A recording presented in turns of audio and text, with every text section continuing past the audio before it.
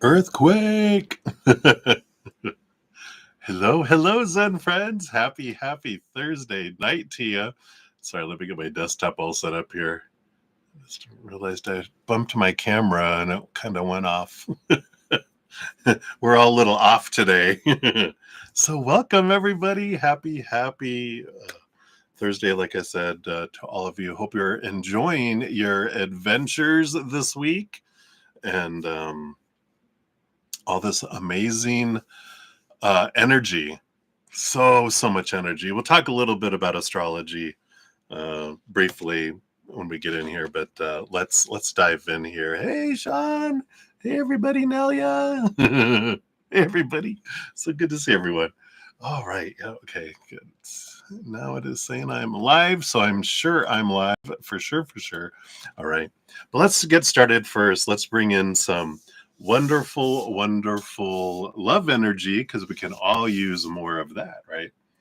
That eternal unconditional love energy. Let me know if you guys can hear me okay. I've turned down the microphone a little bit because as I'm listening to recordings, it sounded like it was very loud, where sometimes it was being a little so hopefully this will help being a little more quieter as it's coming in. So let me know if you can hear me okay and everything looks good. Hey, Johanna. Hi. All right. So if you'd like to join me in bringing in this love energy, we'll just imagine however you'd like, but how I imagine it is this giant sea of unconditional love just flows down, fills us up, and flows out to the world, going to our brain and our mind, our thoughts, into our heart and all of our emotions, into our energetic fields, into the meridians throughout our bodies, our chakras, our auras, into our physical bodies, all of our joints, all of this wonderful blood and organs, all of our physical bodies, and anything in our lives too, just filling it up and flowing out to the world. So we can do that. As I'm hitting the singing bowl, something we can do. You can hear us. Yay, good. Thank you, Sean.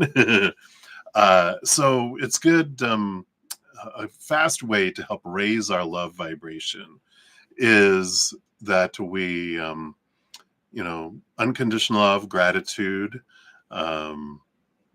peace, laughter, play, all those wonderful things, right? So we do ability to start immediately raising our love vibration, and I usually start off doing it with gratitude, thinking of one thing that I'm grateful for right here, right now, in this moment, just from the very being of my body, just from the very core, having this gratitude flood in towards the Creator for that one thing. And that's all it takes. Starts raising it up. Also puts us in a great position to receive messages from Spirit, and we become magnets to receive more in general, but especially the things that we're grateful for.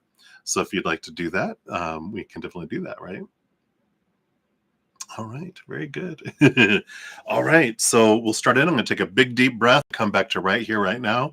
Get out of the future, get out of the past, come into the now. And then you can hold your breath for as long as you'd like. Just don't pass out, please. I like having you here. And we'll begin. So big deep breath in.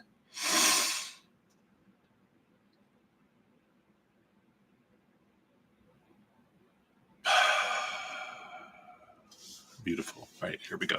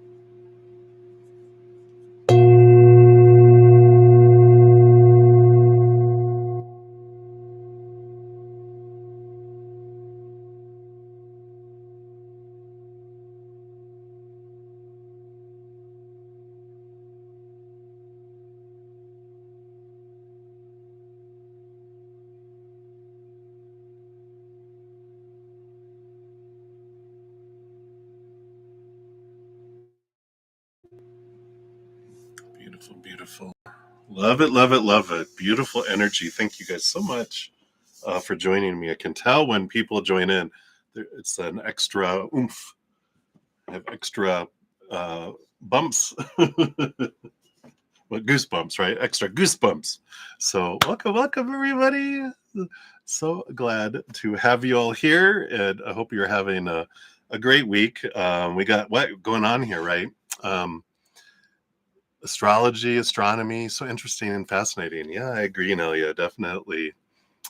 Hey, Debbie. Good to see everyone. Valerie, Cat Lady, hello, hello. So, of course, tomorrow we've got 8-8, the Lion's Gate. In fact, of course, Lion's Gate, Lion King. And I was drawn to the Circle of Life tarot today. Yes, Circle of Life is the song, of course, from Lion King, the little animated Disney movie, right? So I like I like that we're going to use those today, circular tarot. So we'll be using those, and then also, if you make a donation today, we're going to be using the Herbal Astrology Oracle for the first. Well, actually, they're small enough. The portion I'm going to read that you can have one for each donation.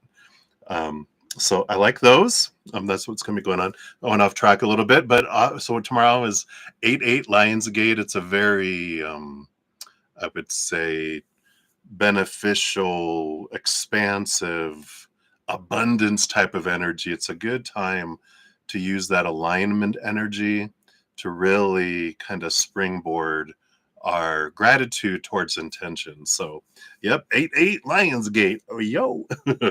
And then Saturday, it's like Friday night, Saturday morning. It's Saturday morning technically because it's like 12:55 a.m. I think on the West Coast, almost 4 o'clock. Yeah, exactly. Yo, 4 a.m. Like on the East Coast. But so full moon in Aquarius energy going on, so that'll bring some nice air and water, the mind and the heart, but it'll bring in some interesting energy that'll be coming in here for sure. Yeah, in Leo season too. So all of this wonderful combination of change, emotional change, change ignited by emotion. So just be aware of that energy because it's going to impact us all differently depending on our birth chart. Like I'm an Aquarius sun, so I don't know. I feel like it's going to be, it feels positive energy to me. But you can never know. Also, your birthday's on Sunday. Well, happy early birthday. Right next to the full moon. Boom. Well, happy birthday to you, Jojo. We'll have to give you an extra oracle for your birthday. If you plan on being here on Saturday, we'll do it then. Or we can do it one of these other nights if you're here. I love celebrating birthdays, another rotation around the sun, right? And then Monday, Mercury comes out of its retrograde. We'll still be in its post shadow for a week or two, but hallelujah,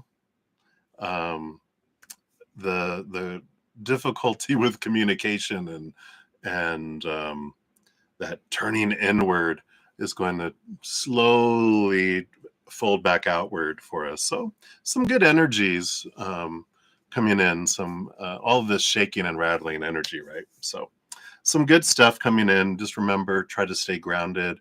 It's all just information. It's weather. And it's like we look outside and go, oh, look, the sun's shining. I will dress accordingly.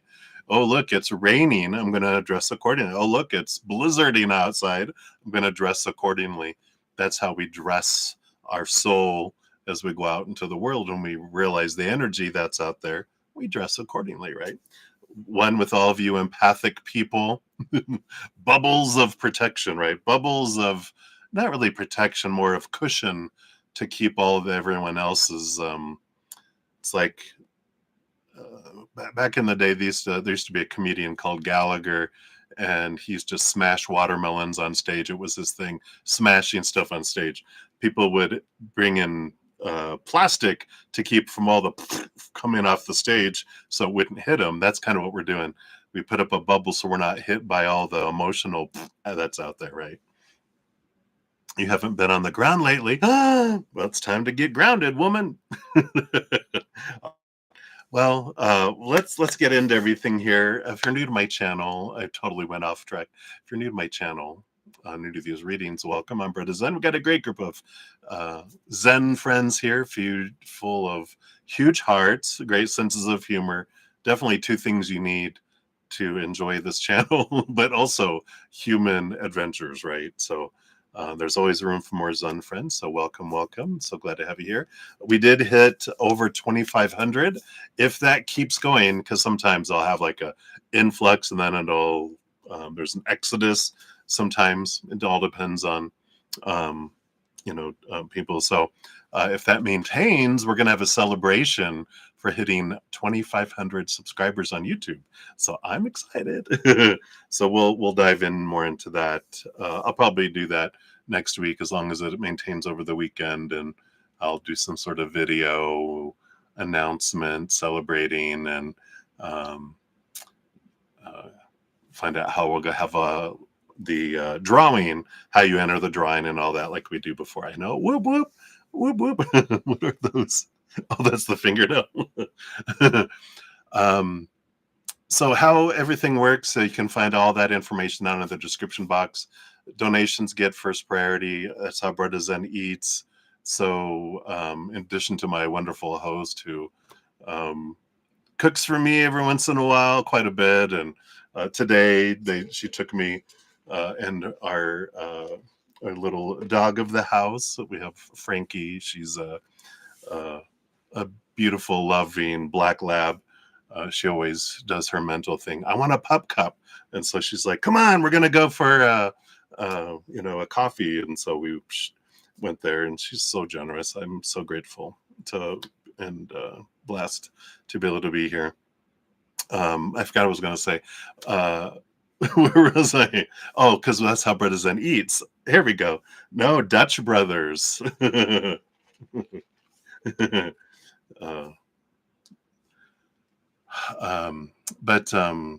So I step outside of free readings to dive deeper into donations is where I was headed before I went off on my little bunny trail. You see that little come on, brudda-zen, come back.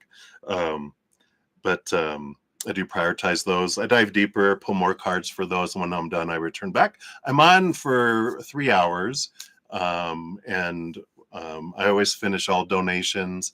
I try to get through as many free readings as I can. If I don't get through the free readings on Friday, Saturdays, let's see, Thursday, Friday, and Saturdays, I don't come back on to finish those. But on Sundays, Sunday mornings, I always, whatever I don't finish in my 3-hour morning session, I take a break, go eat, and then I come back on and finish out all readings. So if you try throughout these sessions and you don't get to your free reading, be sure to come on Sunday morning. And as long as you put your question out there, I'll come back on. I always put at the end of a session, I post a little pinned comment with all the readings I completed with the names and timestamps, so you can just find your name and go, oh, click on it and take you right to your reading. So that's how to know what I got to. And if I didn't get to any free readings, at the very top I put I wasn't able to get to any free readings. That way you don't have to go look and go, where is it at? Usually see it. And I separate it out by donations, and if I get to free readings, I have a free reading area underneath that lists those too. So we try to be as helpful as I can. What else? If you want to make a donation, you can use the super chat at the bottom or in the description box of the video. I do have my Venmo, CashApp, PayPal, and Square. I don't have any set dollar amounts, whatever you want to give from your heart. I know not everyone has the same, ability. And that's why I don't have a set dollar amount, because everyone's cost of living is different all over the world, right?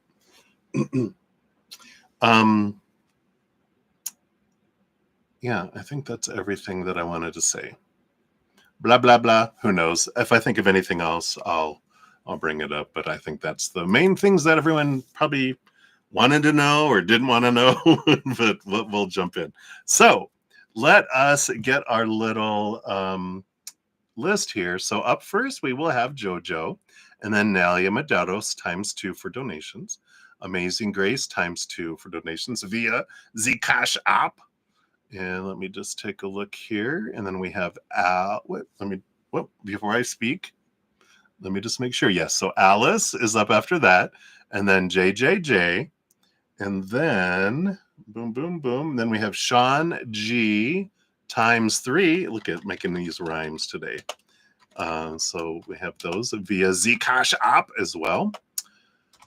And then after that, we do have Cat Lady of the Sea. I just love that name. That's hilarious. All right, very good. And then Valerie Calver, thank you.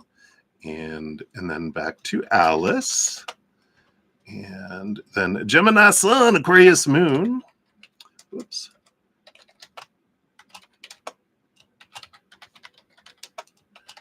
You will be up after that.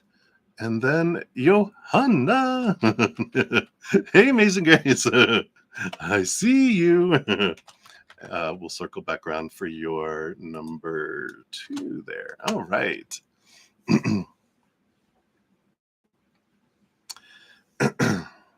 All right. So I think that is where we're at right now. So let us jump in. So let's grab the timestamps first. All right. So Johanna, you are at 1750 for your first one here. Boom. All right. Thank you so much for your first donation. And the puppy dog. Is that your puppy dog? Let's take a look and see what we have here.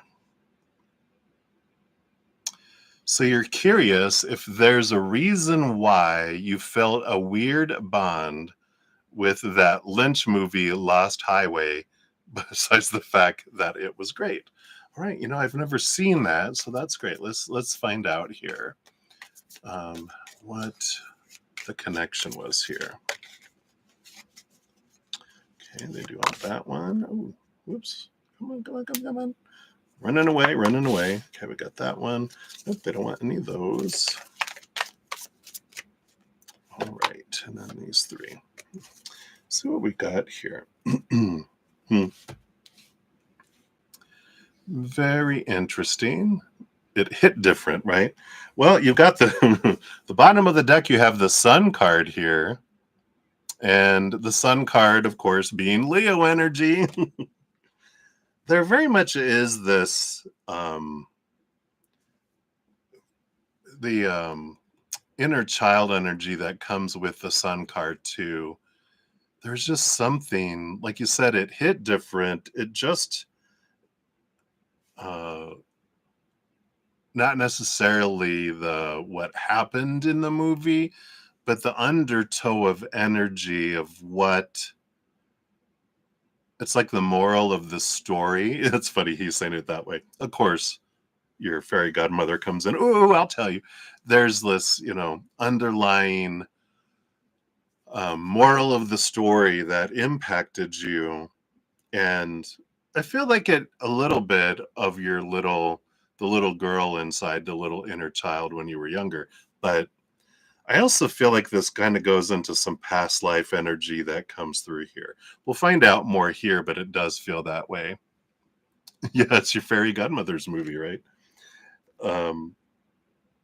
This is hilarious. And then you get the Leo strength card too. So you got both Leo energies.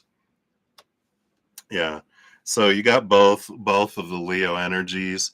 And it has to do because there is emotional attachment to it, but there's something about dreaming and just like this. I feel like this is part of the spark of why you want to act, of why you want to share because of the emotional connection. I feel like the characters were well developed. You felt like you knew them. You probably knew similar things from a past lifetime. But I just feel like there's this energy that comes in here with it sparked you. The creativity. It kind of feels like it hit, you mentally, emotionally, energetically, physically, and then also subconsciously too. Just bam, bam, bam, bam, bam. And that's why it stood out so much, because it just felt like it hit everything and sparked everything. It's like everything aligned, and it was just like, yeah, boom. Let's see what else we have here too. Yeah, you got the Eight of Swords. Really made you think here too. I feel like this movie in particular allowed you to let go of some mindsets that challenge some long-held beliefs that used to make you feel blinded and small and trapped and um, powerless and limited, to where you were able to yeah, you were high all night. It's just like this energy of release from the cage too. So I feel like that's why it mentally hit you in a way that freed you, in a way that really opened your mind. And I feel like that it's like a little puppy that escapes out of its kennel that it's been in all day long. It's like, run, right? Let's see what else we have here too. Yeah, you got the Knave or Page of Pentacles.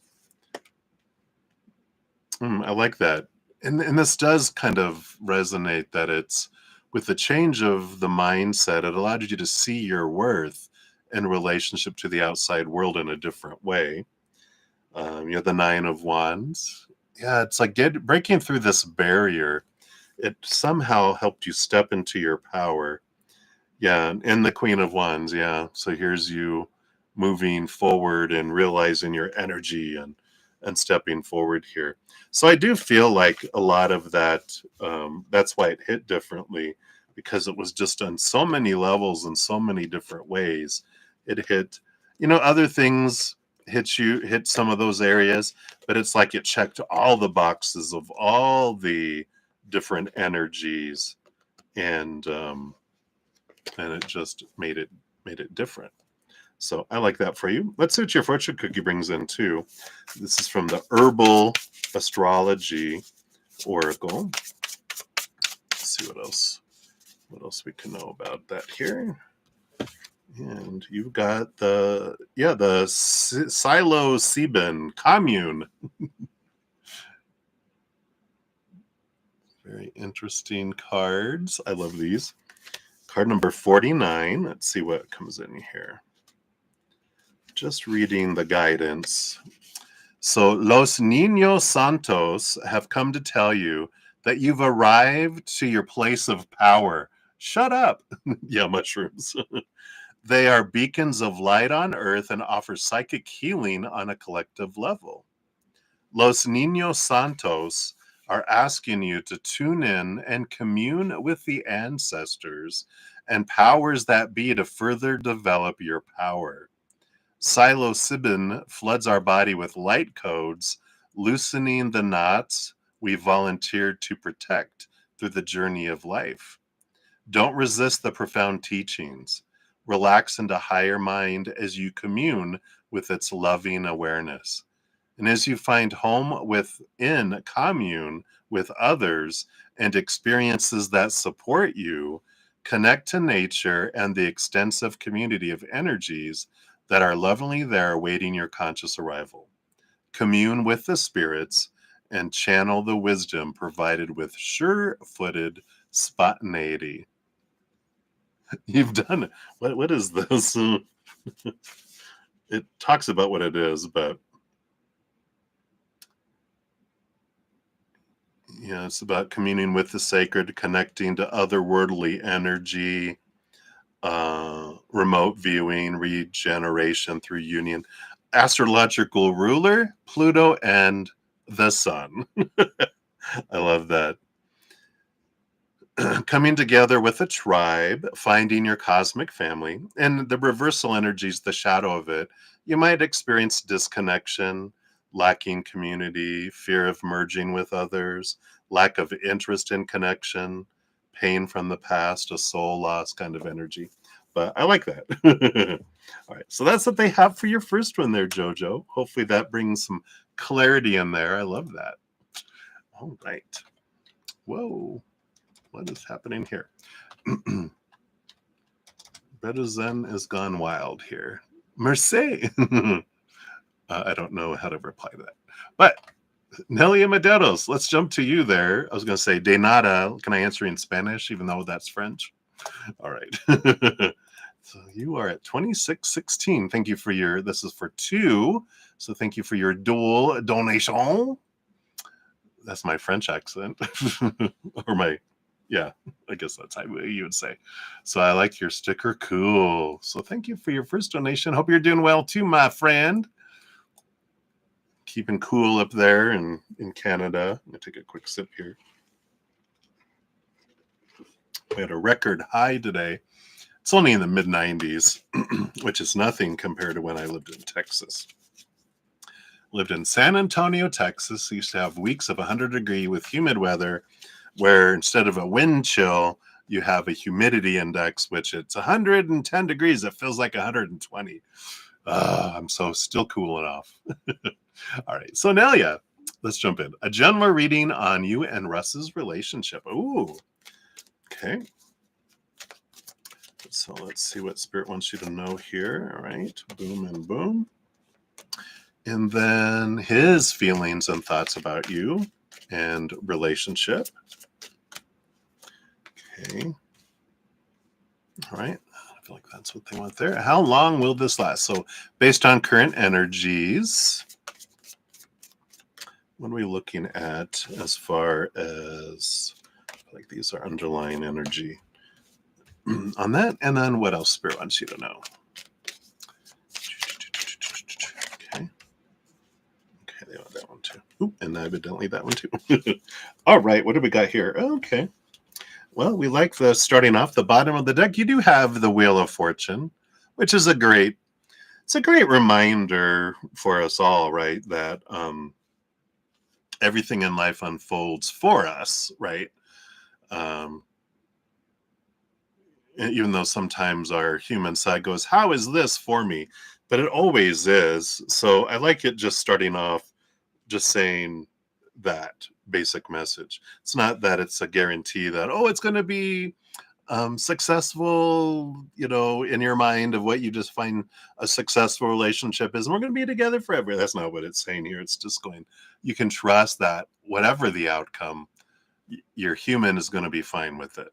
One way or another there. So we like that, right? Because I think we know that they are a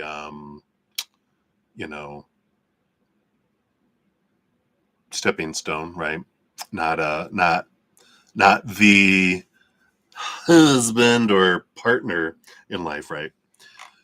So we kind of know that going in already because of other readings, but let's just take a look here. So a general reading, we start off here first. Yeah, okay.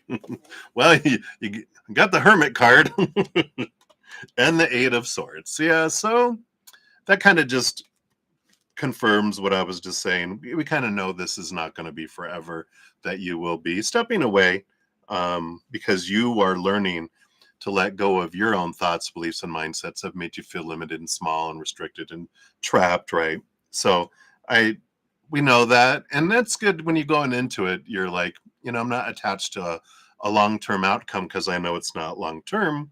It's just temporary, right? It's a step, but it's an important step to take, right? So we get to enjoy it for what it is and learn from it and grow from it. So I like that. His feelings and thoughts currently toward you and your relationship. We do have the Six of Wands. Yeah, so they feel like it's a victory. They like this equal attraction. They feel like, yeah, we're equally attracted to one another. This is great, kind of energy. Wands, passion, attraction energy. We do have the Strength card here. This particular deck, they reverse. How some tarot decks have the Justice card in.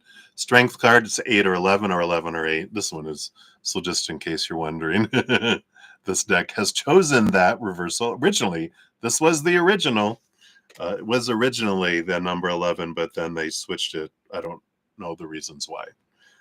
But it's the energy that matters anyway. But this is Leo energy. It's lion energy. I just feel like it's very much this, again, fire, sun, passion, energetic and physical attraction energy.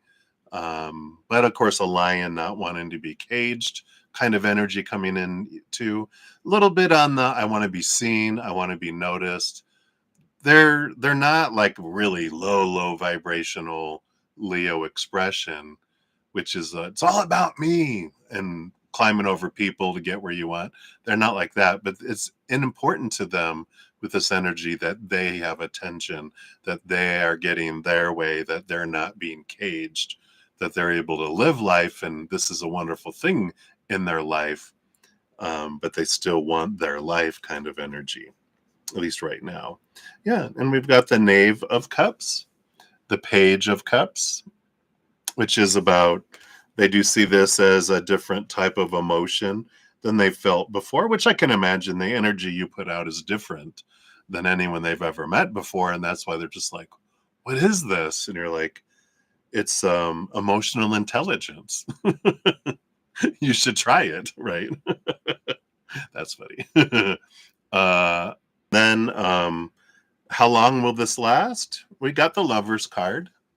So we've got the emotional choice energy here too. The underlying energies under here, we do have the Four of Wands, which is joy, celebration, and the Nine of Wands too. There is this interesting energy because the Nine of Wands energy is, the Four of Wands can be like marriage card, and the Nine of Wands is like a block to it, right? I kind of feel like everything is going along so well, and this is great. And then they decide at some point to say, well, I think you're looking for marriage, and I don't think I'm marriage material, or I'm not really looking for that. Or they say something like that where you're like, well, thanks for mentioning that. And it kind of spoils the mood, kind of changes the emotional choice to go, I was focusing on gratitude and I'm enjoying this as I'm going along, because I feel like that's a big piece of what you're learning, is not having expectations on them. The Eight of Swords, learning to let go of the thoughts and beliefs that don't serve me, the expectations, focusing on who someone is and the gratitude for it. And then they do this, and I feel like it just changes the mood. It's not so much what is said, it's kind of how they say it, where you're like, I don't really appreciate that approach of, well, I know you're looking for marriage because you need to get married. It's almost like it feels like a diss, why would you say that? And it's just like, okay, thank you for the time we've had, but I do feel like it's you that goes, yeah, the mood has kind of changed. I think I'm done with this stepping stone, and I feel like it's you that steps on. Let's see what else Spirit has here for you. Yep, Five of Cups, change of emotion, Five of Swords. And so there is this, these five are conflict numbers, yeah.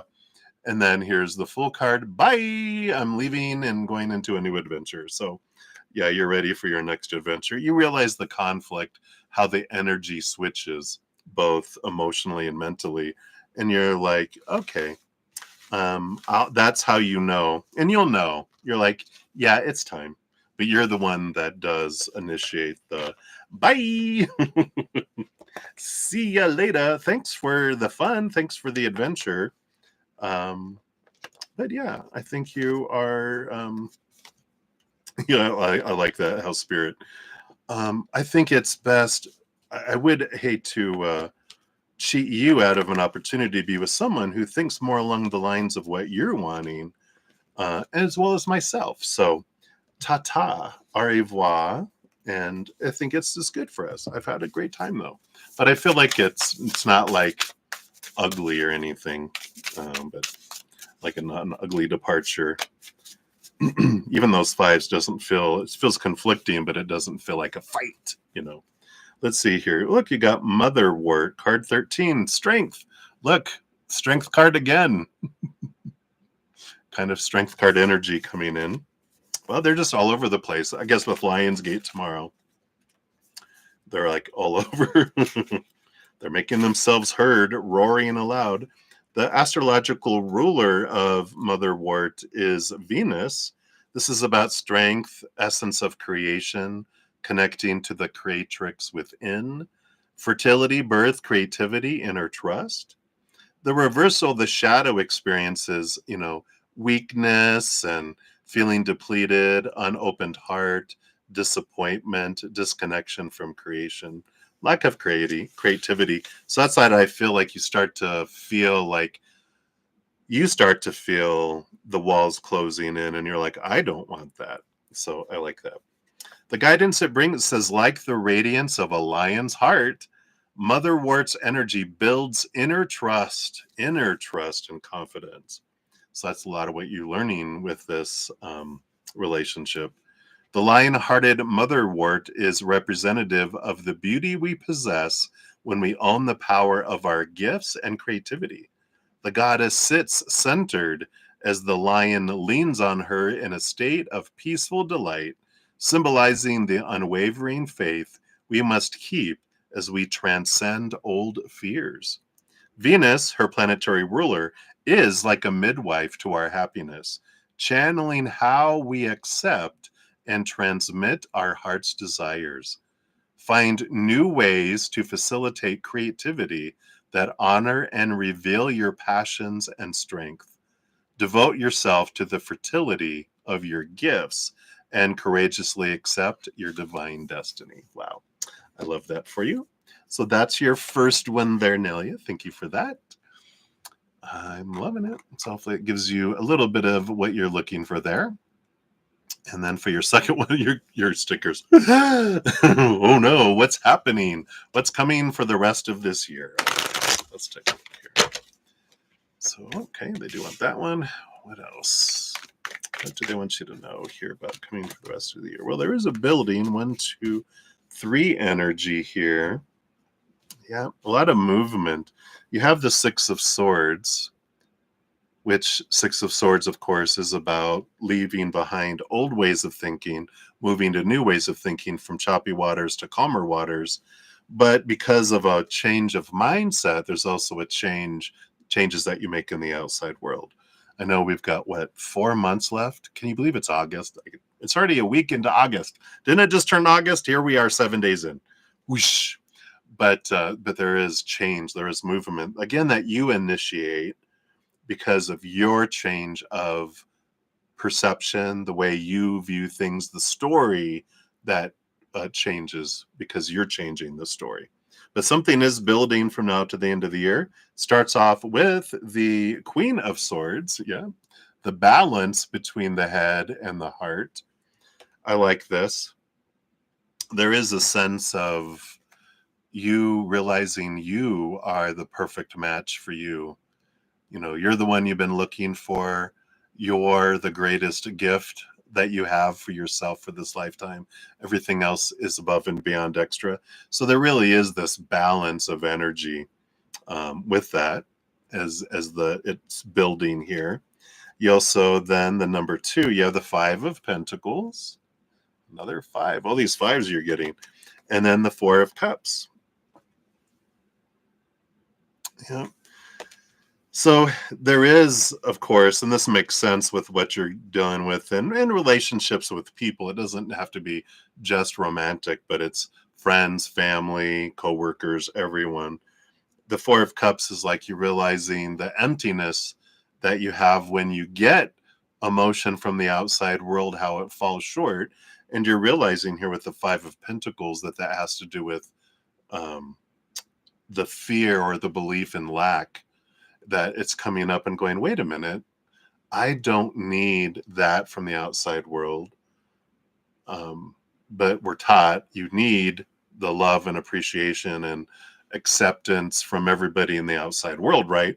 In order to be lovable and acceptable and not die out in the wilderness as a child.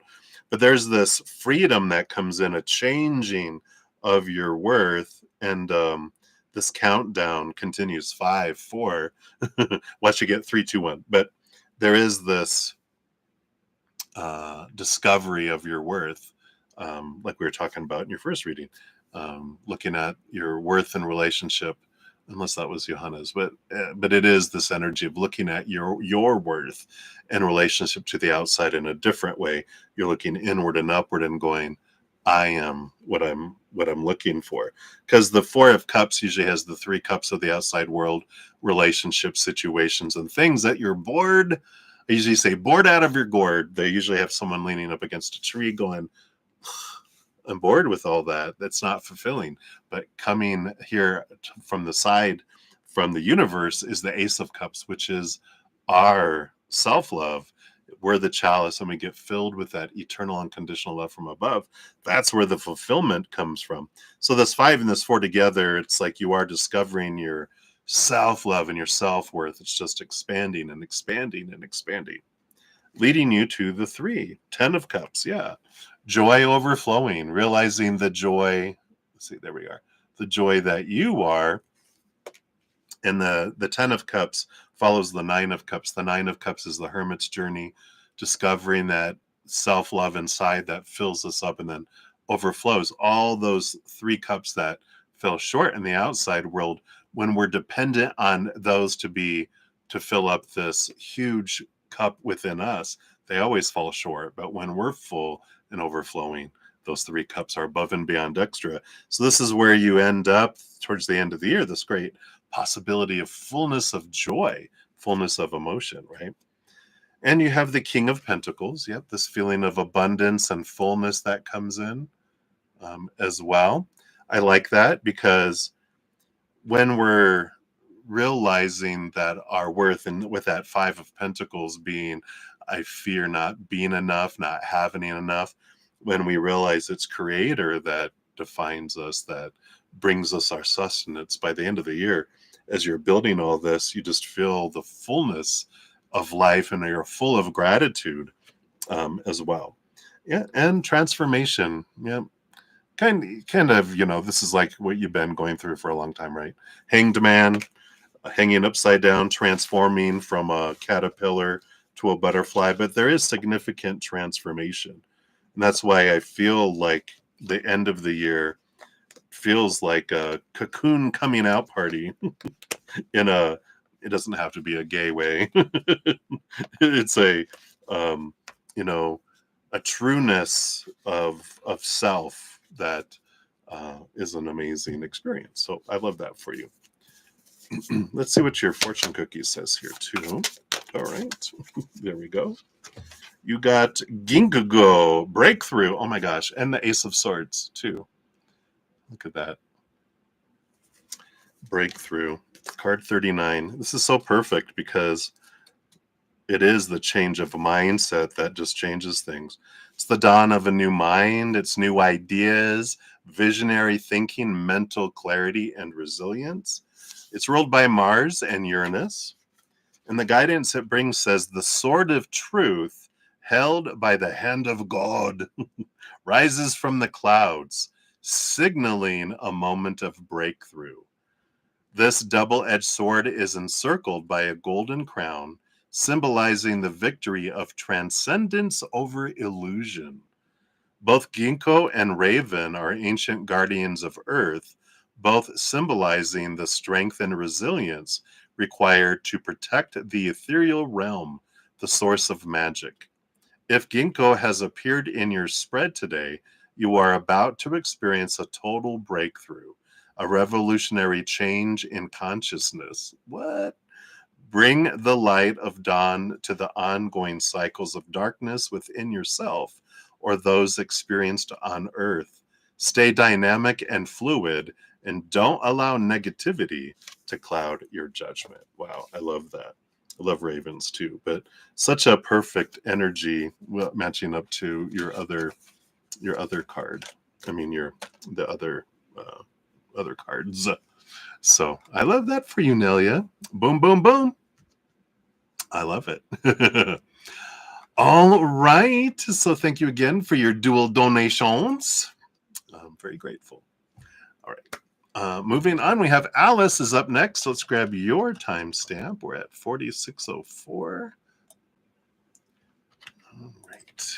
There we go. That's for number one. We'll circle back around for your second one here in a bit. You're a sticker too. Ah! So thank you for your first donation. Update on RJ's thoughts and feelings about you and where he sees the future connection going. All right, let me take a sip here. Sorry, it's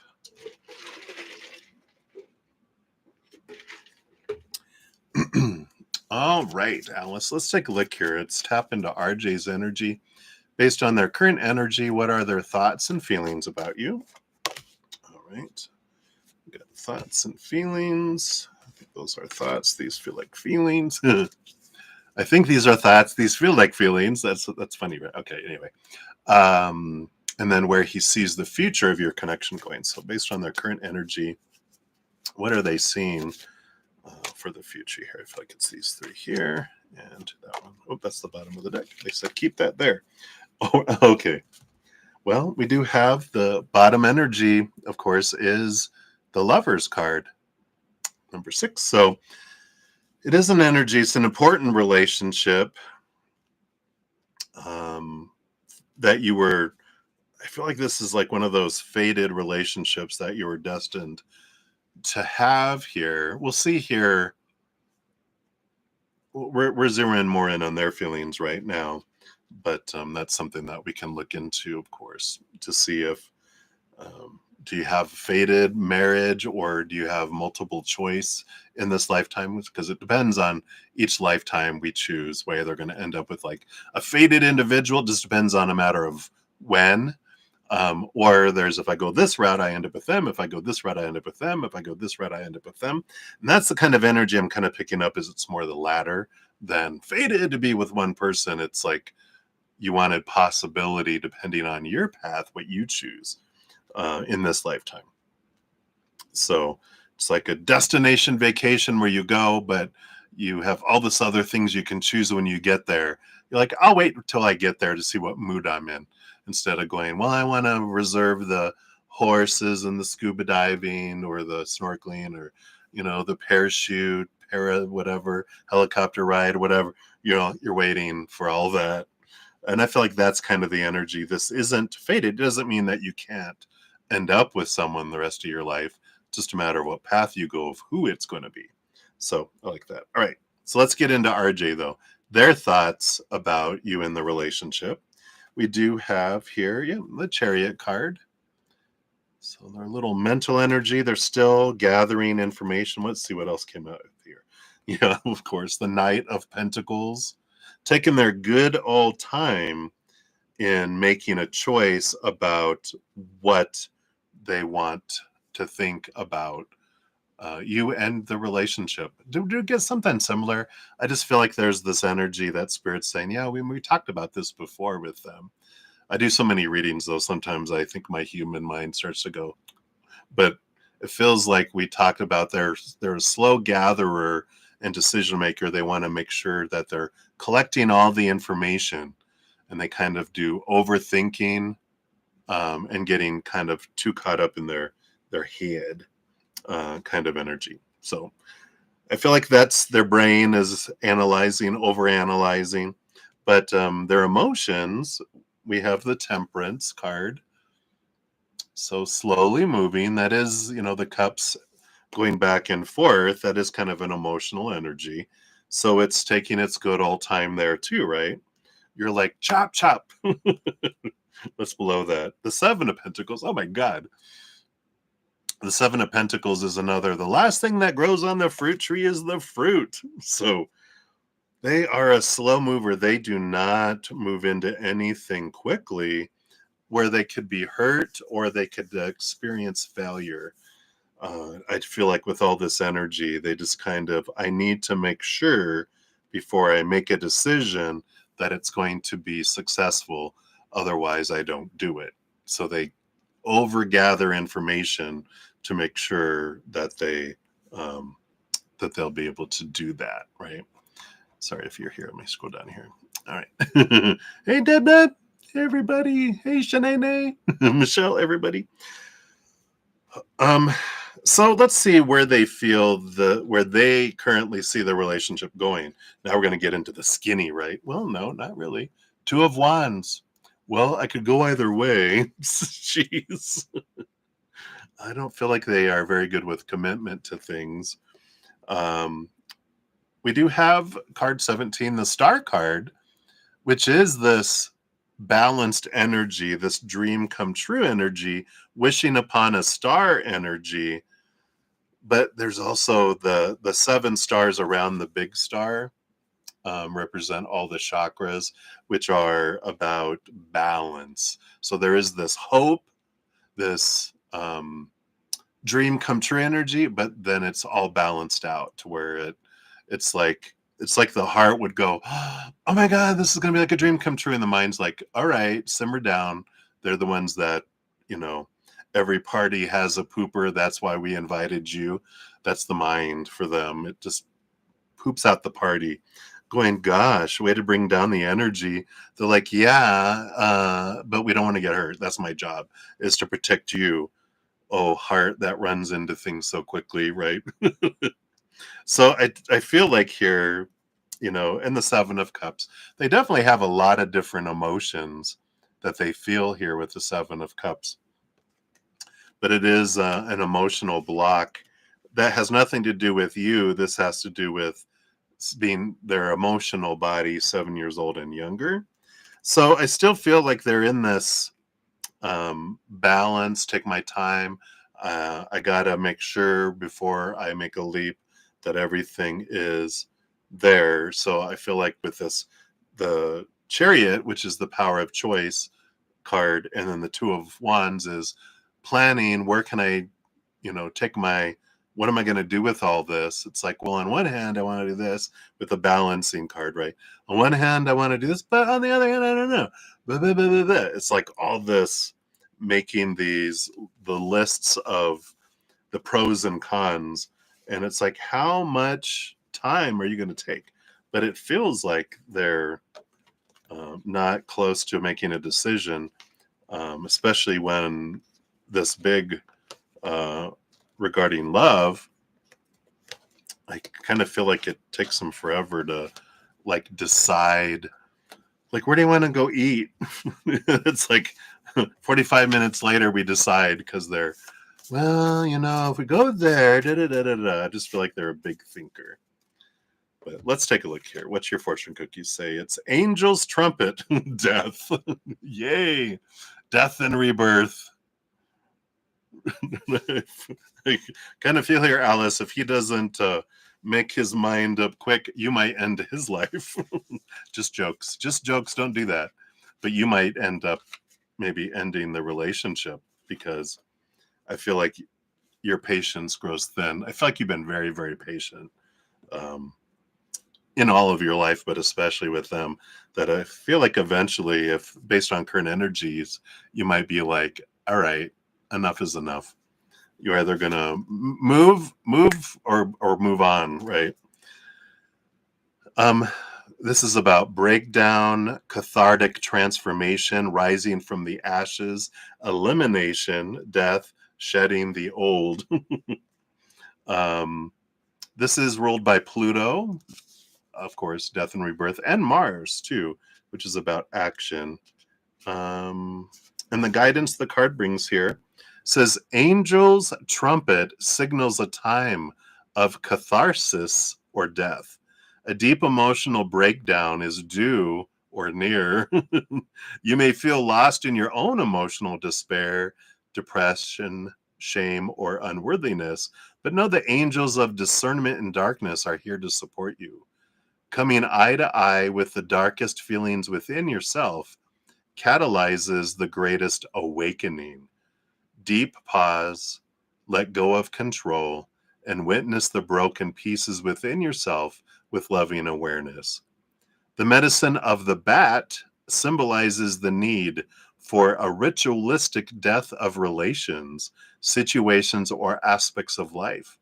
Bat, like Angel's trumpet, signals catharsis and rebirth, signaling literal or metaphysical death of old patterns and worn out habits.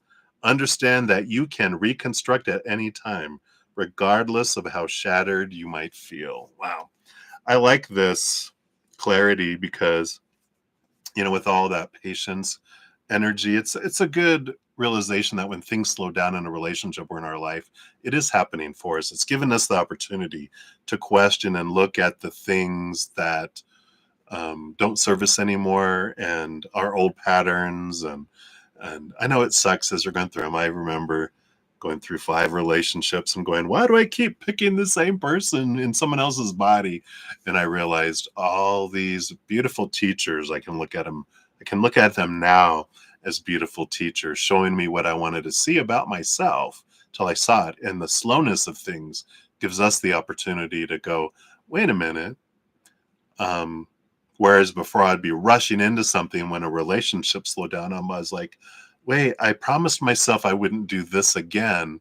So now I can adjust that. And it gives you time to make adjustments and end things. But kind of feel like there might be an ending coming here, but I feel like you're the one that's ending it because you're just like, if I wait until you make up your mind, I'm going to be dead from old age, you know? So hopefully that gives a little bit clarity there, Alice. We'll circle back around for number 2 here in a sec. So thank you again for that donation. All right, JJJ, you are up. Let's grab your timestamp here. All right. So JJJ, thank you for your upside down sticker. And you want to know, will Fatima scam you or will she scale your business? If she scales your business, how far will she scale it? All right, let's take a look here. Let's tap into the energies. And I feel like normally they just go current energies, but they're kind of doing, because I don't feel like there's a lot of different choices.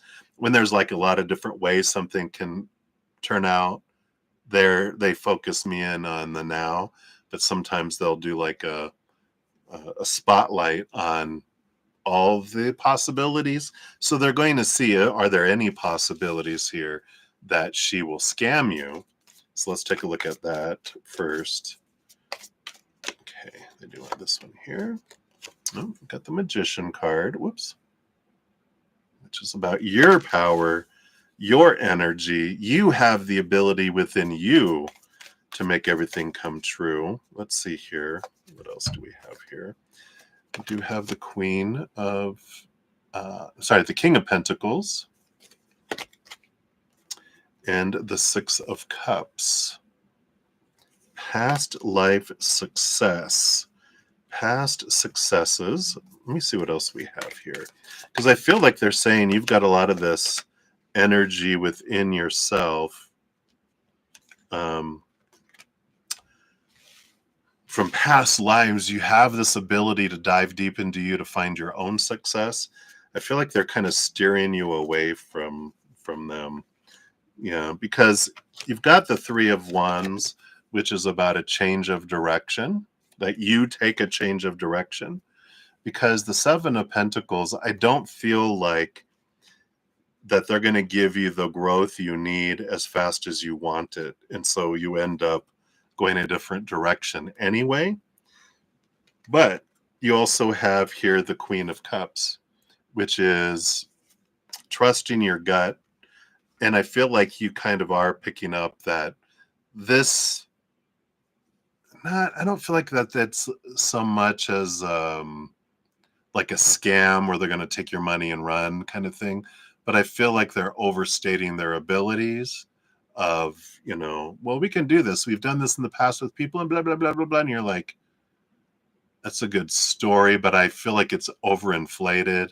And I don't feel like they're going to be able to give you what you're looking for with this energy. But ultimately, with the Queen of Cups, I would trust your gut and your instinct, which I feel your spidey sense is going off, telling you it's not going to be the best,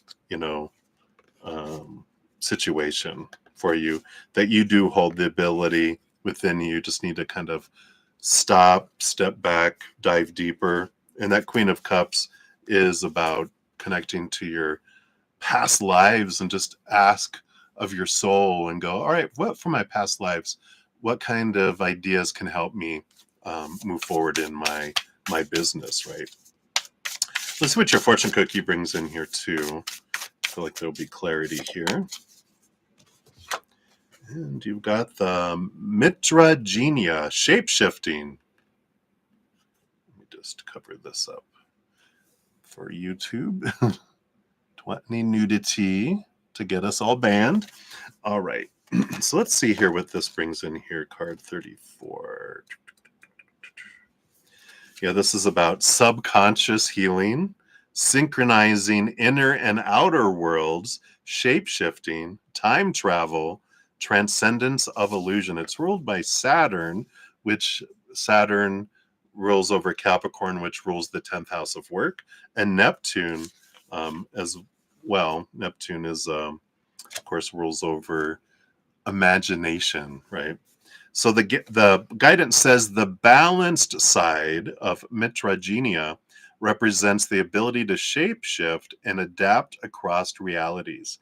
Like the dragonfly, it grants us the power to break through the illusionary facade we often accept as reality. So I feel like that's what they're saying is you're able to see past the illusion of what this person says they can offer, because I don't feel like they're going to be able to complete it what they're promising, which providing us the freedom from pain in order to break through limiting illusions. Dragonfly helps us initiate subconscious healing from the trauma experienced from endless cycles of pain and suffering.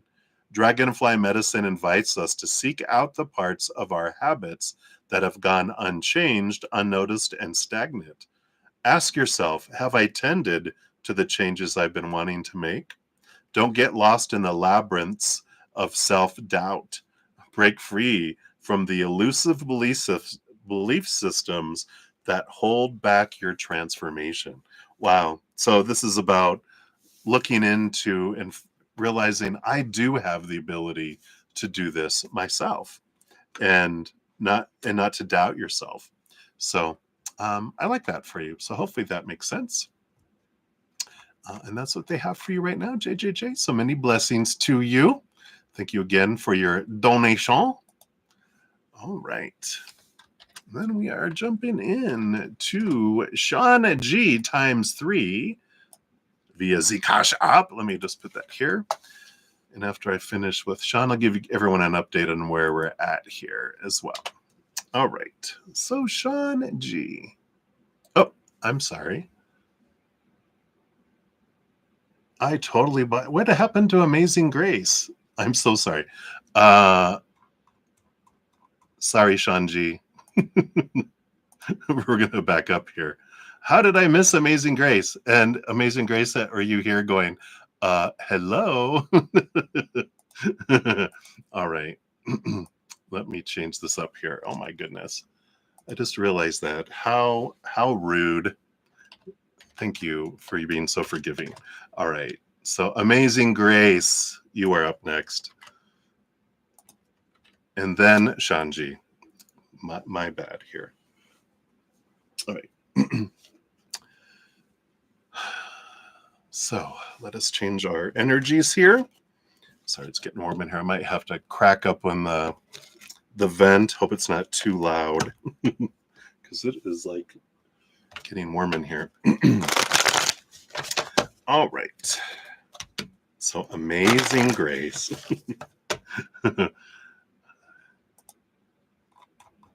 Here we go.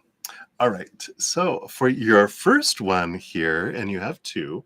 So your first one is your ancestor messages. All right. So let's tap into your ancestors here. Okay. Thank you. What else? They want this and this. These 2. Those 2. And these 2. All right. Let's see what we got here. So we got all this lower energy here. So we do have the 6 of Pentacles as your underlying energy on the surface. It's a great energy. In fact, I love how this actually shows a grandmother, a daughter, and a child, if you can see that because there is a baby and a mother. And so this is ancestry being shown in the card itself, and that you're not alone, and that these ancestors do follow you. And it's not just this family line that you're in here um, as well. It's because every lifetime you've had hasn't always been under the same family tree. Human experiences, we like experiencing a lot of ancestral connections from a lot of different places. So there is this energy that comes in here of, um, you know, all of these ancestors, all of these that are supporting you and watching out for you. But I feel like they're showing me like a bullseye. It's funny. So the ancestors of your current expression of humanity, they're the ones that are around you the strongest. But then there's just multitudes behind it. You know how the bullseye, it starts off, what is it? Red, and then blue, and then different colors. It's like there's different ancestors that are more in tune or more present in this lifetime for your journey. So they're kind of stacked a certain way to bring you the most support and the most energy. But your current ancestors are there. They're like making sure. Just so you know, we do have the Eight of Cups coming in here, which is about leaving behind relationships and emotions that don't serve you anymore. And this does have to do with both ancestral emotional connections that are coming in here to, and this, so that a part of why you wanted to be part of this specific family tree is to help heal, not really so much heal as transform some long held emotional patterns, chains that have been passed down from generation to generation. So you're going back to help connection with a lot of different ancestors, but I feel like there's one that's very life for the next 18 months is kind of what they're showing me. And this one is someone that will help you. You can hand over emotion to them. They will take it into their high heart, transform it, and give you back the energy. So you're not in it alone. You have a liaison, on the other side for this specific situation too. Yeah, Seven of Pentacles. This is the change. This is the change of, and it's funny because it's like when you get fruit from an orchard, family trees, and you're like, this isn't anymore. I'm going to transform it into something else. That's this energy coming together. So I like that. Let's see what else they have here below the surface. Yeah, you got the Eight of Swords and the Page of Cups. So this has a lot to do with mindsets and beliefs and old ways of, mainly expectations around what's supposed to bring you happiness. And this is a big piece of this, of course, from ancestors. They're like, yeah, we know we got all this stuff and we weren't happy either. So, we're giving you that knowledge and that wisdom to glean, to realize, those things aren't going to make you happy. It's finding this higher love inside with this Knave or Page of Cups. It's the chalice on the inside is what is the journey. And of course, they're sharing that with you or reminding you because you already know that. And you have the Knight of Swords and the Queen of Swords. Wow. So I like this. There's this energy here because the Knight serves the Queen. And so the Queen has this quest that they send the Knight of Swords of knowledge and wisdom. And I like this. In fact, they're like, it's copacetic between you and your ancestors because they're like, you in a sense are the queen. You can ask them to bring you higher wisdom. Then on the other side too, they are you, are their knight. They are seeking more wisdom, and you are their foot soldier in the humanity to go through things to feed wisdom. So it's a give and take with all of those, which kind of goes back to the Six of Pentacles. It's a give and take energy, right? equal balanced energy. So I like this for you. It's like we're here for you and you're here for us. And it's a great agreement, as they're saying. What else? You've got the King of, nope, this is the Queen of Wands. I have to remember the little crowns. The Queen of Wands definitely is, again, wherever you put your energies, what grows and expands. You have the Nine of Pentacles. So there is this making sure you're taking time, of course, like the Hermit energy, to yourself, connecting with your ancestors, asking them, even doing automatic writing and going, all right, ancestors, what do you have for me? And then, right. And the Three of Cups. Yeah, your spiritual posse, joy, celebration, your spiritual community. Again, all of this is kind of coming back to you're not alone. You're on a mission for them. They're on missions for you. And it is a partnership and equal partnership, which I like that it's not, they're like, yeah, respect your elders, respect your ancestors. Yeah. But it's equal. We respect you too. And the journey that you're on, and I'd say the burden that you're carrying from their choices, is why they respect you so much as well. So hopefully that makes sense. And your fortune cookie says lavender, the weaver. Look at carrying the next generations upon your back as well. So let's see here. Card number 20. And this is ruled by Mercury, the communicator, right? Weaver of potential, new beginnings, intuitive intellect, contemplative phase, emotional fulfillment, walking in alignment. The guidance that it brings says lavender is much like the medicine of spider, a master communicator that organizes, refines, and systematizes many elements in life. Lavender's medicine provides us the power of discipline and focused energy, key elements to enable aligned manifestation. Spider is here today to remind you that when you're not communicating from a higher alignment, we quickly become entangled, overly critical, and even block the flow of creativity and healing communication. Connect to the energy of the spiral to journey deep into your shadows and allow this self-organizing system to facilitate higher alignment to your foundation when needed. Use the gifts of communication, such as music, poetry, art, and dance, to nurture creativity as you weave your life. Ooh, I love that. So that's what they have for your first one there. So thank you for that, Amazing Grace. And then for number 2, you want to know, how is your husband going to be with your energy? All right, let me take a sip here. All right. Let's take a look here. Your husband. Did not say it correctly. All right, let's see. How will they, based on current energy, how will they interact with your energy?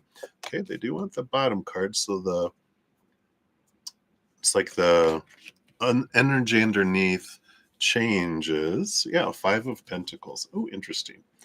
You do have 1 card and 2 card and 1 card and 2 card, and I'm seeing a dance in my life, in my mind.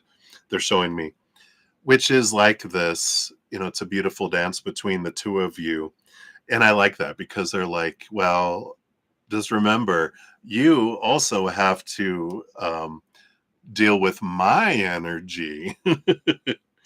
But I like this. The 5 of Pentacles is this, here's that spiral energy we were just talking about before too, but there's this spiral.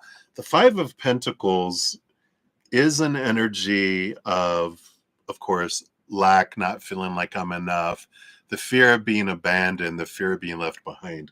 Now, you both have that in common because people have had a hard time dealing with both of your energies. Growing up, since you were children even, And it's just because you're a lot.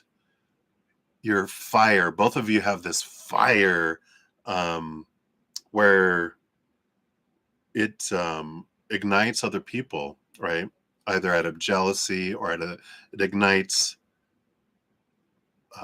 It's like the mirror that you are to people really kind of pisses people off sometimes, right? And you're like, yeah, I know, I get it. It's happened in our life, right?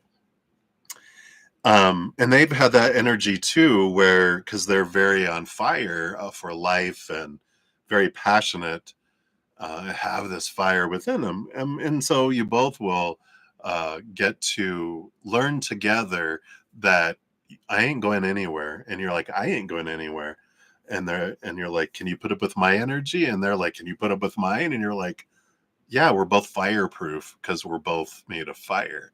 Other people that aren't of fire, the same fire as you, you you you burned me, and you're like, well, I'm fire, don't touch me that way, but when you have fire and fire, this beautiful energy. All right, let's look at the dance here. So yeah, you got the hermit card. So this is about alone time. Yeah, definitely maintaining your alone time, where they get to have their life, you get to have your life, and you share your lives together, but you don't become each other's life. If you try to become each other's lives because of this fear of abandonment, then that's when the gets so hot that it kind of burns out the flames, right? That's when you guys have fights, which is normal in any relationship, but it's important to maintain your own sense of self. We'll put it that way. The next two step, yeah. You got the magician. Here's all that magic that you both have, and the knave or page of cups, this happy emotion. And I like this because there is this, it's like, being a witch and a wizard, being the magician and the high priestess, right? It's the divine counterpart. There I am, your divine counterpart. I'm built to be around your energy, and you're built to be around mine. Again, where other people can't stand it, you guys can. Not to stand it, but celebrate it. Yeah, King of Wands. I love it. Because you're the Queen of Wands. They're the King of Wands. They're like, I rule over my fire. Here's the fire, right? The ruler of the fire suit. They're like, I can handle it. You don't have to be afraid of it. I get it. I get you. I get you, boo, right? I get you. And I like that. You have Three of Swords, expectations, equal disappointment, and the Tower card. Yeah, and this all comes back to this um, Five of Pentacles, the fear of being abandoned, being left behind, being left out in the cold, not being worthy, not being enough. You both fear that you're going to disappoint each other and that it's going to end. And when you both realize, wait a minute, you know, you are stuck with me. I watched a lot of movies and TV programs in my life. It was my escape. When this I watched a couple years ago, it was called Ragnarok or something like that. It's set in like Norway, and it's about the gods are inhabiting humans, the gods like Thor and all those coming back. But there was this um, really the darker. Not that you guys are dark, but it's just a good example. The darker. Um, um, Individual that they were trying to hook up with this other family, join it together, but the one rough brother ended up with the rough other side, and they were a great match because they were both made of right, and they would have destroyed different people if they were with anyone else. And this is like that kind of energy. It's like you're made um, in the heavens, So I like that. All right, let's see your fortune cookie for this one. You got Pau de Arco, Metamorphosis. All right, I got to cover some stuff up here. for YouTube. So here's your, I know I can't show you a lot of the card, but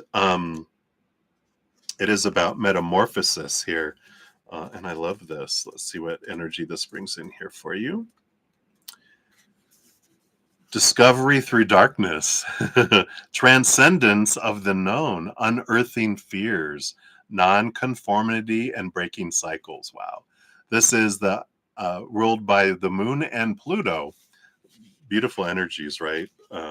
So Lapacho, I'm probably mispronouncing that, it's Lapacho, is one of the great protectors of the sacred, and she is welcoming you in. Archetypal Pau de Arco embodies one of the faces of the dark goddess in her mighty splendor. You can't make this up. I was just talking about dark goddesses, right? The dark goddess is multifaceted, challenging belief systems, frailties, weaknesses, and testing our strength. Like Pluto, Lapacho demands you rebel against the ignorance of the old self and learn paradigms that inhibit the splendor of your self-expression.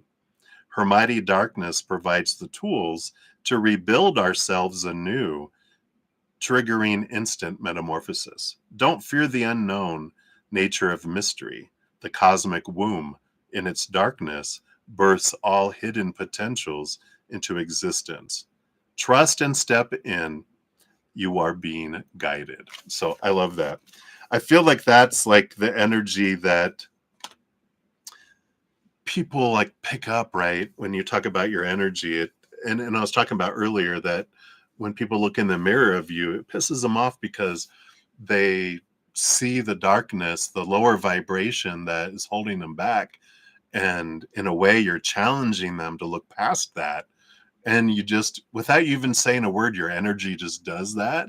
But that's okay, because they are also a dark god in a way where people pick that up from them. But together, you guys shine bright, if that makes sense. So that's what they have for you, Amazing Grace. Sorry again for skipping you. I can't believe I like went right by it. So thank you for your amazing grace to me. All right. So thank you again, my dear, for your donations. I love that for you.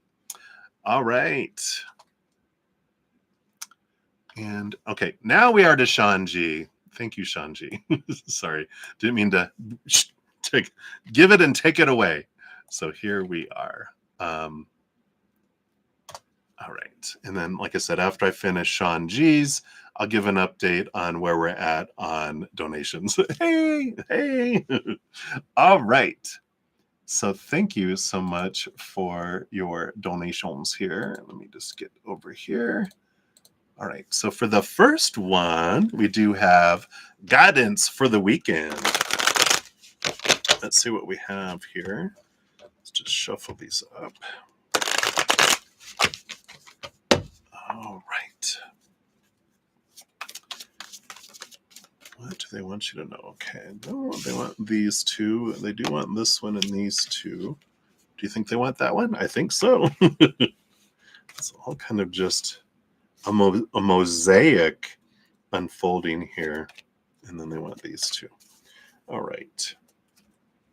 Well, we had that on the bottom and it showed up again here. So you do have the Five of Pentacles energy coming in. And it is an interesting energy of transformation here. We'll see what area this really focuses in on. But it is about a change of worth, of not looking to the outside world for my worth, but inward and upward for that the creator, the source, is what brings us our sustenance, right? So let's see what this is about. The first two cards here, you do have the Fool card and then the King of Wands too. So there is this power of no expectations of the Fool card, right? It is an energy of diving into a world of possibilities. And with that King of Wands coming out with it, the King of Wands is that energy of I get to choose what I want. Everyone else clear the throne room with all of your expectations. Let's zero them out without no expectations on me, getting out of my head with a world full of possibilities. What is it that I would want to do? And it's a good kind of refreshing thing for this weekend of going, if I was a billionaire and I had nothing like financially or anything to worry about, which we really don't have anything to worry about with that Five of Pentacles, right? But this is like, when I step outside of that, what would I want to do with my life? When money and security isn't part of it all, how would I want to express myself? I feel like that's kind of this reboot back to your why coming in this weekend. Let's see what else we have here. You do have the Ace of Wands, reigniting of your passion, with the World card, the ending of an old cycle, the beginning of a new adventure. So the last card in the major arcana, which brings you to that 0, right? So I do feel like you're reaching like this end of a certain cycle in your life when you're ready to go to a new level here. But I do feel like there's a new spark that you get this weekend. You do have the 7 of Pentacles along with the Queen of Cups too. So 7 of Pentacles, I do feel like there is some change, some realization that some of the fruit that's growing isn't giving you the oomph that you've been wanting. And the Queen of Cups is that because your heart is wanting to take you in a direction, but your mind has been, well, this is what I should do. And then you got it. And you're like, your heart's like, so I don't care about that. Your heart wants to go, all right, you got that, brain. Now I get to go this direction. And that's why I feel like there's this little igniting here of something that's on your heart that's not about attaching something to your worth. It's an expression of who you are instead. So hopefully that makes sense. You also have the 8 of Wands, a lot of energy, a lot of movement, and the High Priestess too. So High Priestess energy, a lot like the Queen of Cups. There is this energy that you get, and even messages from Spirit through all of this in nudging you, guiding you. Your heart's been going, I want to go this direction. And the brain's like, no. But all the Spirit's going, psh, psh, psh, psh, showing you all these signs, showing you the lighted way that the heart wants to go, like things are lighting up. But the brain is going, no, we can't do that. What are we going to do for money? What are we going to do? What will people think? You know, all that little whispering that the brain brings in. And I feel like this weekend, you're really ignited here, especially with the Lionsgate energy. We've got the Aquarius full moon on Saturday, early Saturday morning. For you on the East Coast, it's like 4 a.m.-ish. And Mercury going direct on Monday. I just feel like there's a lot of guidance that comes in. But this is a return to something that's not attached to money or worth, but something that's an expression of your heart that gets ignited this weekend. Let's see what else we have here. For your fortune cookie, you've got Arnica, teacher. Master number 33 too. Howl, look at the howling at the stars. Look at having your voice heard. Expression. I love this. Let's see what this brings in here. Teacher. Let's see. Loyalty, commitment, perseverance, teacher, stability, companionship, community, unique path. It is Saturn, which rolls over Capricorn, which rolls over the 10th house of work and expression, right? So Arnica has long been associated with wolf medicine, symbolizing loyalty, leadership, community, intuition, and instinctual intelligence. Wolf teaches us how to become resilient teachers so that we experience greater knowing and help others as they seek their own path. When arnica grows in the wild, it is found in unique and mystical patches, showing us its unique form of manifestation and growth. Like wolf, it does not follow established pathways. It finds its own way off the beaten path, defying patterns of habit. Shut up. Draw upon the power of your tribe to discover the power of co creative support. Holding your unique power within a community further empowers your vision and capacity. Like a wolf, be fiercely loyal to your tribe while also upholding your unique talent. Wow. Expressing yourself from your heart in your own unique way. I love it. All right. So that's for number one. I like it. I like it. I like it. And I think for the next two, yeah, you have them over here in the chat. Let's find him here.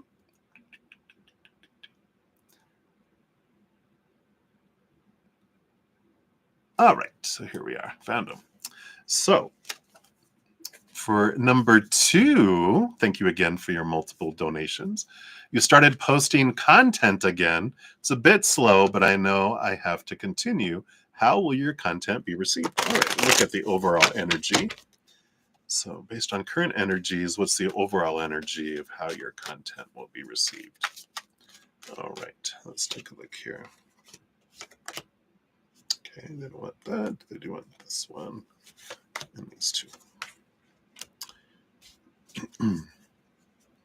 All right.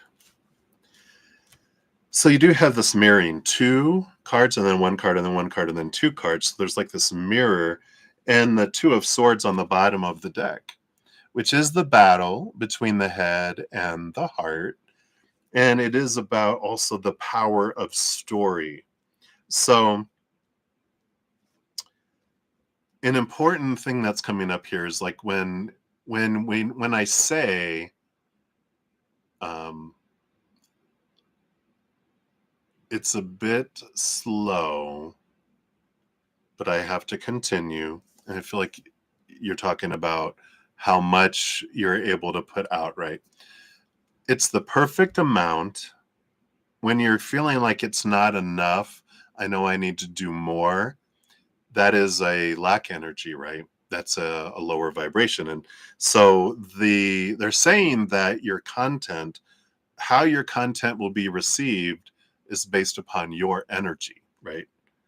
That's what it's all about, right? My energy is what controls what comes in, what I draw into my life.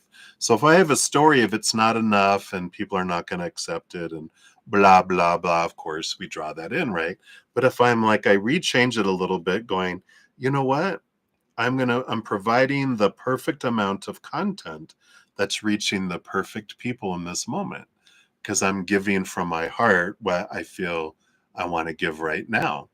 If you were supposed to, right, mind supposed to be giving more, you would at this moment, but you're giving the perfect amount. And when you return to this place of gratitude and acceptance and gratitude of self, gratitude of what you're able to put out, then it's going to be received that way. If I'm like, well, it's not enough, it's never going to be enough, then people don't grab onto it, which makes a lot of sense. Like all the stuff that I was doing this year, I started getting into, I got to put out all this stuff for everyone because everyone needs all this stuff and it's not enough. And then I wasn't really getting a lot of people watching the videos of doing readings, monthly readings, these readings. I was getting some, but it really wasn't. And I'm like, I'm returning back to me, right? Which is you're returning back to you. Like I'm going to focus on a podcast. And I'm like, because this is my heart. This is the expression of what I've learned and what I want to share, not, doing what I thought everyone wanted, which was, moon videos and this videos and all these videos. I'm like, there's plenty of people doing that stuff out there already, but bringing something unique is what's important, right? So hopefully that makes sense, everything I just said. But let's see what these mirrors are. In the middle, you do have the 10 of Pentacles.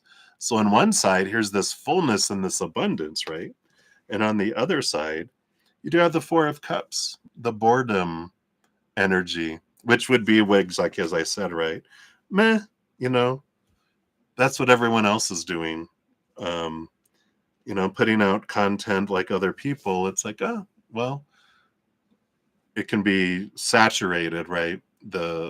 So it's like about being true, not to what you think other people want, but what you want to express. I feel like is important here.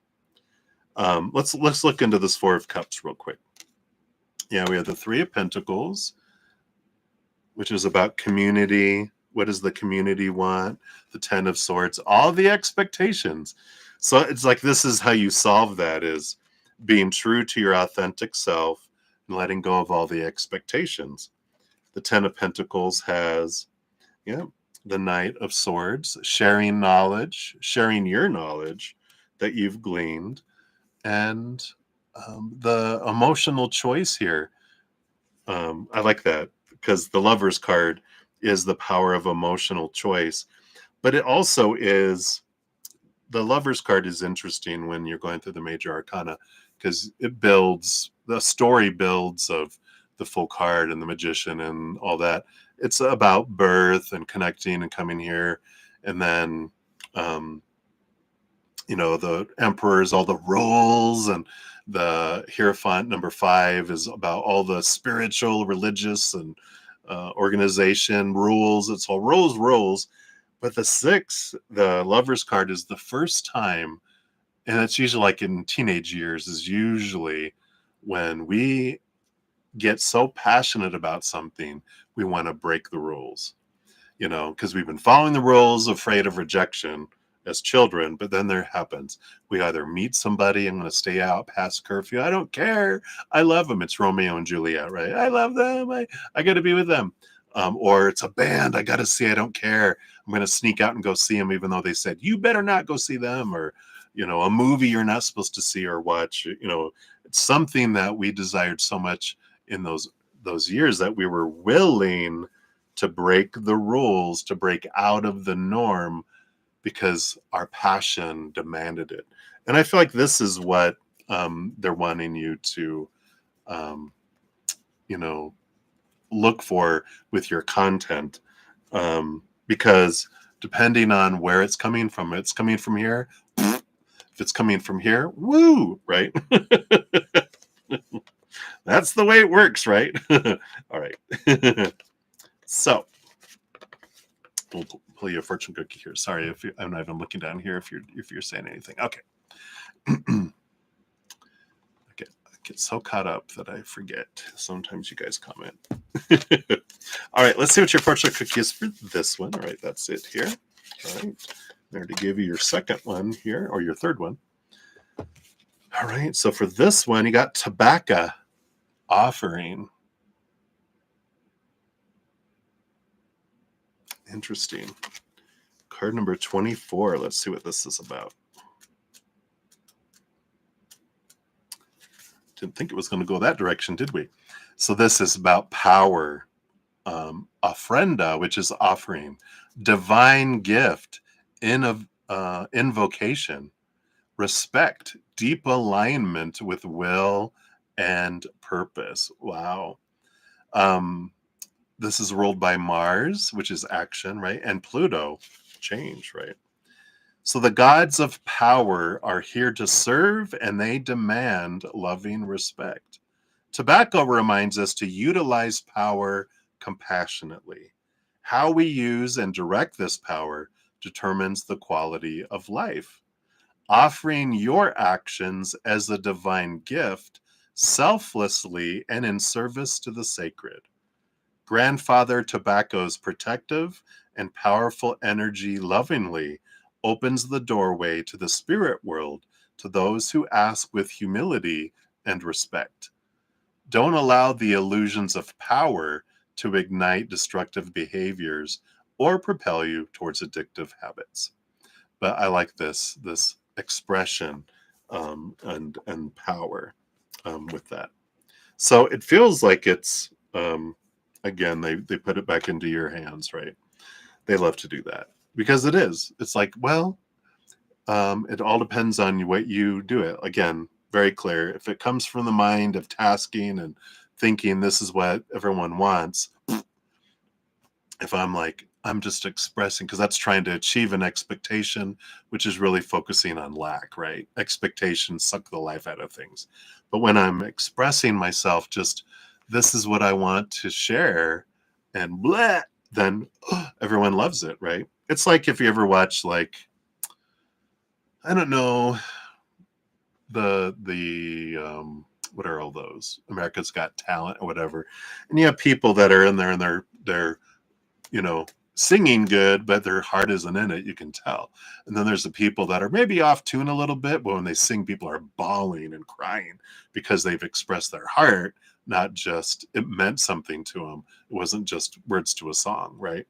Or whatever. And that's the kind of energy that's coming in. Not to say that's what you're doing, but they're saying this is what the difference is. When you do this, wow, when you do that, so there we go. All right. So that's what they have for that one. And then number 3, thank you again for your multiple donations. Anything you have to look forward to this month. Yeah. Every moment of every day, a breath of life, right? But I know what you're saying. Based on current energies, is there anything that's just stands out as like a woohoo kind of energy coming your way here for August? Because really, wow. Not all those. I mean, every moment of life, right? I have gratitude in every moment. Some people just, today is their last day of life. And when I wake up tomorrow, I have something that someone else doesn't have. And, we have so much that we can be grateful for, right?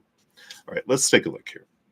Yeah, it looks like you have 2 things coming forward with the 2 of Pentacles. 2 things in the physical world. 2 stacks. So the first one has to do with the Chariot. It is a victory. It is a movement forward. Power of choice energy. Let's see what else we have here. We have the Ace of Swords.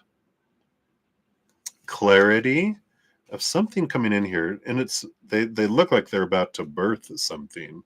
So let's see what we have here. Oh, wow. And the Ace of Cups. Definitely something new is coming here. Let's see what this one is here. And the 9 of Pentacles. So it's not a relationship. I know.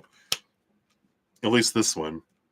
Because the 9 of Pentacles is a feeling of independence. It's a feeling of, it's hermit energy with the 9 Pentacles. It's you being set apart. But it is this victory, this movement, that brings you this happiness, this new joy, a lot of new clarity of life with that Ace of Swords. So I do feel like with the 9 of Pentacles, it could be a financial awareness. It's definitely something that makes you feel like you're independent of everything, which is good. Maybe it's money finally coming in, right? That is definitely a possibility with this card here. What's the other thing? You have the 4 of Cups. That turns into the Queen. Nope, the King of Cups. Balance between head and heart. So I like this here for you because there is this, the 4 of Cups we got in one of your other readings, right, about boredom. And if it feels like I just don't feel like I'm emotionally flowing from my heart, well, the King of Cups is about this balance between the head and the heart. It's not all being led by the head, the heart, and the mind are joined together where it feels like a perfect fit. So there is something that, a beautiful balance, a beautiful calm that comes in here. And I do feel like because this starts on the inside here, this is relationship, or you get to meet someone this month that does feel like fits like a glove with you. And it's because that 4 of Cups is, I'm tired of all these other letters in the alphabet, right? And the King of Cups is, wow, this is like we were talking about before. I think we talked about before, right? How you're a 5-fingered glove and everyone was 4 or 3-fingered or 2-fingered, and you're like, you feel, yeah, I make you, like, wow, I'm lucky to I would be lucky to be with you. You're like, you would, but I'd feel empty. This is a 5-fingered glove fitting into fitted with a 5-fingered hand. It's a perfect fit. And I feel like you do have someone that you meet this month that just does that. I am feeling like it is. I don't feel like it's like going on a date with someone kind of thing. I feel like you meet someone, and though it doesn't start off with romantic intent, it doesn't mean that it won't go there. Because I feel like you're just like, I'm tired of the alphabet. But they're different. They fit, and they're so different from all the letters. Maybe it's because it's a number. They're a number 10 instead of a letter in the alphabet. That's funny. All right, let's see what else we have here for you. You also got the Elder Wisdom, card number 28. Elder. I feel like that means something to you. That's a kind of flower, right? The elder. Let's see. This is about rising from the underworld, release, letting go, major transformation, higher wisdom, new perceptions, awakening to the truth. This is Jupiter, which is all about the planet of expansion and abundance, and Pluto. So there is this change here. Elder signals the end of a phase in life as well as the beginning of a major cycle. Well, that's what we were talking about, right? The Queen of the Underworld reminds us of the symbolic death that visits us often as we progress through our physical and metaphysical growth. Elder reminds us of the blooming we experience when we simply allow our old self to decompose. In giving new life, the old ones need to be torn apart and allowed to die. Don't resist it. Elder is a wise guardian assisting us as we step through the doorways of darkness. Allow yourself to be consumed by her mighty presence as the Dark Mother protects our spirit as it goes through the cycles of transformation. Wow. So definitely a big month. That's going to bring some transformation in here. It does feel like abundance comes in. So I like that for you, Sean. Woohoo! All right. You're very welcome, Amazing Grace. Thank you again. All right. So that is what we have for you, my dear. Thank you again for your multiple donations. So let's take a look and see where we're at here. Let me go up here. All right. So up next, we will have Cat Lady of the Sea, and then Valerie Carver, and then back to Alice, and then Gemini Sun, Aquarius Moon. Then we go back to Johanna, and then let me just check timestamps here. Then we have here Sun and Moon. And then love is the most powerful force in the universe. And I think times 2. So thank you for those. All right. And then let's see here. Okay.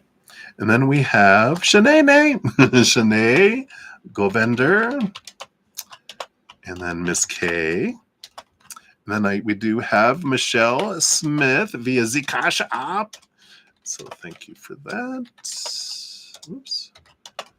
Just having all over the place. And then we have NY. Or Nye? New York? No, I'm sure it's Nye. Nye is your name. All right. So that's where we're at on the donations. So just to give you an idea of where we're at, and I'll try to check in every few here as well. Just in case you guys weren't here. All right. So let us get back into it. Thank you guys for all your patience in getting to your readings.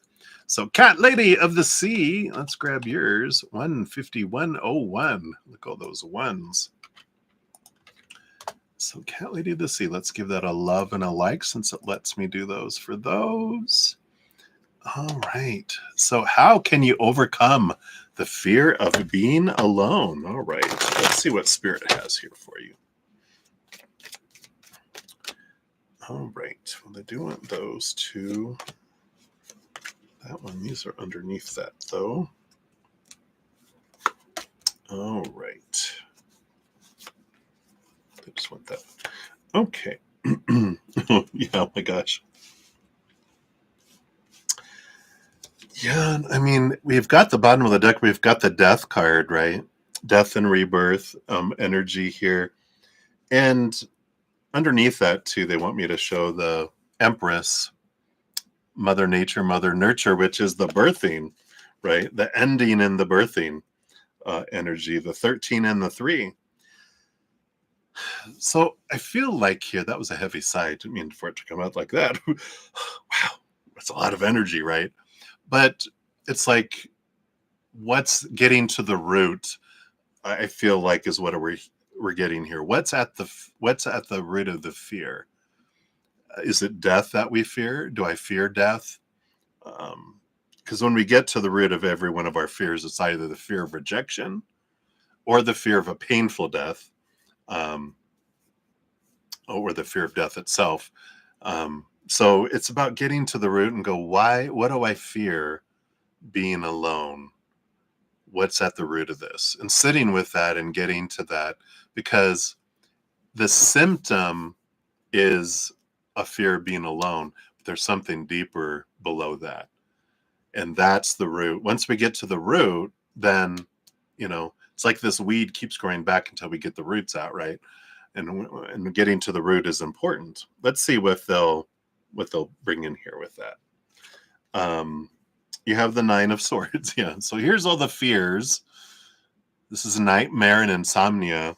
And this is all the expectations, right? This is like almost exhausted to where we're ready with the 10 of Swords to let go of all these supposed to be's and should be's and need to be's and have to be's, all these rules about that define us, define our worth, all this opinion we had growing up, right? And one of them is like being alone. It's like we're told you're supposed to be with someone, because if you're not, that means you're not worth it, or you're a failure, or blah, blah, blah, whatever the fear is, all this blah, blah, blah that we got growing up, right? So again, this is reiterating, getting to the root of the fear. What is it? What are we afraid of? What will happen if we're alone? I feel like is an important piece here. You do have the King of Wands along with the 10 of Cups, which is joy. Joy overflowing, fullness of emotion, and the King of Wands, which is telling us that I get to choose, right? And it's amazing that is part of that. The King of Wands is everyone telling them who the king is. All these people are telling the king who they're supposed to be, what the kingdom's supposed to be, blah, blah, blah, blah. Everyone arguing, everyone having different perspectives and opinions of what the kingdom should be, what it should do, et cetera, right? It's like our governments, all the governments across the world, everyone trying to have it be the way they want it to be. And this king in this example, they're like, I'm going to follow my joy. Thank you, everyone. Clear the throne room. You can leave your opinions in those boxes on the way outside your door. All those expectations, leave them in that box on your way out the door. I need quiet. I'm going to sit and go, what do I want? What brings me joy? And then I'm going to pursue that. That is my goal, not what everyone else is telling me it should be or not be, right?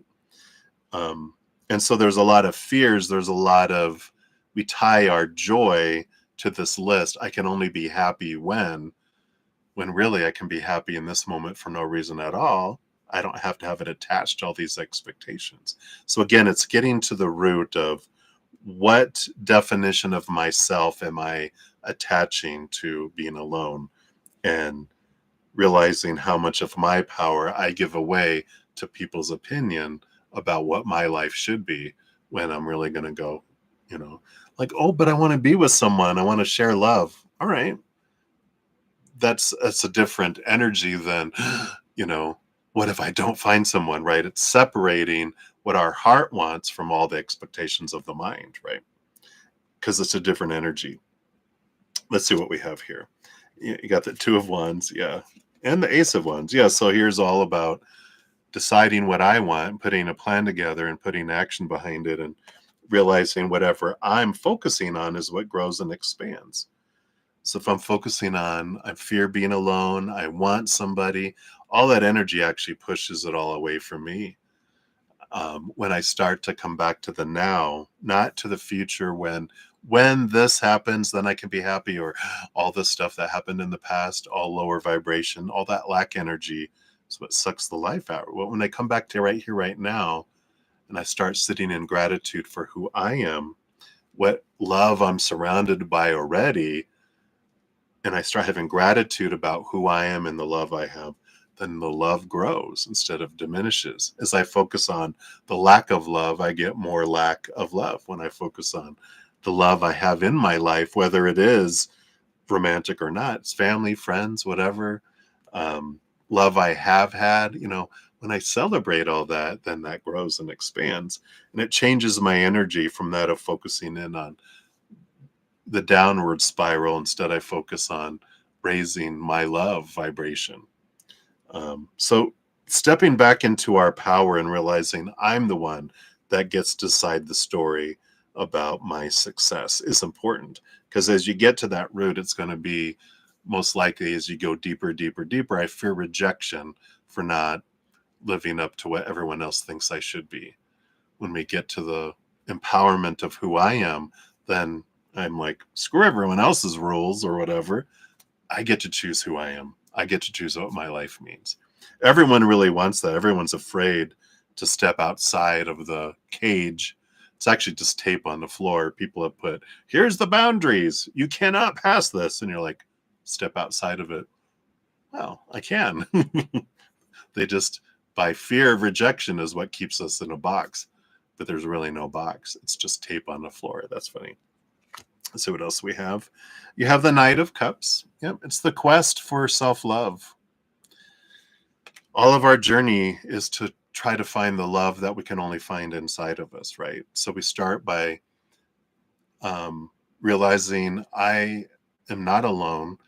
I have, of course, my higher self and all the spiritual world that love me eternally and unconditionally. And that's the love I'm looking for.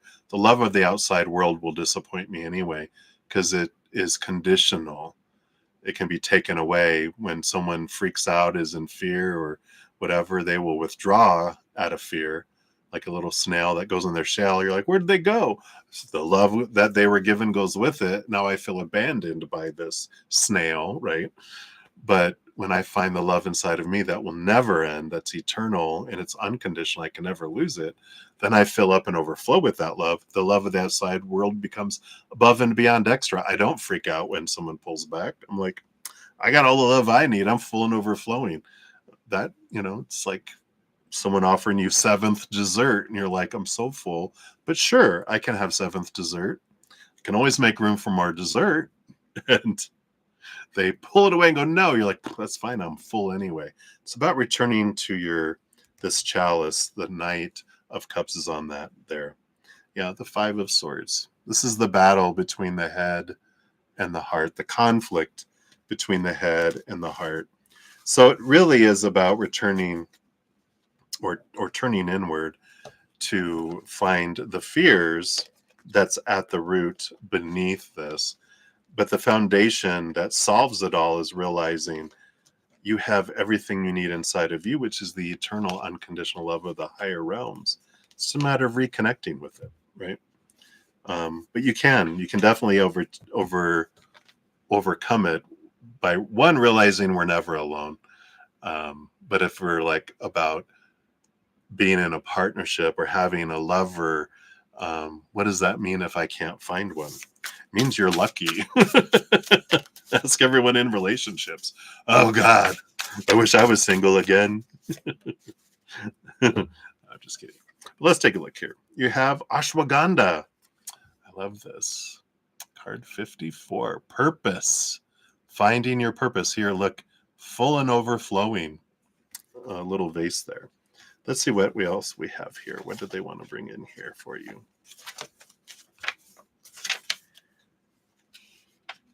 Finding divine purpose. Finding the future self, receiving a divine gift. This is the North Node and Moon. It's ruled by North Node is finding the expression. What did I want to experience here? What did I come here to expand and grow? And it's Moon energy too, which is getting to your emotions. The guidance it brings says ashwagandha, like the North Node, mirrors the potentials of our divine purpose, also known as dharma in Sanskrit. Ashwagandha contains both solar and lunar elements within it, as it provides great strength and adaptability, yet with the deep qualities of the moon, such as relaxation, lucidity, and expanded consciousness. Ashwagandha reminds us that it is not necessary to fully know the entirety of your purpose in order to pursue it. Wow. When you're living in alignment with your dharma, there is no separation between your inner and outer realities. It becomes a cohesive expression, therefore granting a feeling of wholeness and completion. Perhaps you're not clear on your desired outcome, so your efforts feel unfocused or purposeless. Even if you've lost touch with your why, remain open to the mystery of the journey. Stay focused and playful. Keep following the signs.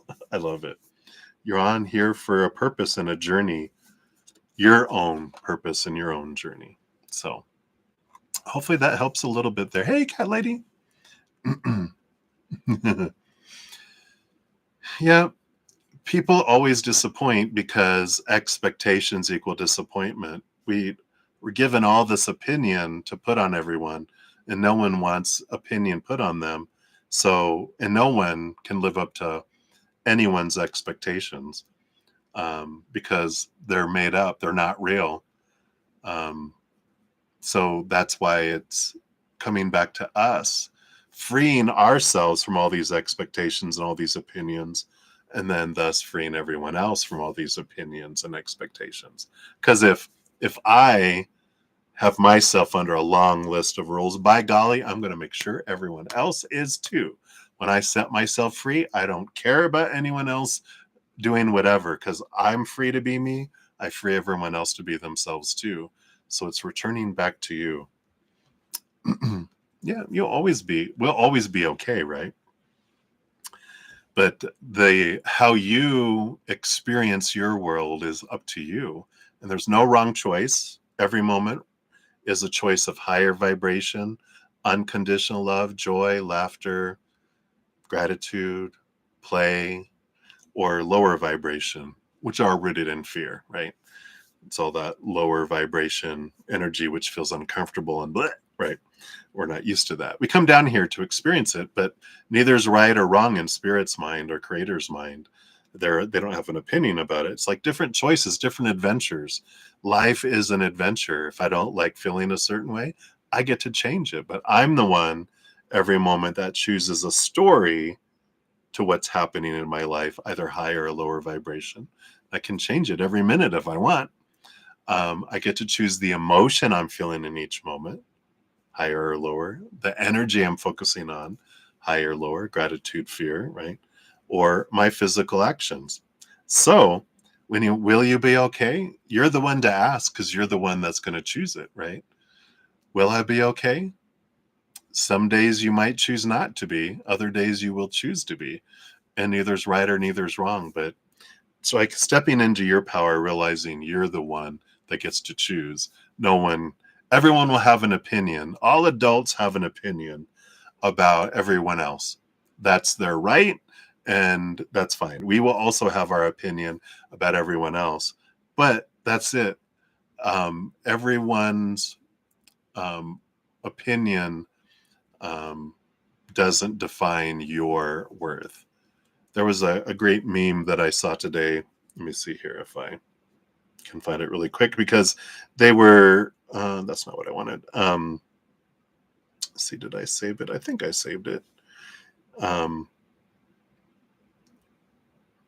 Because it's about our worth. Let me just find it really quick here. Come on, here, saved. Come on, there it is. Is that it? Oh, maybe I didn't save it. I think I forwarded it. Hold on. Because it's really cool. It's worth it. It's worth it. It's worth it. Let me find it here.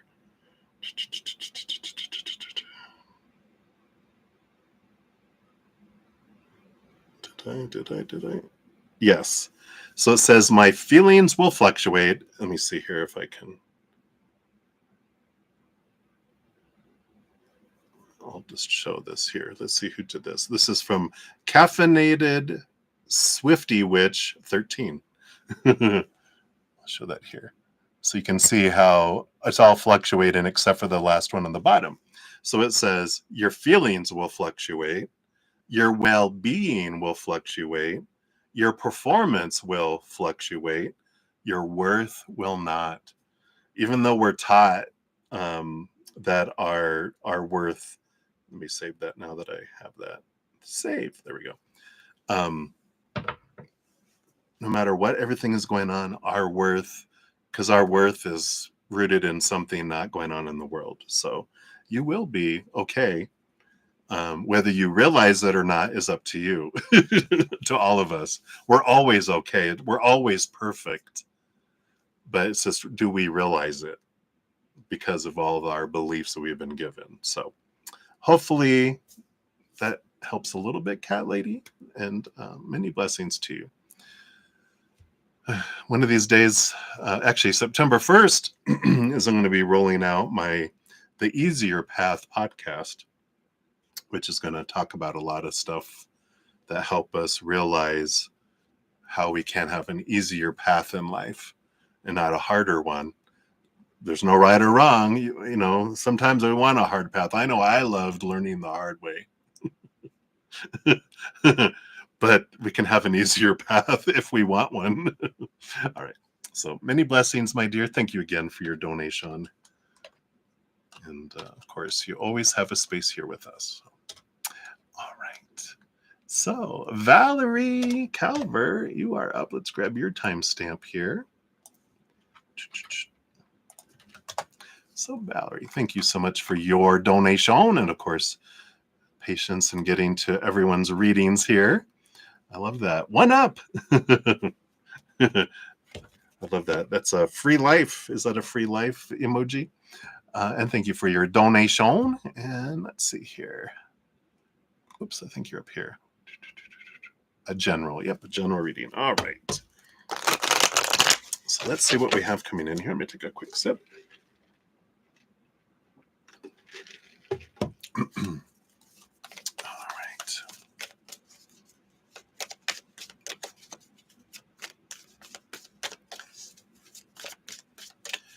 All right, so what do we have for Valerie?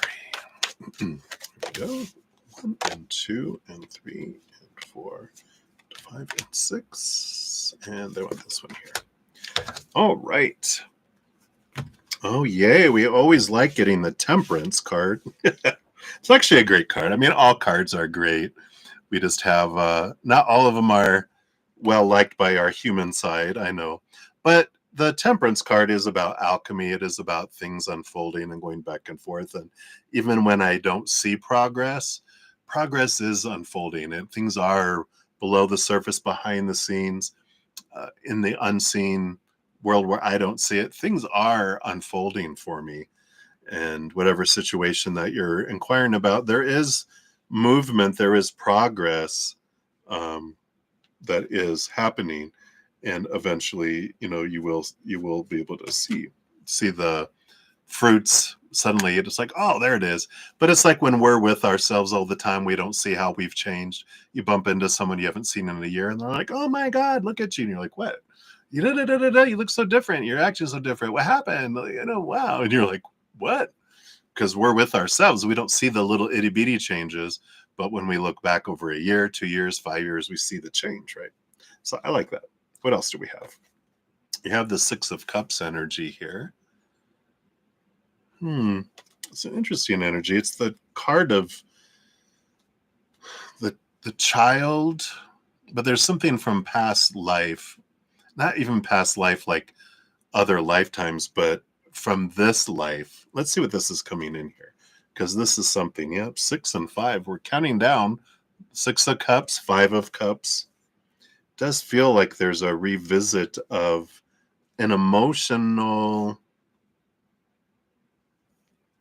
situation from the past that's rising up, but it's coming up here for a change. It's being transformed with this here. So just know that if this is someone that's come back from the past or something that's been triggered from the past, that it's not a sign that you have to get back, like, oh no, I don't want to be in a relationship. You don't have to be in anything you don't want to be in, first of all, right? But this is like, there's this, it's not to have you interact, and it's just for you to be able to revisit that from a safe space, to be able to transform this emotional situation, whatever this was. So there's something deeper that's bubbling up. Let's see what else we have here. And the 9 of Cups. Yeah. So it's to help you be set free here. It's to help you have this heightened sense of emotion, this joy, like dreams come true, with the King of Pentacles. So it's worth the effort here with the King of Pentacles and the 9 of Cups. It's like a dream come true, like I said. But the 9 Hermit's journey is about you filling up on the inside, finding your self-love through this situation, whatever you're going through here. It allows you, it's pointing you back to you, so that you can see this. So it's like they're saying, it's worth it. Trust us, it's worth it.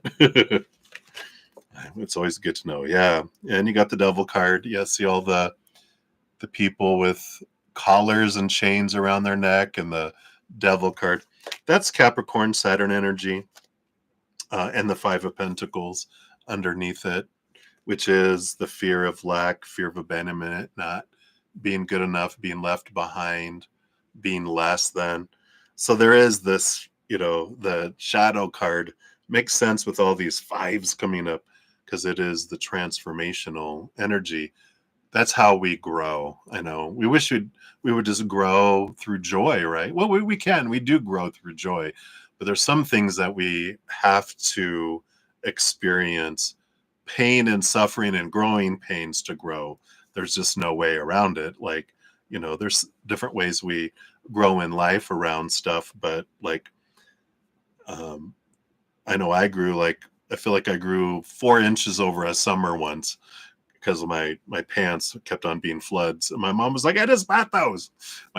Growing up, my shoes and my pants, and and it's growing pains. It hurt because your body's growing and your bones are growing and all this. That's kind of the pain that we have to go through. But the growth we have because of it is worth it, like they're saying, because the freedom that you'll get from being released from this old chain, this emotional chain of worth, of fearing I'm going to be abandoned or I'm not worthy, that's bubbling below the surface. There's this freedom that comes in with all this. Let's see where this leads you here. Yeah, the Knight of Swords. The quest of seeing clarity, seeing things from a higher perspective, that comes in here. So I feel like whatever is going on at the root underneath it, regardless if it's about, relationships with people, business, job, career, possessions, money, our bodies, all of it underneath the surface is pointing back to this sense of worth, and that this fear that I'm not enough, that I don't deserve good things underneath the surface. And it's a chain that's been there for a very long time, been bubbling below the surface, that we might not even be conscious of. which is an amazing thing. We don't even realize what's bubbling down there. I mean, there's just so much that we've experienced as children, emotionally 7 years old and younger, mentally from 7 to 14, even physically through the maturation of our bodies from 14 to 21. Those are all our inner children that have these things to be looked at. And then you have Leo energy underneath, which is sun energy, which is also inner child energy. So there is some reflection to be looked at here and to understand when things feel like conflict and feel like they're popping up. It is pointing you to something to set you free, not to irritate you or punish you, right? I know sometimes it feels like that, right? From our human standpoint. Why? Why am I having to go through this? Do you hate me or what? It's like, no, it's to set you free. You'll be happy. It'll be worth it. Good thing I trust you.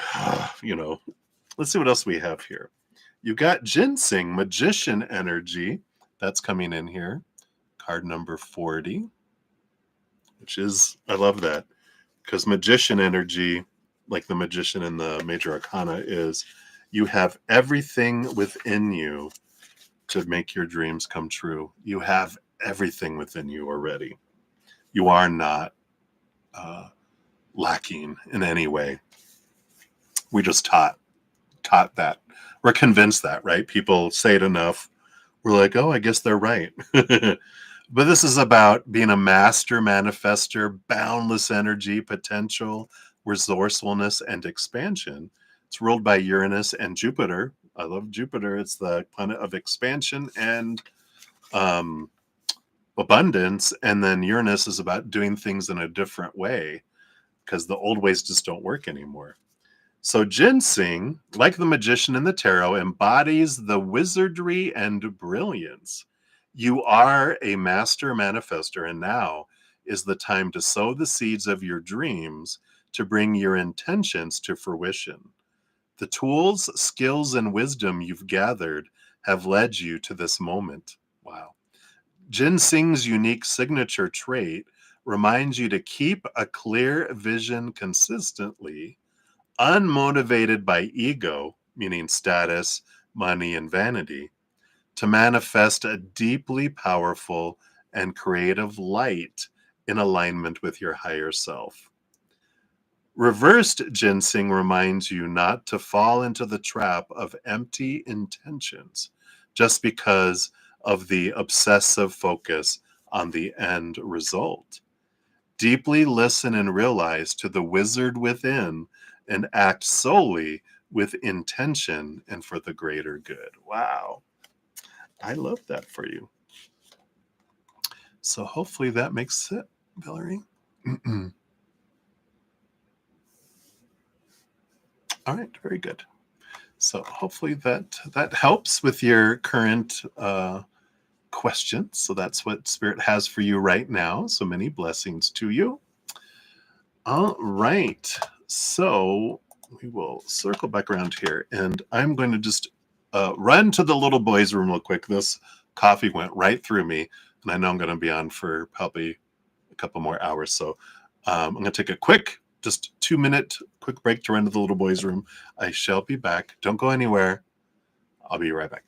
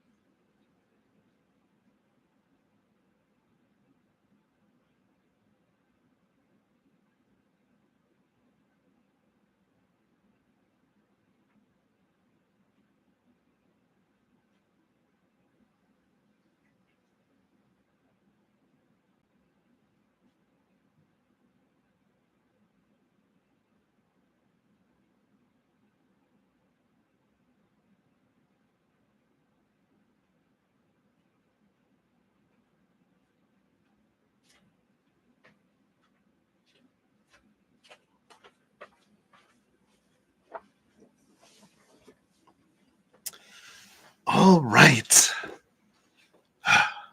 So much better. Woof, woof, woof, woof.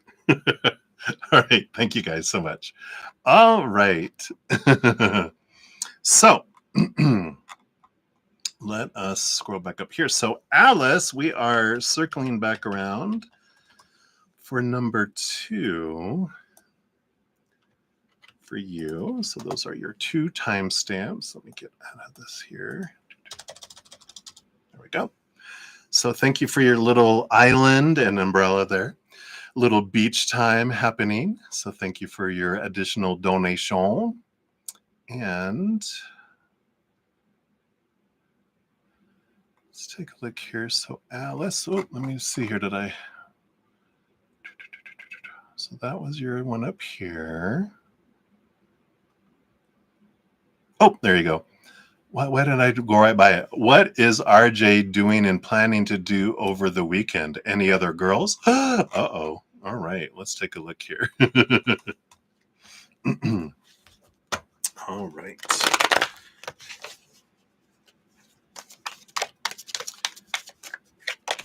So what is RJ up to based on current energies? Any girls, especially we want to zero in on, right? It's the big question, right? What do we got here? What a surprise. Still trying to decide with the Emperor energy. I don't know. The four of one, the king, the Emperor energy. It's about the trying to decide. Okay, what do I want to do? I don't know, and it's that trying to figure out energy, but it's that trying to decide kind of energy. Let's see what other things they have here.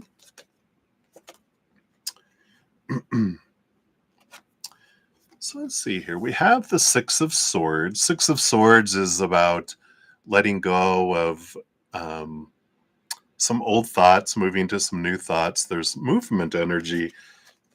But this is the Page of Cups with this, which is, again, it's trying to decide what makes me happy, what doesn't make me happy. But it doesn't, these don't feel like relationship cards. It's more like, well, what brings me joy? What would make me happy to do this weekend? I don't want to do the stuff that I've done before. I feel like I want to do something new. I want to do something different. But I don't know what that is. That's the kind of energy that's coming in here, which makes sense, right? It's like trying to not do some old things, but maybe go try something different, kind of energy. Let's see if we can get clarity on this here. Yeah. Yeah, we do have, looks like they're going to do some thinking here around relationships. The Lover's card here with the 8 of Swords, which is about letting go of expectations, letting go of old thoughts and beliefs that don't serve me anymore, those that make me feel blinded and bound and trapped and restricted. But it feels it's them releasing some old thoughts. You can see how they're trying to escape out of the prison of their mind and trying to get out of these ideas that entrap them, that that fear we were talking about earlier, that trap that's like their heart's trying to get out of that. So I feel like they're gonna do some contemplating this weekend too. But let's see here, anything about with anyone else, any other women? We got the Empress energy. That's Mother Nature, Mother Nurture. This feels more like mom than it does. Yeah. Any other women? Yeah, his mother. You're like, oh, well, was that a good or a bad thing, right? Let's see here. 2 of Swords. Yeah, the battle between their head and their heart. And the 2 of Cups. Emotional choice here. I feel like there is mom energy here, but with the 2 of Cups and the 2 of Swords and that Empress together, I feel like that there is, like, you are on one side and there's someone else on the other side here. I just want to pull a clarifier here because I just want to make sure this isn't a battle between mother and you because their relationship with their mother feels very important. Very important. And I just want to find out, is this mother? Can you tell me, is this mother? We got the King of Pentacles, which is this fullness of abundance.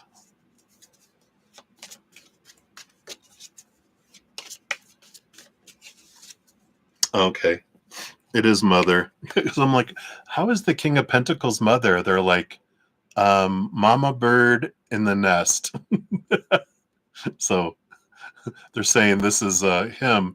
This is the nest. Mother trying to keep son in the nest. It's funny, right? So I don't feel like it's another woman besides his mother. Because I was like, I'm not feeling the energy of romance in it. It just feels like on one side, there is you, and the other side is all about mom. So interesting. Let's switch other fortune cookie brings in here too. See if they want any other clarity. All right, they do want this one. We got the calendula, number 1, purity. Oh, I like that. We got purity. And it's funny because this reminds me of the sun card, the inner child, the little child. Yep, they are very much, it is ruled by the sun. It's very much this child self, right? Innocence, childlike, joy, humility, purity, new beginnings, trusting in life, vitality, ruled by the sun. So the calendula, I'm probably murdering the names of these flowers. I'm so sorry that I am. It resembles the sun, a radiant, oh, this is what these are. They actually show the flowers. Duh. I like those. A radiant, bright yellow or orange flower. It grows easily and spreads its joyful self across gardens, symbolizing the gesture of universal abundance. Solar herbs are those that neutralize poison and air in the recuperation of vital forces. Their gentle and abundant power reminds us of the realms of light. To be allowed entry within these angelic realms requires childlike innocence and humility. Don't allow pain from the past to disable your ability to dream a new life. This is what they need to hear, right?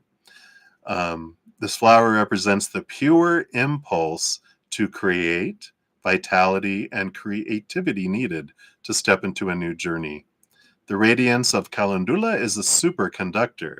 Be very aware and selective with your intentions when using her energy with a ritual, as she greatly amplifies your intentions.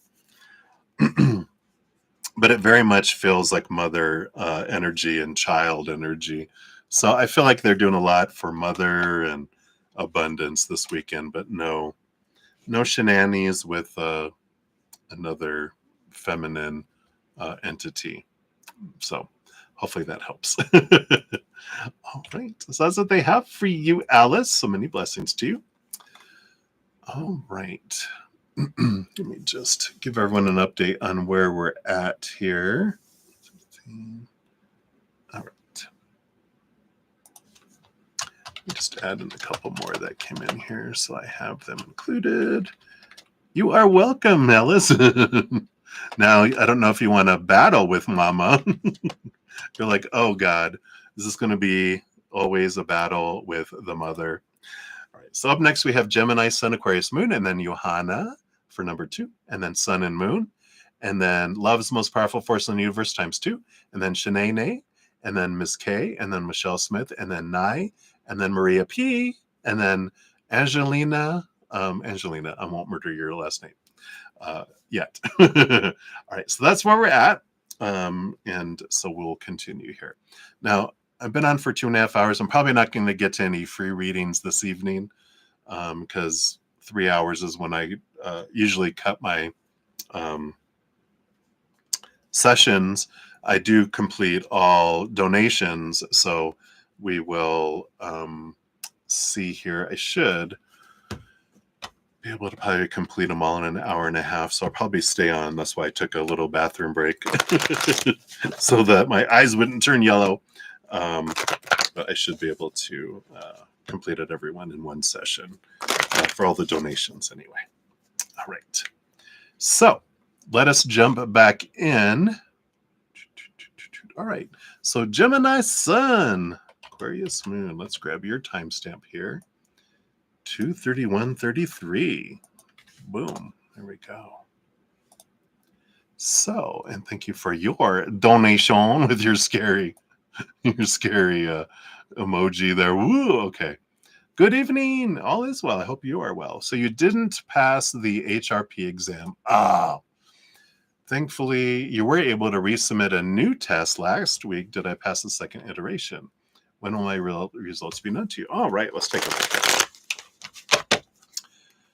All right. So how does it feel, having faced the fear of failing, and then it happens, and we're like, look, you're still alive, and you were able to resubmit a new test. Wonderful. So let's see. What's happening here? What's the result of this test that you've already taken? Okay. And then when will your results be known? Okay. Got that, and we got that, and we got that. All right. All right. Well, we like the bottom energy, the Sun card, which is about victory. It is about abundance and happy energy there. So let's see here what the results are. Yeah, you are welcome. So you've got here, you've also got the Queen of Pentacles, which is also about abundance.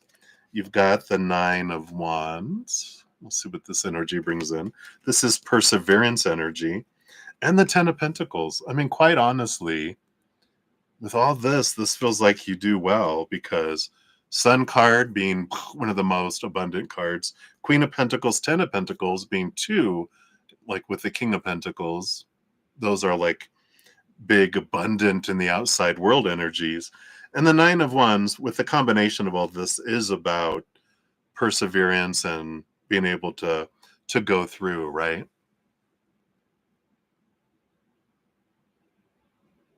Oh, how fun. Yeah. Not, boop, blip, huh?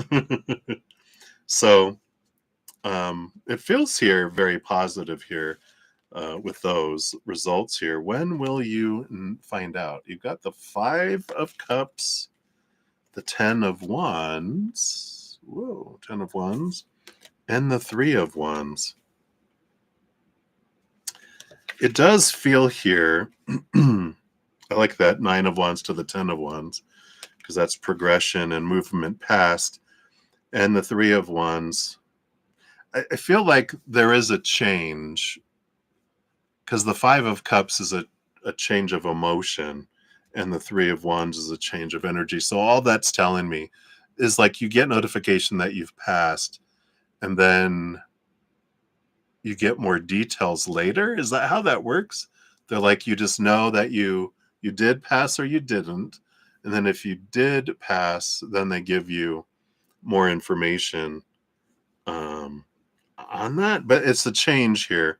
That's why I feel kind of like two notifications of this kind of energy, if that makes sense. It just feels like there's a change in notification, because it feels like with that Three of Wands, it is a change that goes a different way. But this five really stood out to me. So I feel like within five, I like it, 5 business days. They're like, oh, not 5 days, but 5 business days. So Friday, Monday, Tuesday, Wednesday, Thursday, or Friday of next week, since we're technically Friday, Saturday, Friday, Monday, Tuesday, Wednesday, Thursday. So could be Thursday, Friday, but I feel like there is notification. At least you get initial notification of something, then more detail comes after that, it feels. But it looks good with all of those cards. We'll see what your fortune cookie says too. But based on current energies, it feels like it's like next week you find out. Let's put these back in here real quick. And let's see what your fortune cookie says. Yeah, right. As long as I pass. Of course, our energy, that's, it's always for us, right? You got horsetail, patience. Oh, my God. Of all cards to get, you get patience. Patience, grasshopper, patience. This is about endurance, steady focus, period of gestation, trust the process, heightened sensitivity. It's ruled by Saturn and Venus. And it says horsetail teaches us of the power that lies within patience and the endurance gained through the hidden blessings of challenges. There is something good in all seeming failures. What? There is something good in all seeming failures. And although that might not be clear in the moment, time will reveal it. Trust the process. Remember that stubbornness and willfulness are counterproductive to loosening knots. Instead, like the medicine of horse, ground to Earth's energy and adapt to changes and hardships on the journey. Horse medicine provides us heightened sensitivity and the purity of trust, essential tools to have as we navigate life's journey. Invoke the strength of horse as a power animal when you need increased psychic sensitivity and intuition. So I don't know if you really love horses, but horse energy definitely here, but that's hilarious that we learn through everything. Like there's a purpose and a trust for everything, right? And that our worth is not defined by anything in the outside world, but it looks very positive. I feel like you'll find out here. And then I feel like you'll eventually know why it was important for you not to make it through the first round to be able to, because of people you met or delays that put you in a different place than you would have, that actually ends up being better for you in the long run as well. So hopefully that makes sense, but that's what they have for you right now, Gemini Sun. So I feel like it's going to be awesome. It always is. It's just, do we realize it's awesome or not, right? All right. So hang in there. Again, thank you so much for your donation. I greatly appreciate that. All right. And then Johanna, we're circling back around for number 2 for you. If you're still awake, you might be already asleep since you're on the other side of the planet, but here you go. Here's your timestamps. All right. So Johanna, thank you for the pie. And let's see here.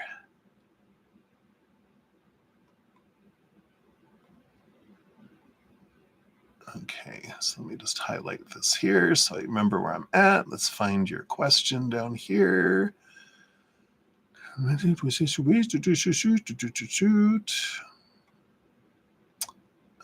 right. Uh-oh. Let me see here. Do we have a second question, or did you go after Dreamyland? Because that was the movie, so I saw that one. Lionsgate, Yo-Yo, Interest Course. Your birthday, that's right. You haven't hit the ground. Johanna, to do, hit different. Good one, range. Felt that, but we had all night.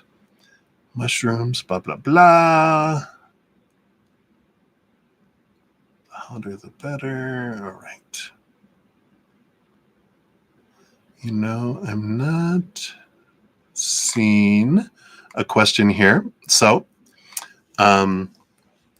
intuitively, I think you want to know what Spirit wants you to know for your birthday tomorrow or Saturday. It's probably tomorrow already where you're at. Meaning tomorrow's Friday where you're at, so tomorrow is Saturday. But let's take a look here, and then we'll get you your fortune cookie for your birthday, too. Let's take a look here. What do they want you to know? here for your birthday. They just want that one and these two. And of course, if that wasn't your intended question, just let me know. We'll make sure you get squared away here. You do have the star card on the bottom here. So we definitely have this energy here of your dreams come true, focusing on the dream. And it's funny, after talking about your fairy godmother, she is always pointing to your dream, right? And that your dream come true. And it's like by this time next year, after your next rotation around the sun, there's going to be so many of these stars that have appeared, because you've got the big star and then you have 7 small stars around it, but there's going to be 7 significant little small stars that you've achieved between now and then, or not achieved. They're like, that's where they like experienced, that you get to experience these parts of your adventure. So I like that. Yeah, the 10 of Swords. Yeah, good reminder to let go of the expectations. And that you really have here, it's one of the things that you really transform over this next rotation around the sun. It's letting go of a lot of expectations, a lot of opinions, a lot of that this has to be this has to be that. A lot of flexibility you learn between now and your next birthday next year. Yeah, Ace of Swords. So you have the 10 of Swords and the Ace of Swords, the ending of expectations, the beginning of wisdom, seeing things differently, gaining a lot of clarity. Just you feel so wise a year from now. You're like, oh my gosh, I feel like it's going to be a year of tremendous growth for you in very positive ways that brings this wisdom that comes around as well. And yeah, you've got the Knight of Wands. There is a quest of stepping into your power, but I feel like this next year is going to be so busy, so full of energy. It just feels like it flies by. Like this year has flown by. Oh my God. But I feel like next year, because you're just so involved in this and that and this and that. And, it's from one thing to another. It just feels like a great growth kind of energy that comes in here. But a lot of experiences, a lot of fast movement. Yep, the 4 of Cups with the 2 of Wands. Yep, the 4 of Cups is an energy. It's emotional stability, but it's almost like a stagnancy around. I feel like that's more around relationships. I feel like you have relationships, like sparks of relationships. Of course, your fairy godmother, I have to bring it out. No. It's a very no. But that's just a joke. They're like, you're going to have interactions with people where you head down a road and you're just like, no, because you're bored with experiencing the same things over and over. And I feel like with the 2 of Wands, it's more of, I feel like you do meet someone over this next year with the 2 wands here and the 2 snails. Look at the 2 snails. Boo, boo, boo, boo. But it's 2 fiery energies. So I feel like you do. I don't necessarily feel it's romantic. It could be. I'm not hearing like a no, but it's someone who's another fire sign that you guys get along. It's like you find this person that is doing a lot of these same things that you're doing, and you guys bond really close together, like 2 snails. That's funny. We're not gonna go down any rabbit holes here, but it's I feel like it's very fiery, a lot of passion, excitement of the same things. So I like that for you. So a little tidbit for this next year. Let's see what your fortune cookie is here too. And you've got the Comfrey, completion. Yeah. So it's like so many things completed. Like this next year feels like you accomplished so many things that you set out to do, and you feel like you've made so many pathways towards your dream next year. It is ruled by Saturn, which is the career and work and expression, because it rules over Capricorn. It's about achievement, completion of cycles, success, closure, completion of long journey, wholeness, and mending. Comfrey, I'm probably mispronouncing it, represents wholeness, completion, and closure of a great cycle. The wreath symbolizes a cycle containing the energy of the past, present, and future, hovering over the clouds to note how the foundation of all cycles are grounded in mystery. Comfrey majestically grows in the center, representing the axis mundi, the sacred heart, the sacred will that pulses the great mystery. Comfrey has appeared today to signal that a great cycle is nearing completion. So stay aligned as you continue to prune and heal the garden of the self. Look closely into repeated patterns, persons, or situations that keep showing up in your life. That's the Four of Cups, right? Ugh. Draw upon Comfrey's power to mend and find wholeness in lessons and patterns that need closure. So that's this next year. Makes sense that that's coming in here too. But I love that for you. So that is what they have for you, my dear. So happy birthday to you. All right. And again, if that wasn't what you were wanting to ask and you fell asleep, please let me know and I'll make sure to complete it in tomorrow evenings. All right. All right. So many blessings to you. And we'll continue down the list here. There we are. So sun and moon, you are up. Let's grab your timestamp here. Boom. All right. And thank you for your donation. All right. So here we are. So good to see you tonight as well. So you're reaching out to see if what you're picking up about the Sagittarius is sincerely on par. All right. Reading answers for today and tomorrow. What the heck are they up to? Please dive deep. Absolutely. We'll take a look here. All right. Let's shuffle one more time here.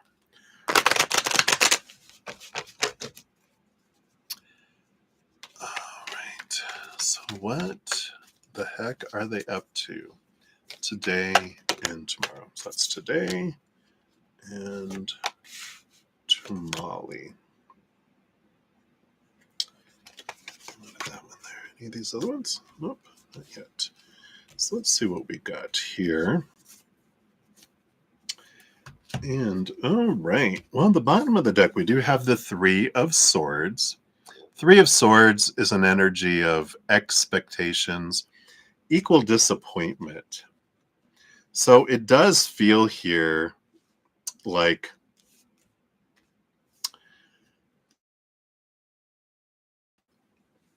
how can we say this? This energy of the best laid plans no didn't work out. So I feel like it feels like they've had a week of defeat. That's the way they felt anyway. And it's not as big as all that really, when we're looking at all this. It's like just they really needed some wins this week and didn't get them. And so they kind of are entering into the weekend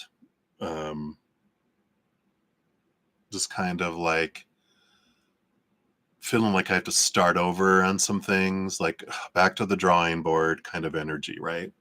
You got the buzzer. That's right. No.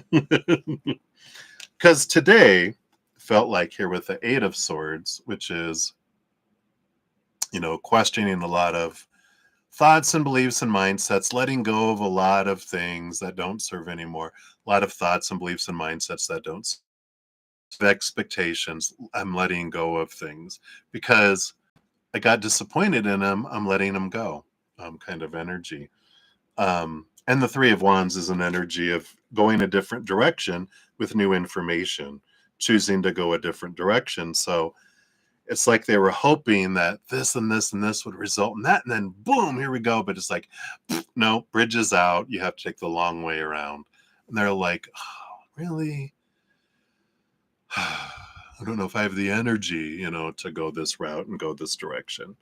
It feels very work related, more so than personal life related. Although I feel like this work related energy was part of the escape plan to get him out of a situation, right? To get him out of a relationship kind of situation. Because it's like that was going to be my go bag, my go money, and it's like, well, now that's delayed. Now I have to go take the longer route than the quick fast route. I was hoping to get on the freeway and be able to go 85 miles an hour, but now I have to go the back streets through school zones and through neighborhoods, and so it's going to take longer for me to get where I wanted to get through very quickly, kind of energy. Let's see what tomorrow brings here. Yeah, we got temperance and patience. So it feels like there's their Sag energy. I don't think temperance is Sagittarius energy. It might be, but it is a renewed patience, a renewed. All right, here we go. Let's just get at it. I don't feel like they stay down very long when they are down. They're like, okay, this isn't helping any. Get up and let's go. Kind of energy. They do have a lot of Seven of Cups, a lot of emotion around things, a lot of mixed emotions. So it's like normally you hear a message of, courage is fearing something and doing it anyway. This is persistence. It's being pissed off about it, but moving forward anyway. It's like, I'm still pissed off about it, but I'm still going to go forward with it. That's fine, so it's persistence. I like that. Yeah. And they have it is work related with Saturn, 10th house of work. And this is about letting go of long held mindsets and expectations and thoughts and beliefs. It's like, all right, I'm gonna, it's almost like they're in foreign territory, because it's like, I've been trying to do it all the old ways, especially with this moon in Aquarius tomorrow. Aquarius ruled by Uranus, which is all about the old ways don't work. You have to find new ways. This is this, right? I don't feel like this is not getting along with someone that they're working with. I feel like this is personal life. I don't know why I feel like they're trying to get out of like a living situation or some sort of situation that ties them somewhere, and they were hoping that with this and this, this will allow me to make this movement and this other change in my personal life. But now they're like, all right, well, got to find a different way. It's going to be, I've got to find a different way, because the old ways just don't work anymore. They're just, it's like they're showing me a roadmap. All my regular routes that I normally go and I'm familiar with are all closed down for repairs, and there's obstacles in there. There's traffic. There's an accident. I have to find a new way, mentally, right? And this is them trying to find a new way mentally, but I do feel it's very work related, and we're trying to find an end to old ways and go on new adventures. And I'm like, well, it's gonna take me a little bit more to do that, if that makes sense. But it doesn't feel, this doesn't feel directly related to that. They could possibly be having trouble with people at work, but not with this energy of what they're going through today and tomorrow.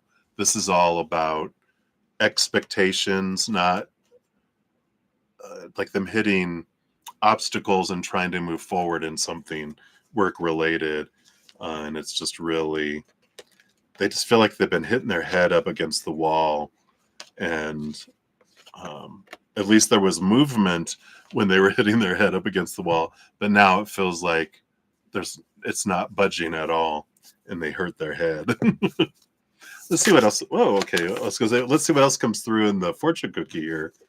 We do got Palo Santo, Guardian. Wow. Card 55. What change numbers here? 5 and 5. Palo Santo.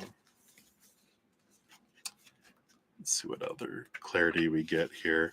This is about gifts from past lives, activating dormant gifts, connecting to the ancestors, guarding the sacred trickster. Oh, which devil card energy, right? Maybe.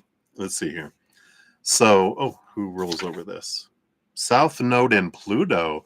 So this is about overcoming old ways, and Pluto is the card of course, death and rebirth and change too. But Palo Santo is a protective wand that grants us the power of unlocking innate gifts that have laid dormant, inactive, or blocked. Like the fox, it's here to assist them as a spirit guide who helps them navigate the spirit world. Let's see, the Securan foxes, Secchurn, native of South America, they nestle among the desert forest of Palo Santo for shelter, living in symbiosis with these precious trees. Foxes are symbolic of the afterlife, invisibility, and the sacred trickster. It neutralizes the venom of dark tricksters and alchemizes its poison into gold. That's the temperance. That's the alchemy into gold. So I love this, and this is so about them changing their poison that they feel they're getting into life into gold, not lemons into lemonade, poisons into gold. Very Sagittarius. So becoming the sacred trickster. So it's here to remind them to activate their dormant gifts. They are a guardian of the sacred that has walked many paths, know that they can neutralize the greatest of poisons and even outwit the smartest of tricksters. So I like that. I mean, and that's so perfect with that temperance. I want to look here real quick. Sorry, let me just pull this up. I just wanted to see here. Is temperance? What card is temperance? Temperance is Sagittarius. How perfect is that? So, yeah, so that is their energy of being able to turn their poison to gold. And that's good. So, if you've been picking up going, wow, are they like struggling? Are they going through something? Yeah, this has been a week of in their face and having to release and well, the old ways aren't working. So now I'm going to need to turn all of this into something. And they will. Tomorrow, I feel like they'll have like a change of heart in a way, back to like they were, going at it in a different direction though. So I love that for you. Okay, perfect. So boom, confirmation. Like, all right, and then hope too. So you can sleep tonight going, oh, they're going to be fine. They're going to go back into gear and let's go. It's like when you're in like a Jeep or something with 4-wheel drive, and you oh, here's a mountain I got to go up. All right, we were going 60 miles an hour, but now I have to slow down, switch gears, go into 4-wheel drive, and let's go. And they're all right, let's do it. Here we go, because we're going to go at an angle like this, So, but they can do it, So hopefully that helps, Sun and Moon. That's what they have for you, my dear. Thank you again for your donation. I greatly appreciate those. All righty. So up next, we do have love is the most powerful force in the universe. Here, is your timestamp ×2. So we will definitely get into both of those. So the first one, let's give that a love and a like here. And you'd like a general reading for that there. All right, very good. Make sure I got all your question there. So let's take a look here. So, all right. What does Spirit want you to know right now? All right. Boom, boom, boom, boom, boom. Something's unfolding here. So you do have the Justice card here, which in this deck, it's number 8. In the newer versions of Tarot, it's number 11, if that means anything. But there is a change here. What's this? August 11th, 8/11 coming up. Might be an important date here for you. We'll see what this is coming in here because they wanted to bring that in. So there it is. Or November 8th, or between August 11th and November 8th. But I feel like more so it feels like it's more coming up here in 4 days.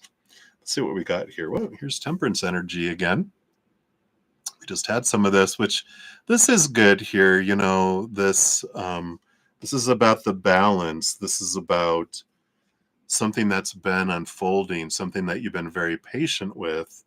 But it's, even though it feels like maybe at times there hasn't been progress, there's always been steady movement, even when we weren't able to see it, right? Behind the scenes, below the surface, outside of our sight, things have been being worked on towards this for you. So it's been building here. Let's see what else we have here. 4 of Cups. So something that has been feeling stagnant, boredom, you know, emotionally boredom, something that's been feeling stagnant and steady, you know. We like to get emotional stability, but then when it's too stable, then it starts to feel like again, stagnant, like stagnant water that's like, oh, this is not good. Things start to grow in it, right? Yeah, we have the Magician coming up here. So this powerful energy, again, I feel like there is this is manifestation energy, something that you've been focusing on. And, you know, with energy, of course, whatever we focus on the most is what we draw to us. Luckily, in this dimension, it's actually probably in every dimension, but unconditional, yeah, you know, love is the most powerful force in the universe, right? That's higher vibration. All the energies that are related to unconditional love is higher vibration, and it's much more powerful than lower vibration. So, you know, 1,000 lower vibrational focuses of fear on something, one gratitude counteracts that and more. And so that's what's great, is that it doesn't mean, you know, it has to be 1 for 1. If I focus on fear, okay, I got to focus on that. It's like, because of course we're in a giant amusement park full of fear rides that sucks us out into, you know, fear, because there's so much opportunity. It's we're our tendency and how we're taught, we focus on fears. But when we are learning gratitude, one gratitude is like counteracts 100,000 lower vibrations. So gratitude, gratitude, gratitude, I feel is like what you've been focusing on. And that is what is going to be coming to this fruition next week. Yeah, because you have the King of Wands. So you've been aware of where you've been focusing your wand energy. Again, the Magician and the King of Wands, again, a lot of similar energies, and being aware of what you're focusing on has always helped. And the Six of Swords, yeah. It's like a celebration here. You've been letting go of a lot of old ways of thinking and, you know, small T truths, letting that go, connecting to higher truths, seeing things from a higher perspective. And because of that, that's what's bringing this movement and has been, you know, part of this steady movement. And I feel like there's something significant that comes to fruition here coming up, which August 11th, I'm really being drawn to. November 8th might be, it's like you might start to see the fruition on August 11th, and then you just see it grow and grow and grow and grow till completion on November 8th. There's this mirroring that's going on with those numbers. So hopefully that helps. Let's see what we have here for your fortune cookie for this one.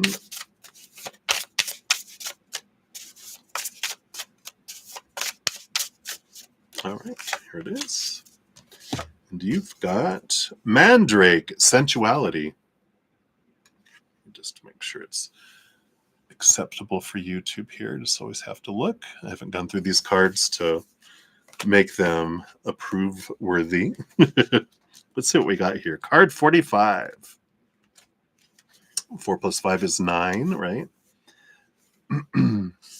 So finding the inner beloved, it is about abundance. It's Neptune and Venus energy. So it says Mandrake is here to ask you to find new forms of intimacy. And this doesn't have to be, I mean, if that resonates, then go for that, right? But this is also about intimacy doesn't have to be, sexual. It can be with yourself, with spirit, with individuals, in a non-romantic way too. It says, ask yourself, what inspires bliss, joy, and passion in my life? Notice how you relax into flow and more easily attract what you need and desire when you focus on energy givers such as joy. Like what? Manifesting for focusing on higher vibration, like we were talking about? Mandrake is here to assist you in liberating unchanneled creativity, I can talk, and sensuality, releasing energy from the sacral center and activating your pleasure centers to experience a higher form of love. Don't allow unworthiness, fear of rejection, and inhibition of pleasure to stop you from experiencing higher love. You can't make this up. Focus on giving your gifts to the world with overwhelming passion and opening up to receive fully and fearlessly. Wow. So perfect. I like that. Mandrake reminds me of Harry Potter. The Mandrake, weak, weak, when it was screaming, make people fall asleep. Anyway, so that's for your first one there, love. And then for the second one, let's give that a love and a like here. All right. And this is a reading about the person's mind. And why did they do that? Yeah, I'm not going to get to free readings tonight, so I'll just kind of bring that all together because that could be all one. Why did they do that? All right, so let's see. What does Spirit One should know about the person on your mind? Nope, none of those. Okay. Got that. And then why? Why did they do that? I'm hearing, what is his name? Did I do that? He was on a TV show. Can't think of his name right now, but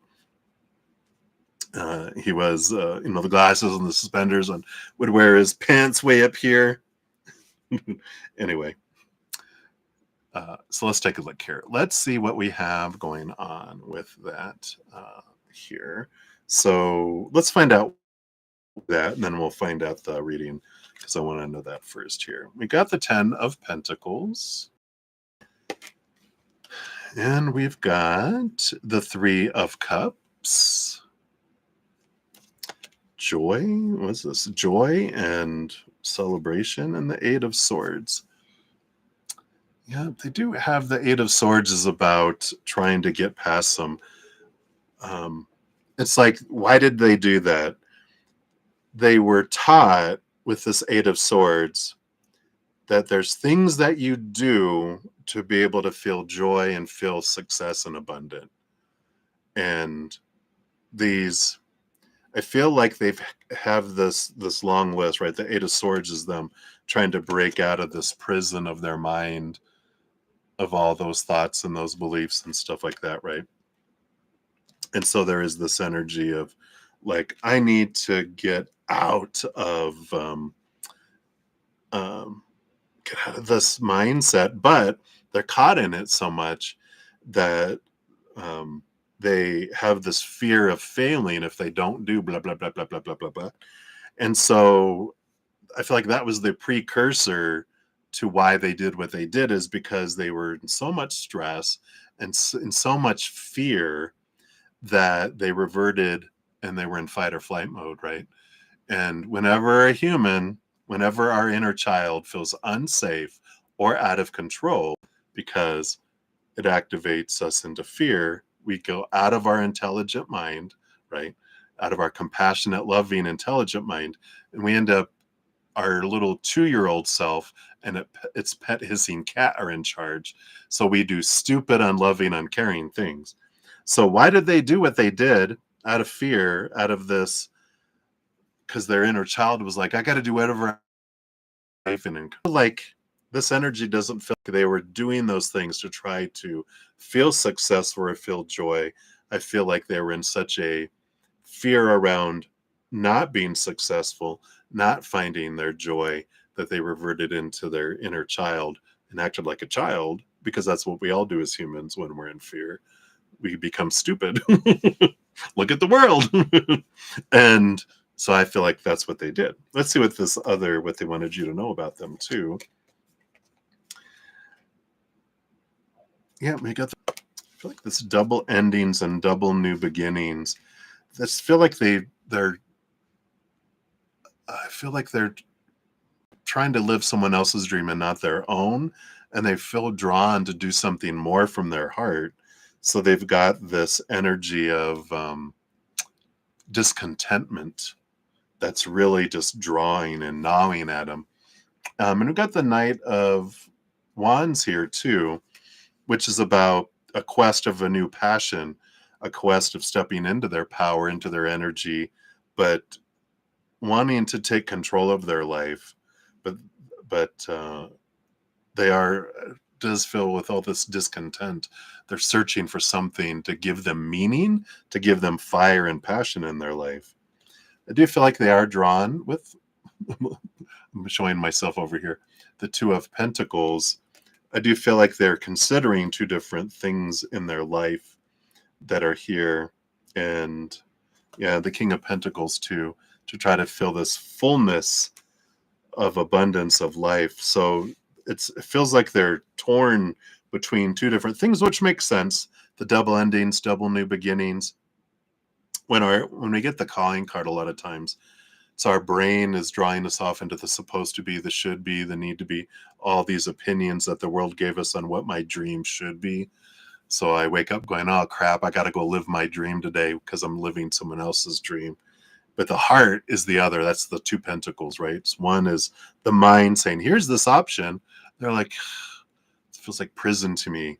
And the other is their heart's going, do this, but they're afraid because the mind's going, no, we'll fail if we do that. But the heart's going, well, we want to do this. So they feel this tornness in their life between what they're living and what they're wanting to live.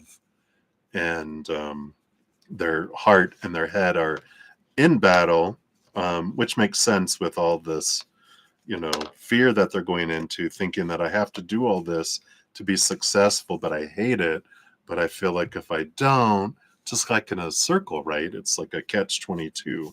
It's like a cycle, like the infinity symbol. Just feels like it's an endless cycle with them. Let's see what else they want you to know here through the fortune cookie. Well, there we go. Boom. We got the poppy. Yeah, the dream. Look at that. Card 41. They're trying to find out what their dream come true is here. I think the poppy is the one in Wizard of Oz that they made up fall asleep on the way to cut through the field to get to the city of Oz. Mystery of dream time, the great unknown, breaking addictive habits, releasing unhealthy relationships, aligning to new intentions. Wow. Ruled by Neptune and Saturn. Poppy's piercing dual nature and history are closely representative to that of the devil card in the tarot. Yeah, long-held beliefs. There you go.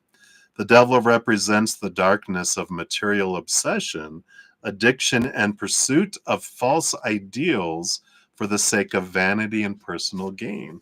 That's that living this other dream that they were given. The constructs of this reality, Saturn, have enabled a contorted darkness that does not belong to the soul signature of this divine flower, Neptune. Look deeper through the lens of her beauty to find that she embodies the mystical magic of the dream time, the place of unbound potential where we regenerate daily and commune with the divine. Be aware that excess and abuse of mystical powers and substances means that they'll likely end up lost in their dark labyrinth. I was trying to think how to say that. Break the temptation and addiction to thought patterns and experience that lead to escapism and empty intentions and align to the light found within the mysterious darkness found in the dream time. That's all the pursuit of letting go of the mind telling them that they should do this and their heart going, no, I want to do this. So very much that battle that's going on inside them. So hopefully that resonates there. That's what they have for you. Love, thank you again for your dual donations. I greatly appreciate that. All right. So everyone, just to let you know where we're at, we're going to have Shanae next, and then Miss K, then Michelle, then Nye, then Maria P, and then Angelina. I think that was the last one. Yes. For those of you with free readings, I'm not going to be able to get to those tonight. I'm already past 3 hours, so I'm not going to be able to get to the free readings tonight, but I'll be back tomorrow night, Saturday morning, and Sundays, whatever I don't complete Sunday morning. I do come back in the afternoon, including free readings, complete everything out. So if you tried tonight and you don't want to keep trying, that's fine. I definitely get that. You can make sure to go Sunday. We'll make sure you get a reading for you. All right. Let me take a sip here. Whoops. Oh, yeah. It must be sweating here. All right. So, Shanae, you are up. Let's grab yours here. Here's your time stamp. And let's give that a love and a like there. Thank you for your donation. And I am well. I hope you are well. You want an update on Kay's energy and feeling towards you. Future intentions. All right. Let's find out here. So, based on current energies, what are Kay's energies and feelings towards you? Energy and feelings.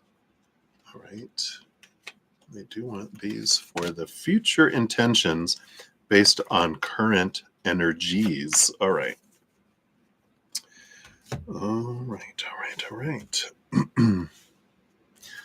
So on the bottom of the deck, I put this back in. We had this come out in the bottom, which is the Judgment card, which is this energy of seeing things from another perspective. Sorry, I just need to make sure. I heard sound upstairs. I want to make sure the text weren't from my host, like needing assistance or something. All right. So, it is this calling, this pulling. And I feel like they're trying to figure out, like, why am I here kind of energy. Just feels like this below the surface with them. Just kind of this, point in their life where they're just kind of drawn into these things, right? But let's take a look here. Their thoughts and beliefs. So we got the Four of Swords here.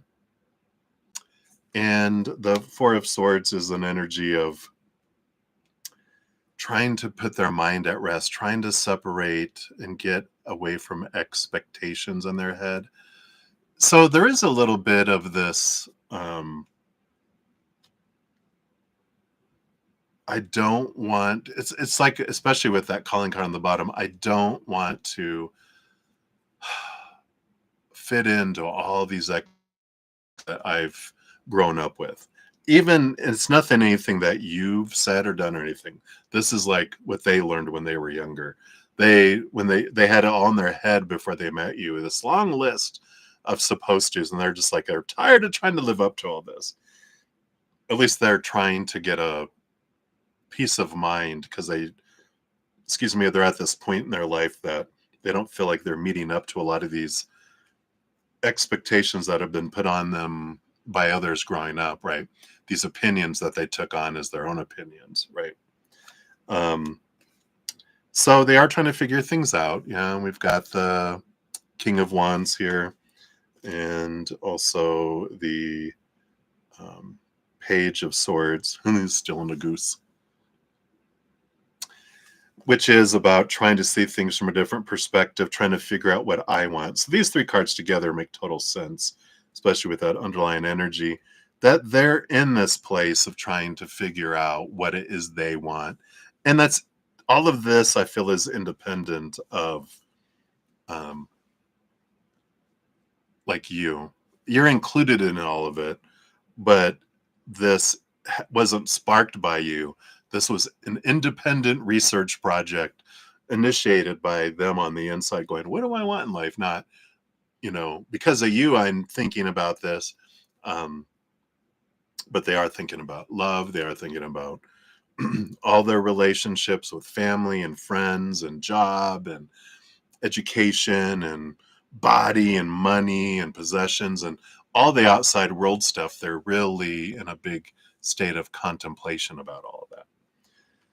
That's good to know, just as a starting point, going, all right, so when I'm asking about their energy about me and their feelings towards me, it is all going to be through the lens of that.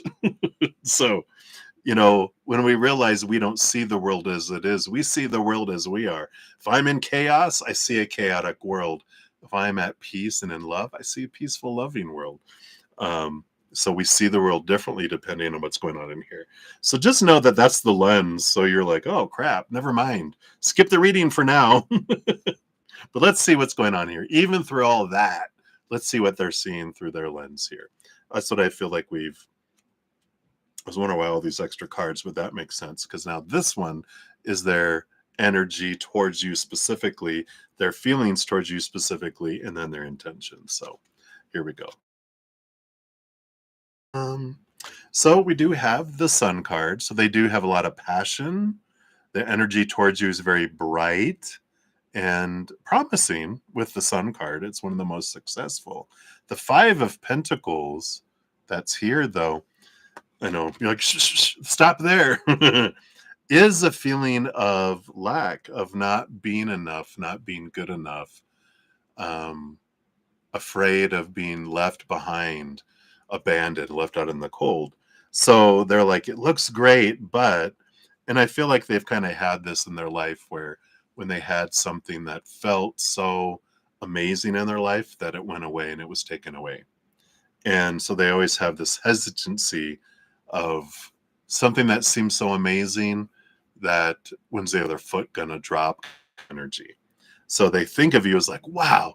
They're like, how long is it going to be before you abandon me? Because you're going to discover I'm not enough, because this is how they feel about themselves on the inside, right? Their feelings towards you, yeah, whoa, whoa, whoa, Empress energy, ruler over all the queens, very much mother energy, nurturing energy, sensuality. There is a lot of emotion underneath the surface because all queens that she rules over, all queens get cups behind the scenes. So, you have a queen that rules over air, rules over fire, rules over earth, and rules over water, right? So you've got four queens. Well, behind each of those queens, there's also water. So there's really 5 parts water and just 1 part earth, air, and fire, right? So the Empress represents a lot of emotional energy below the surface. So there is a lot of emotion that's flowing there, and there's the sensuality, there's that birthing, there's that growth energy, right? And then the other one is the Hierophant. Yeah. So the Hierophant is this energy of, it's like wanting to see things, again, going back to this from a higher perspective around what it is that they really do want, to clear themselves from long held beliefs. And so I do feel like they're trying to figure out what is of their true authentic feelings and what do they feel is put on them from their past. And so I feel like there is this, it's the major kana number 5, which is the master of change, about clarity. I want to make sure it's clear before I go anywhere and do anything, because the last thing I want to do is hurt you and go, I want this and this and this, and go, well, maybe I don't, So let's see what their intentions are here with this as well. Yeah. The Tower card, to leave suddenly. No, I'm just kidding. That's not that's not what it means. And you're like, what? Sorry. Get your fear out of the way, right? Your fear is the same as their fear, right? Which is the fear of most humans. We fear abandonment until we realize I can never abandon myself. Humans are going to abandon when they go into fight or flight mode. They will do all sorts of crazy stuff. Right? Look at the world, right? Because we go into fight or flight mode, and so when we feel unsafe and out of control, we withdraw. But their intentions here are trying to really face this fear. I don't feel like they can see past this. It's like when I'm sitting in there going, what are my intentions? My intentions are blocked by this fear of abandonment. It's like I am afraid to commit to an intention because I'm afraid the other foot's going to drop. As soon as I make the intention, that's when it drops. So if I don't make the intention, then the tower of you abandoning and being removed out of their life suddenly won't happen. So I feel like they're almost, at this point anyway, before they figure out all this other stuff, I feel like they're delaying in making intentions because they're afraid. That's always when it happens. As soon as I decide, you know what, I'm going to go for it, and they're gone. You're just like, well, sometimes it's self-fulfilling prophecy too, right? When if I fear someone's going to leave me, I make it happen through my energy or through my actions. But that's the fear they have to go beyond. Hopefully that helps, Shanae. Let's see what your fortune cookie brings in here. Okay, this one. You got the nettle. Look, action. Strike. You got the nettle plant. Let's see what this is in here.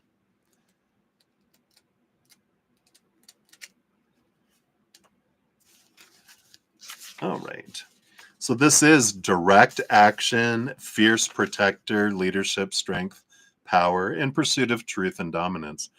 The planets that rule over that are Mars and Pluto. Mars, the god of war and action, and Pluto, change, right? So warrior Mars is a representation of our will to survive, protect, pursue, and act. Physically, the elemental fire within nettle activates to purify and strengthen. Emotionally and mentally, it directs ambition, sharpens intellect, and ignites leadership. So this energy of trying to, like this drive I feel like they have within them of making a decision, but they're also trying to gain clarity, right? On a spiritual level, nettle has the power of snake medicine, granting us the power of fire to transmute and protect.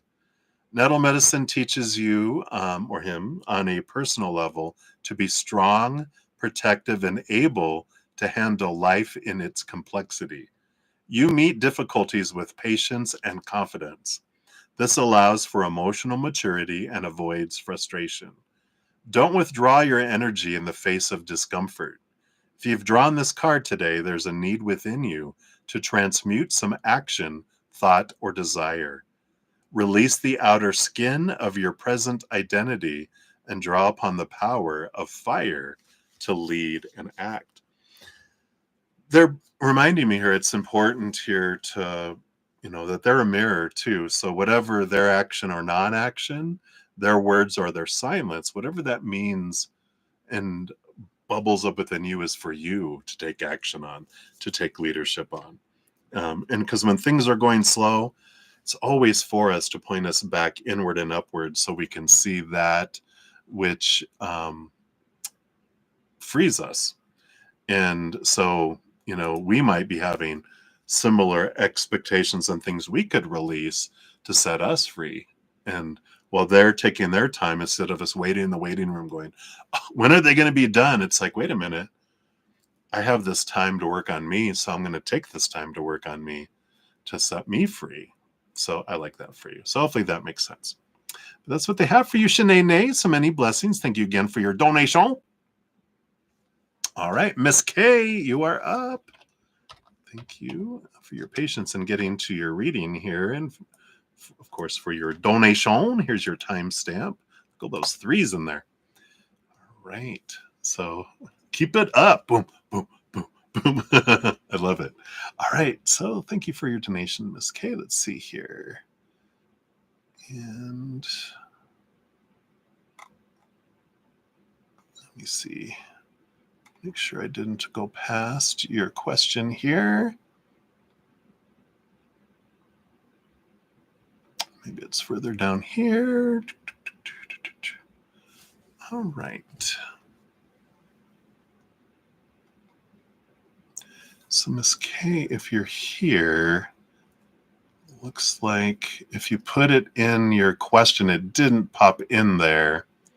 So I'm going to scroll up here just to make sure it wasn't further up and I just didn't see it here. But if you are here, be sure to pop the question down below. All right.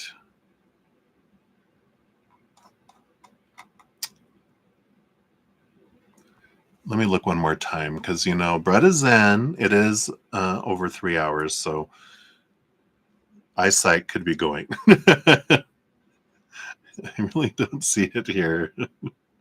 Uh-oh. Sometimes, though, also, sometimes the chat doesn't come through sometimes. Oh, there you are, Miss K. Oh, whoosh. So glad. I was about to give you a general reading. Spirit knows what you want. So you're getting mixed signals from your Taurus. How does he feel about you currently? Okay. I had a feeling it was about your Taurus. So let's find out what's going on here. Thank you for your donation. All right. So what is going on here? How does he feel about you currently? Of course, Venus, Venus just moved into what? Didn't Venus just change signs? Did Venus go into Cancer, I think? Which is all sorts of mixed emotions. Venus rolls over Taurus, so I feel like that Cancer moon energy maybe did them a little wallop. Maybe if you smack them upside their head, it'll get things adjusted. That's just a joke. Don't hit them. All right. Let's see what's going on here with the Taurus. What are his current feelings for you here? Underlying energy, hermity mood that's coming in here. So, you know, got this little inward hermity kind of energy that's kind of below the surface here. I don't feel like it's directed at you, just to know that's an underlying energy that they're in this withdrawal mode. But let's see what we have here, which can make sense with mixed signals, right? Yeah, we've got temperance energy here, which is they're not in a big rush, right? Very, but I like that energy because it's, even though we don't necessarily see the change that's happening, it's a slow molecular change. It's like when you take a really like a big high density microscope to break it down to the electro atomic level, there is change happening, even though we can't see it, right? So there is change that's there, that's unfolding, and it's progressing in a way. But I see here with the Two of Swords, their battle between their head and their heart. That's the mixed message, right? Because you're picking up on that they're mixed up too, because they're battling between what their brain says supposed to be, should be, and their heart, what their heart wants. So the heart wants you, of course. The heart is extended and has emotions for you, but the mind is like, whoosh, you know, always cracking down on their heart, trying to keep it controlled, right? So we have all these twos, two cards, two cards, two cards, two cards, two cards, which shows this. Um, do they have a Gemini moon? Do they have a split personality kind of energy? But I do feel here there is a little bit of this duality that's hitting them really hard here. Let's see what these other things are here. More about how they feel about you. Let's see, that's the Queen, yeah. So they do have, with this Queen of Swords, is a balance between head and heart, and the Four of Pentacles is feeling at home energy, and the Queen of Swords is someone that feels very compatible. So, it's like they see you as someone that's very compatible, and they do feel at home with you. And so that's like part of what their heart feels. It's like they just feel like you guys fit so well. And again, this feeling of home. I feel at home. I feel comfortable, you know. Let's see what else we have here too. Yeah. The Star card that comes in here, along with the Three of Pentacles. I feel like you get that Three of Pentacles a lot, or something similar, where it's being true to your authentic self. That's one of the things that they find attractive about you, is that you are you. You don't try to put on pretenses and try to be someone you're not. You're like, here I am, this is who I am. And they see you as real and authentic. And that's like part of their dream come true, is to find someone where you never have to wonder, this or that. You're like, hey, this is me. I'm not someone that plays games. You're not a game player. You're like, that's why I think it drives you crazy when you think people are playing games, or you see people playing games. You're like, why? And they like that about you as well. They feel here, which is interesting too, this High Priestess and the Five of Cups, they recognize here, like, you're very empathic, right? You feel people's emotions a lot, and you know things, and they pick that up, that things that you shouldn't know, or people are putting on airs, and you're like, I cry shenanigans or BS, right? You're like, what I'm picking up isn't matching what you're saying, and you're like a human lie detector. BS and things when you see it, and they like that too, that you call things out, and that you're honest, and you keep people honest, and in a way you don't care. You're like, well, if I call them out and they were lying, why do I care if they're going to get mad at me for being a liar? I just like this. They like it's not rawness, but your truth and authenticity that you have about you really resonates with what they want to be and have too. So there's a lot of this underneath here.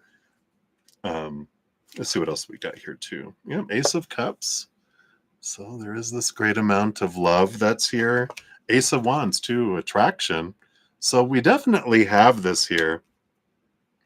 There's both emotional attraction and passion and energetic and physical attraction. So it's all here. I just feel like they're in a big hermit kind of mode. And that's just something that has been a part of who they are, and for a very long time. And being a stubborn Taurus, it's something that you'll have to be okay with, because I don't feel like that's something that you're ever going to see change in them, is that they do need to withdraw at times. And it's not about you, it's about what they need to recharge. because I feel like they get very overstimulated by life. I don't know if they have ADHD, but I feel like there's times where they feel overstimulated by life, where they need to withdraw because life becomes kind of like too much, um, if that makes sense. Let's see what else they have here for your fortune cookie here, but it looks good. I mean, it's all there. I just feel like, when people go, it's not you, it's me. It is them. It's not you. It's just that they got to do this for them, but they're very, they have mixed perceptions from their mind and from their heart. Their heart is on board. It's their mind that has the fears. This is always our troublemaker anyway, our noodle, right? So what we have here. Yeah, destiny, echinacea.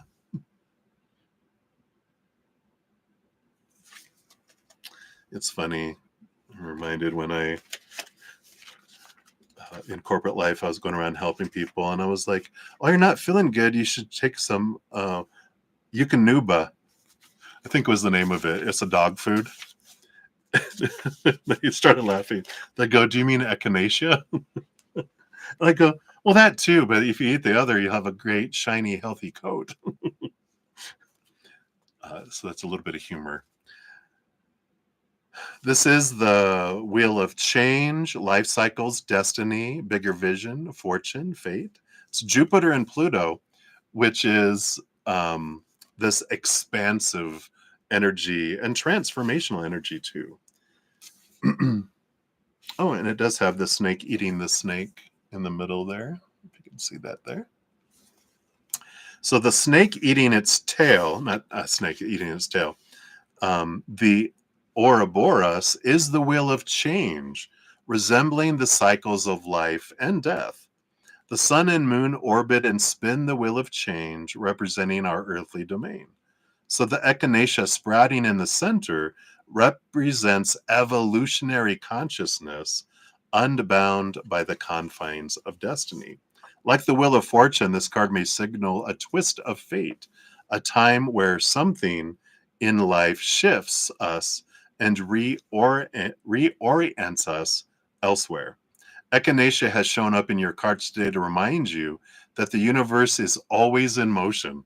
Things are always changing, like that temperance card, right? And nothing is by accident. The key to see through the cycles of destiny is to remain centered and fluid, flowing with the course of life. The elusive judgments of good and bad only limits the vision of the great understanding. Step back and observe the great vision at play and be unbound by the passing influences. So it's kind of like this energy is take a step back and to see things for what they are. And it helps us understand when we're not taking other people's actions personally, like actions or non-actions, words or silence. When we learn that everyone is expressing who they are, not how they feel about people. When we realize that, one, I focus on me and go, what am I doing? Because that's an expression of what I'm. So this I can come into and I can do something about. I can't do anything about other people's actions and words and decisions and perceptions or whatever. I come back to me and go, in me when I'm experiencing the outside world, because that's for me to look at. That's for me. And that's the Wheel of Fortune, the tune of for me. So you can ask yourself, yeah, okay, I get now why this human Taurus is doing what they're doing. They're going through their little necessary journey and withdrawal and blah, blah, blah. Okay, I get it. But that withdrawal from life, why am I looking at it as a withdrawal from me? What can I look at? How is this happening for me? Because when we all come down here to experience, that's happening to me. They're withdrawing from me. No, they're withdrawing for themselves. It just happens to be that they also have gone silent and dark from me and everything else in the world. then I can be like, okay, well, what can I learn through this, right? So I feel like that's something to look at there. Hopefully that helps a little bit, Miss Kay. My brother, he's a Taurus. I should give you my sister-in-law's phone number. You can talk to her, go, oh my God. Which I know, we all have opinions and experiences of each other, right? Anyway, so hopefully that helps, Ms. K. Many blessings again. Thank you again for your donation. All righty. Whoops, sorry if you heard my stomach growl. My goodness. All right. So now we're to Michelle Smith. Let's grab your timestamp here, Michelle. Thank you for your donation via the CashApp. And there you are right here. Perfect. So your Earth Day is tomorrow. Hey, happy Earth Day. Message from your spirit guides. All right. Let's take a look here, see what they have here for you. Happy Earth Day. Any blessings on your next rotation around the sun? The sun on the bottom of the deck. Okay, let's try that shuffle. That was a poor shuffle. There we go. All right. So what message from your spirit guides? Wow. Okay, we'll keep that one because that one went flying away from all the others. But wow. A lot of energy. Yeah, Lionsgate. No wonder. Boom, boom, boom, boom, boom. All right. Okay, they do want this one. We're going to do one by one. All right. They're like, no. Fine. All right, we got that one there. And I do want the one from the bottom of the deck too, which changes the outcome of the bottom of the deck. All right. So you have a little two cards. So there's this interesting, it almost looks like an animal flying in a way, right? Because it's got the head, the tail, and the wings is what I'm seeing here. So let's see what else we have here coming in. You do have the underlying energy is the Three of Cups. But it also represents your spiritual posse.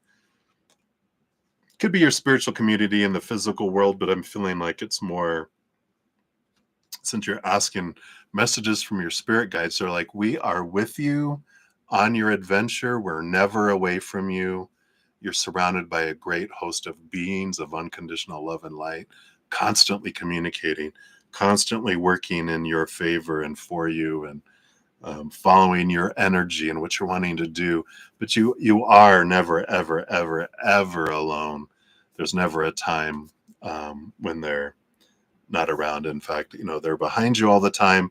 Sometimes we forget they're back there because they're so quiet. They honor our power of choice, right? Unless we're going to be in grave danger, they will speak up then. But for the most part, they honor our journey and adventure. They don't want to distract us too much, but they're always giving us love, always willing to conversate.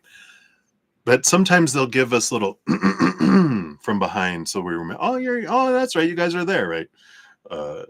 And they'll do that through synchronicities, repeating numbers, different things that come out in the world, right? And they're like, yeah, that's us. We are dropping things into your brain, giving you emotional flow energy, physical sensations, also in the physical world, bringing in, like I said, repeating numbers, hearing songs on radio, overhearing conversations. We're doing all that. Yeah, always, always, always, always. We're there. And I feel like they're saying, if you think that they did it a lot before, of course, we don't see everything or hear everything or experience, or it dawns on us that it's them. We miss a lot. But they're like doubling their communication over this next year for you because you're reaching this pivotal point in your life. And so they're giving you a lot more support and a lot more nudges of, hey, just, you might look over there, just a hint, look over there. And you were like, what's that? Oh my gosh. So they know our heart. And they will get our attention too. So I like that. So let's see what else we have here for you. Let me just go down and see if you're here. Okay. All right, let's look at the head of that's flying here. Oh yeah, the power of choice. So you do have victory. You do have here's Mother Moon, Cancer energy, which we have a full moon on Saturday, late Friday night. Well, it's actually Saturday morning, right? It's like I think it's like 4 o'clock East Coast time, 12:55 a.m. West Coast time in the United States. So moon energy coming in here for you, but it is more so the power of choice that this next year you have so many opportunities, so many possibilities, and you get to choose. There's no right or wrong. And I feel like that's in kind of this reinforcement too of they don't have any judgment.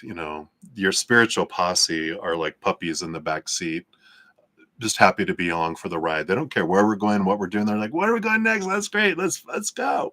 They just want to hear what go for a ride.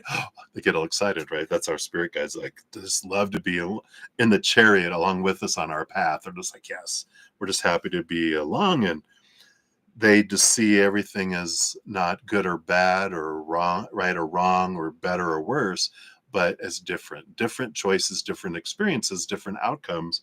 And they think they're all great. It's all adventure. And so they're in here for you, and just realizing a good reminder for us that every moment of every day that we're making a choice, higher vibration, lower vibration, of the thoughts, the story we're applying to what's happening, the emotion that's going, the energy we're putting out and drawing towards us, and our physical actions. We control that. No one else's. No one can control that. They can try to influence, but we are the ones that decide, regardless of if people make it easier or harder for us to choose lower or higher. We're choosing, and that's okay. And if I don't like what I'm choosing anymore, I get to choose differently if I want. We can let go of responsibility for everyone else's choices, come back to our own, and that's where your power is. The tail is the Queen of Wands. Yeah. Again, this energy of whatever you focus your energy on is what grows and expands. And so the more you realize that the choices that you're making every moment are what create your tomorrows, that you get to choose it. And, we don't have there's no blame to be given because there's no right or wrong. We only need blame if there's right or wrong, but there isn't. There's just different. So it's unfolding. I just take responsibility for that. It's all my choices that are creating this, instead of feeling powerless that someone else is making me feel a certain way or making this happen in my life. It's like, no, I get to choose, and I get to totally revamp it and go a different direction if I want. But this is a very empowering energy that's coming in here. And I feel like there's just a reminder of how much support you have and how powerful you are. Let's look at the right wing of the two cards here. You do have the Hierophant coming in along with the Wheel of Fortune. Wow. I love this. So far, got three major arcana and a royal, so very powerful energy here. But this is the tune of for you, realizing everything that happens in life is for you and is unfolding for you. So I like this energy that comes in because it is about your higher self having you see things from a different perspective. But it is this 5 going to the 10. It's like this leap of I'm seeing things clearly, that life doesn't happen to me, it happens for me. I can experience life happening to me and experience victimhood. It's one of the things that draws us here. We love feeling like the damsel in distress, as I say, oh no, I'm tied to the railroad tracks. And there's the evil villain, nyah, nyah, nyah, with the mustache and the black hat and all dressed in black, tied the damsel to the railroad track. And then the hero arrives in the white hat on the white horse, all dressed in white, to rescue the damsel. It's like the melodrama. We love the drama experience. That's why we come here. And then after we're done, then we don't need to worry about it anymore. We're like, all right, that was fun. Now what's next, right? We realize I'm my own hero. I'm my own villain. I'm my own damsel in distress. And I can choose what role I want whenever I want. Or I can go sit in the audience and watch other melodramas. Let's see what's on the left side here. You got the Two of Cups. Yeah, the power of emotional choice. No one can make me feel any particular way. And the Emperor, the ruler. I get to choose. I get to decide all of this. And I like this energy because, you know, with the Chariot being at the center here, all this power of choice energy. Yeah, sometimes it doesn't feel like we're making a choice. We're given a lot of opinion growing up on when that happens, this is what it's supposed to mean, how I'm supposed to feel, the energy I'm supposed to invest in my physical actions I'm supposed to make. That's all opinion. We just took it on. Didn't know any better as children. We're just, all right, that sounds like, okay. I don't want you to get mad at me, so I'm going to make that my opinion too. But when we realize I get to change what all that means, then that's the power, right? All right, let's see what your fortune cookie is here for your Earth Day. You got Rosemary, Ancient Memory, another 3. You have the 3 of Cups on the bottom. You have the 3 here. Let's see what we got here. Ancient Memory, Rosemary. Remembrance, multidimensional sight, recollection, commitment, loyalty to a vision. It's ruled by the Sun, which is your ruler over Leo, and it's also by Mercury. So it says ruled by both Mercury, the planet of the mind, and the Sun, the planet representative of our base ego and superego. Rosemary embodies this holy connection, the mind of the ego to the superego, the higher mind. This card signifies past feelings and emotions are resurfacing from deep within you and may find yourself remembering and accessing ancestral memory that resides within your DNA. Ooh. Rosemary assists us in healing through multidimensional sight, reminding us to use the power of vision to see beyond the constructs of everyday life. Don't disassociate or get consumed by the veil that broadcasts emotional imbalance. Call upon Rosemary as a guiding light to see beyond the veil of confusion and stay committed to the vision that moves you. I love that. What a beautiful card. It's like the magician. She's holding both rosemary as an incense or as like sage, but also a magic wand. So the stepping into empowerment, excuse me, feels very important here because that reminds me of the Queen of Wands, your connection to spirit and of your ability to super focus your energy into what you're wanting to accomplish. So I love that for you. So that is what they have for you, my dears. So thank you again for your donation and happy Earth Day. All right. Your Earth Day. All right. So many blessings. Let me take a sip here. Voice is trying to go. All righty. So up next we have Nye. Let's grab your timestamp here.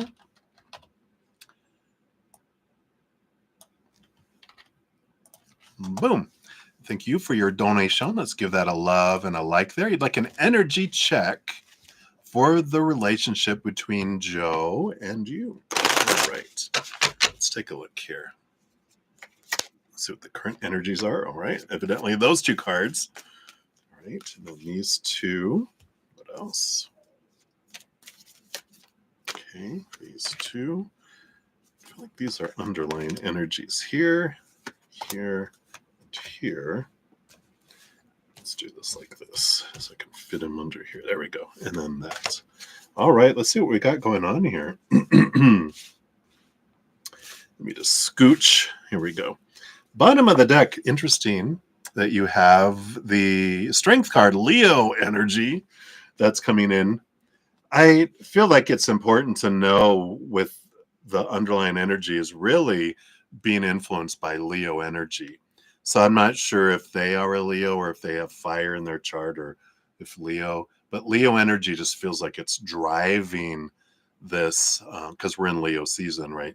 Leo sun energy is just driving a lot of passion, a lot of, um, it's like when the sun shines its light, it's like it's really bright, it's really expanding a lot of things between both of you.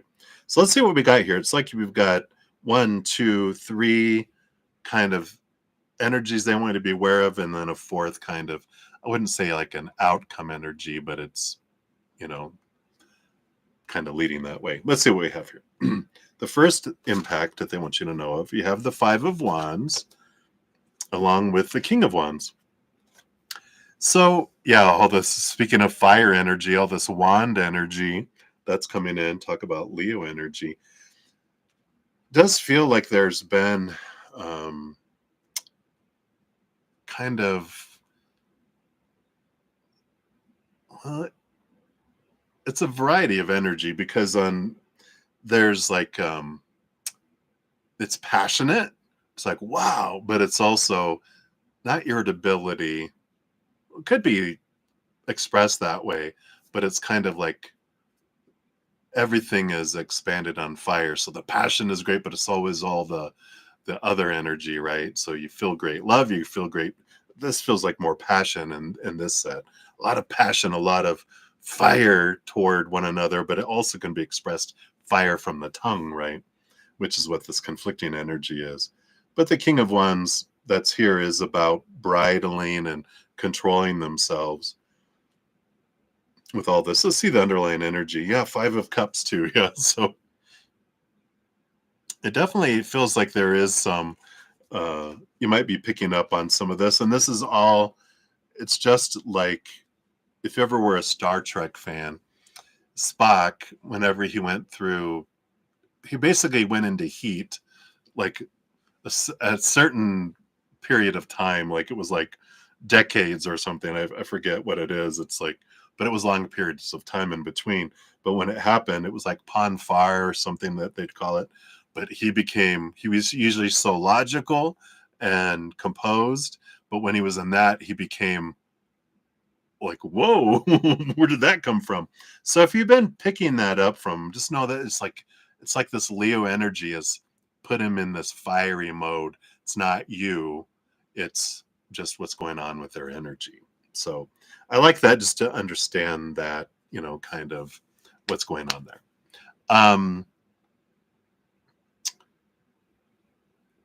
Yep. So let's see what else is happening here. Yep. So got the Six of Cups energy here, and the Six of Wands. So two sixes. So this is good energy to have together, because the Six of Wands is about victory. It is about equal passion. The Six of Cups can be equal emotion, past life connection too, past life emotional energy that you guys have bubbling below the surface as well. But I like it. Two sixes together is like a card of flow. You're on the right path. This is, it's as equal. This is joined. Um, so I like that. So it's like almost like a reassurance. If this other stuff is impacting you, going, oh my God, all this fire and all this, what's going on? Are we headed away from each other? It's like, no, that's just, let them get through this. Everything is fine, right? And you have here underneath it, you have the Queen of Cups. There's a lot of emotion below the surface. The Queen of Cups rolls over the cup suit with the king, but also all queens get a second portion of cups. So she's the master of emotion. There's a lot of subconscious connection. So you guys might have felt like this immediate familiarity and draw, because you guys got strong past life energy, which you've been in a lot of different types of lifetimes as a lot of different characters for each other, lovers a lot, as well, but other things too. So you got this sea of emotional energy that you guys have shared in other different expressions of humanity and other dimensions and other things too. So just know there's so much more to what you're experiencing than just this human lifetime. Let's see what else we have here. You've got the 10 of Wands, and then I don't all this Wands energy. It's crazy. Oops, sorry. Let me show you up here. The 10 of Wands is about a boatload of energy. The Knight of Wands is a pursuit of a lot of energy. It's the fastest moving horse. So there is, again, they're saying like right now there's a lot of passion, a lot of energy that's going on between the two of you. So it's, let it be expressed. Try not to go into that. Like, I feel like this isn't love, this is lust. And you're not wrong that there is definitely lusting going on here, because it's like, I'm on fire and I need to express this, and you want them to express it with you. Because if you are like, no, you're just going to push them out into expressing it somewhere else, right? So it's about allowing the expression of this passion, because they will get past this and then they will return to sanity soon. I like this. Yeah, we got Mother Moon energy, because there's a lot of emotion below here. And we got the Death card too, the death and rebirth. So there's below the surface of all this passion, all this fire, all the stuff that's going on, there is emotional things. And again, a lot of subconscious energy, all this emotional energy is being transformed through this. So it's an important part of the evolution of your relationship to allow it, if you want that. There's never any you have to's, but it does help the relationship deepen with that allowance of all that it will come. The emotional flood will follow the fire, and it'll help put out the fire being so it'll turn to steam with the water and the fire joining together eventually. But what's important now is to let the fire kind of rage in its way, and to allow that, if that makes sense. Yeah, and the Four of Pentacles. The Four of Pentacles is this feeling a solid foundation in the outside world, and it is a card of feeling of at home. And that's what this is building. It's building this sense of security, this sense of being, and that's part of that comfortability of past lifeness, where someone feels like home. You feel safe in your four walls of your home normally, right? And there is this place of safety, this comfortability that's there with your guys' energy. So it just feels interesting there. So hopefully that makes sense. Let's see what your fortune cookie brings in. Okay.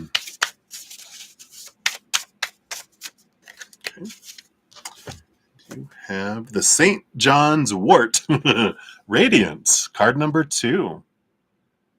It's a beautiful energy of radiance. Let's see what this brings in. Oops, I didn't see there was nudity on there. Hopefully that wasn't too clear. This is ruled by the sun, which rules over Leo energy and the sun brightness, like we're talking about. Joy, warmth, resilience, happiness, understanding, manifestation, spiritual power, and protection. So the midsummer goddess celebrates the multifaceted elements of life in a state of joyous abundance, reminding us that the wellspring of our true wealth and healing is within. St. John's Wort is here to remind you to cultivate practices deep within yourself to experience this enlightening truth. Avoidance and distraction from this great knowing are unconscious habits that build up and manifest as scarcity, fear, and low moods that inhibit you from walking your truth. St. John's Wort grants us the spiritual courage of fire needed to navigate the death of the old self. You even had the death card. So this sun gives you guys the energy, both of you, to navigate, letting the old go into this new place in your life too. So it feels very positive, even though it might feel very fiery at times. There's fiery passion, fiery this, but sometimes that fiery, is like, oh gosh, why are they hissing at me? But that's part of this great amount of sun energy that's going on. But it'll be for you in the end. So hopefully that helps. All right. So that is what they have for you. So many blessings. Thank you again for your donation. All right. And then Maria P., you are up. Let's grab your timestamp here. Boom. All right. So thank you for your donation via the PayPal. After this, we will have Angelina. And then, hey, Patty, let's add you onto the list here too. All right. So, Maria. Let's take a look here. Thank you for your donation. I think I said that already, but thank you again. All right. So Walter's thoughts and feelings towards you today. All right, these right here. What's coming for you and Walter? Will we hang out on a longer date this Friday or Saturday? Friday, Saturday energy. Let's see, Friday or Saturday. Updates on the dark side. Okay. And is there something that's bugging Walter from you? And anything else he wants you?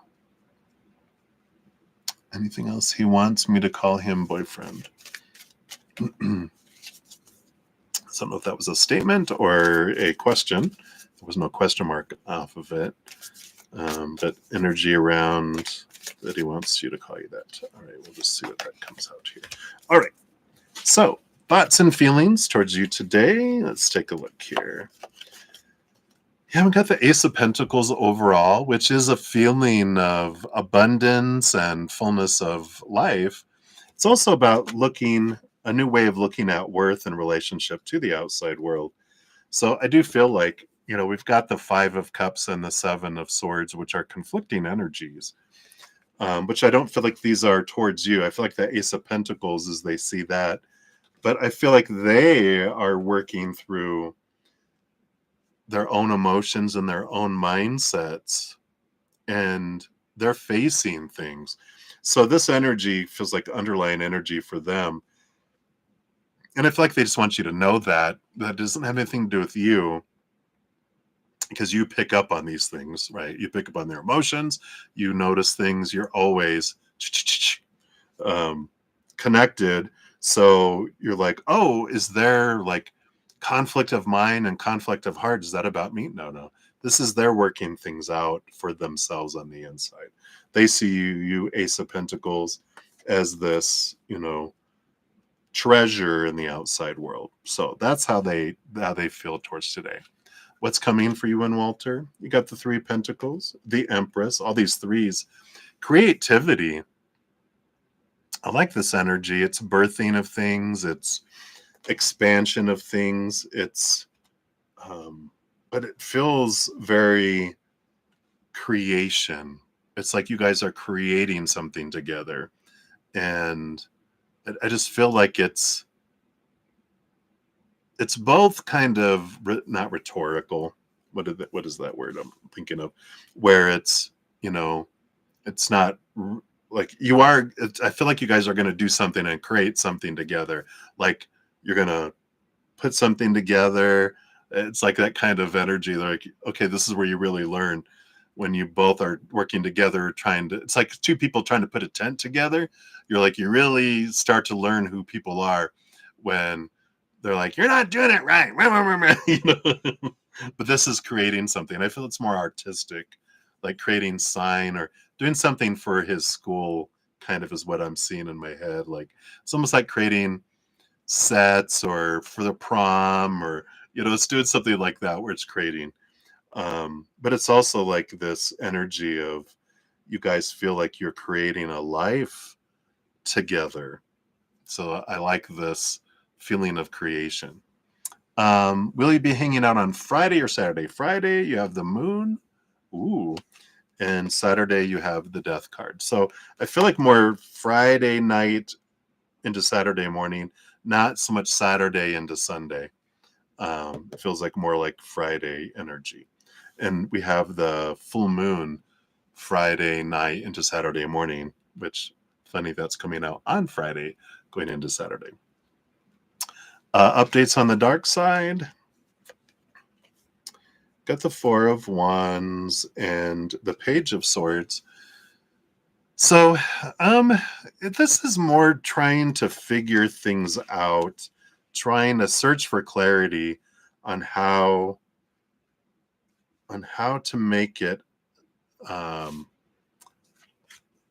not to make it happy, because it's a joy card, but how to handle things where everyone can be happy, kind of energy.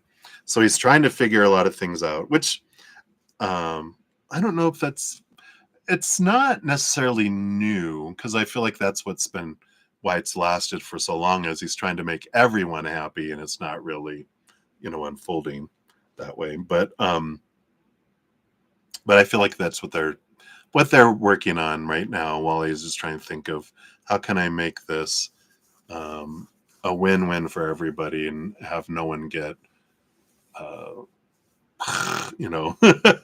which, trying to keep a dragon happy, I don't know. Anyway, anything that bugging Walter from you? The Emperor energy here, I don't feel like it's bugging. It just comes back to this wanting them to step up and make decisions. I feel like they pick on this energy that, it's like, make up your mind. Come on, make up your mind. Make choices, make plans, put energy behind it. Let's go, let's go, let's go. I feel like they pick that up, that things are not moving fast enough for you. And, when you are not in your gratitude about what is happening, and you're focusing on want and need and when's this next step, that's when they feel that energy, because you're focusing on what's not happening. And that's what bugs them, is that they feel like pressure. When they start to feel pressure of trying to get somewhere that you're trying to push them to get to, and enjoying what is, that's what bugs them there, which is what bugs all humans, right? And then he wants to does he want him to call you boyfriend? We got the Eight of Cups. We have, the Knight of Wands. So there is passion, there is movement and desire there. The Eight of Cups, is about leaving behind old relationships and emotions that don't feel anymore. If this is you wanting to call them boyfriend, or if they're wanting you to, it just feels like there's this energy of trying to move past some old ways of feeling and being. I just feel like that kind of needs to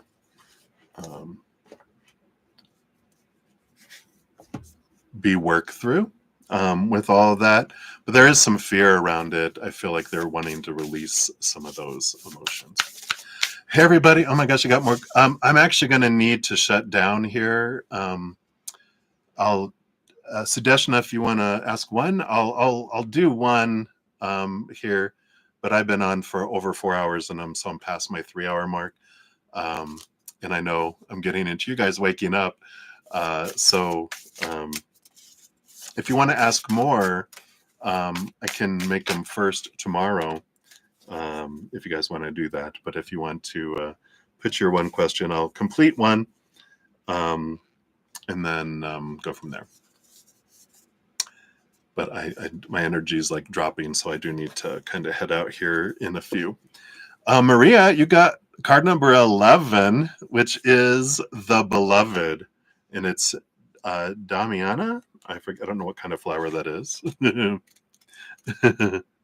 So this is ruled by Venus and Pluto. It's about magnetism, attraction, kindred spirits, soulmates, relationships, intimacy, sacred play, finding the beloved within as well, right? So Damiana represents the universal principle of the beloved within relationships and within ourselves. The alchemy of polarity is what we're made of, and the integration of opposites is that which births the beloved. This card represents the journey of coming together and reuniting within oneself, a lover, friend, family member, or any important person in your life. You are in an important period of making choices and establishing healthy boundaries, especially with those you'd like to deepen and expand, or those that you feel the need to shed or distance yourself from. Damiana reminds us of the importance of shaking off rigidity that often depletes creative reserves and sacred play. If you feel and emotionally unavailable, even to those whom you love, take the time to be in solitude and nourish your creative centers. Often, separation becomes the basis to reunite once again in a higher frequency. True self love is the key to lasting relationships with others, and most importantly, with yourself. Wow. Boom. I love that for you. So that's what they have for you, Maria. So thank you again for your donation. Many blessings to you.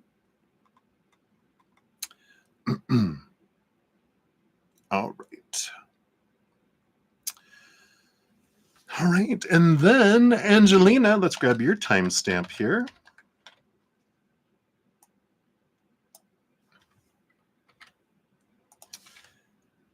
All right. So thank you for your donation. Let's give that a love and a like. And thank you for your patience in getting to your reading. So will you get the job tomorrow? All right. Let's take a look here and see what they have here. All right. Based on the current energies, will you get the job tomorrow? And then they want these here. Boom, boom, boom. All right. So let's see what we have here. Your first one here, you have the Ace of Wands, which is a passion, a new start type of energy. I like that. That's leaning me towards a yes. You have the Six of Swords. Six of Swords, you also have the Eight of Swords on the bottom of the deck. Both of these are about letting go of old ways of thinking, moving to new ways of thinking. But the Six of Swords especially is about when we change in the outside world too, which is a card of movement. So again, another positive energy of change and movement that's coming in here. Let's see what we have with these two here.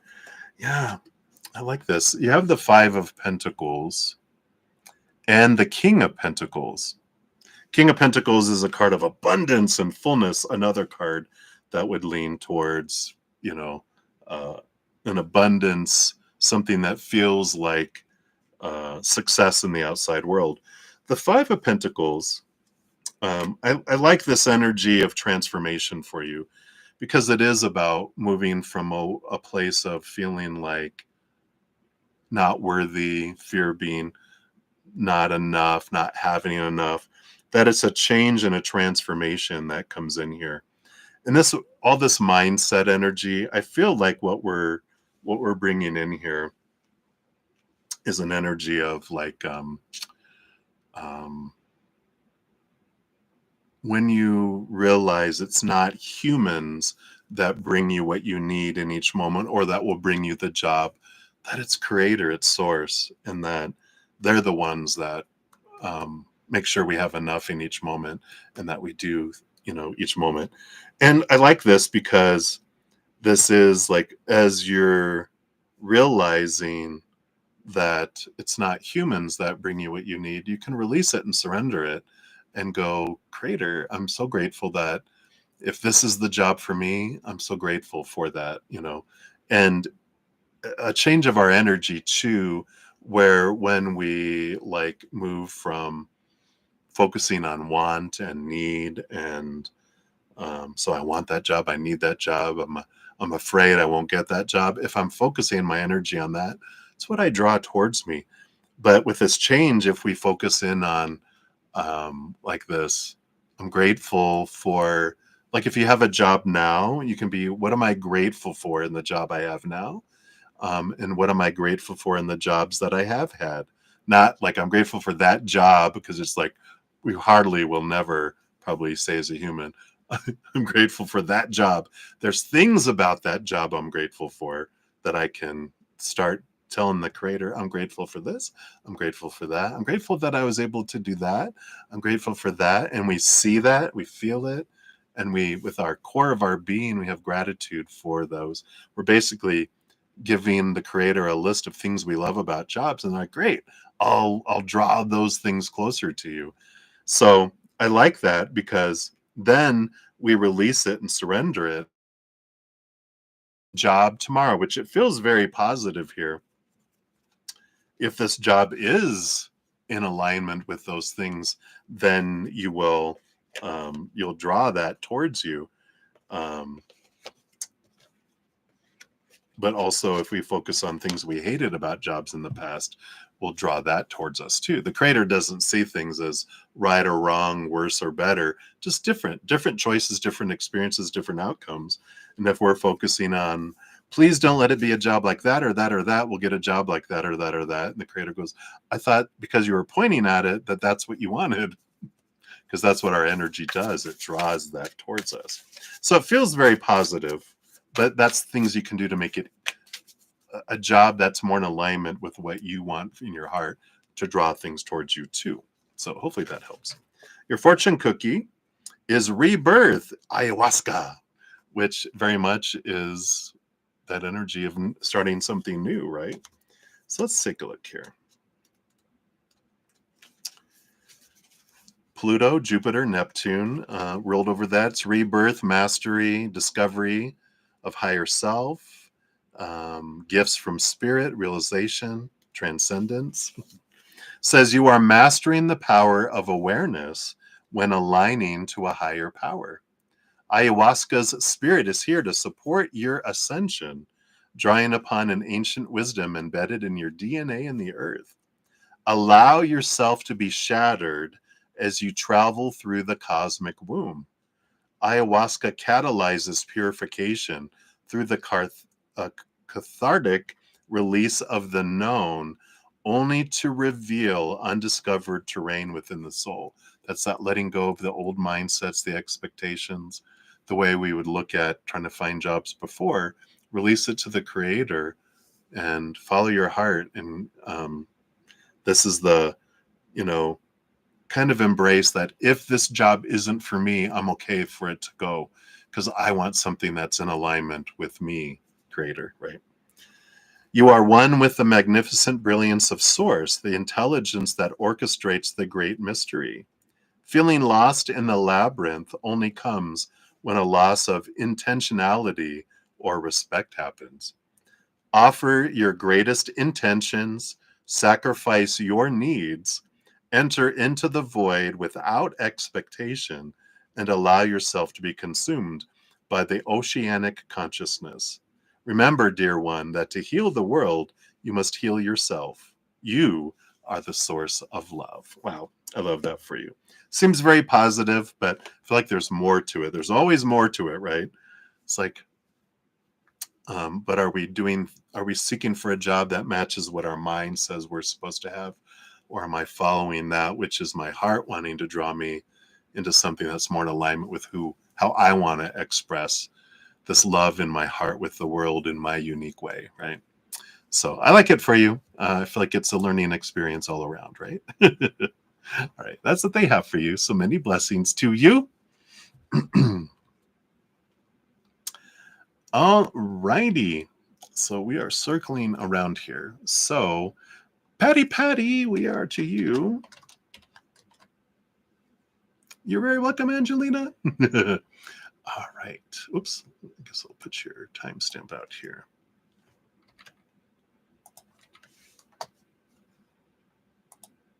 All right. So let's give that a love and a like there. Thank you for your donation. And you had an impromptu job interview yesterday. Okay, let's take a sip here. Will something come out of it? Will it move on to the next stage? All right, let's take a look and see what we got going on here.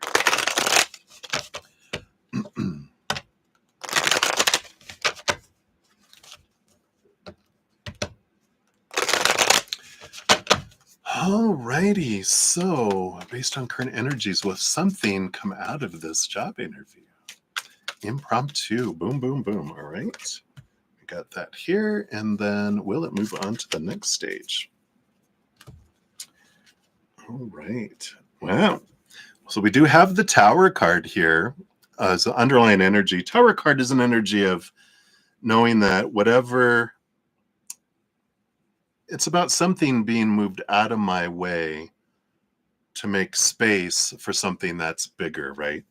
So we'll see what this energy is here, but I do feel like you're in this place of something being, and things are brought into our life on purpose too, brought in to make, to activate. It's like the lightning bolt. Things will come in to bring light, to move things out of our life, right?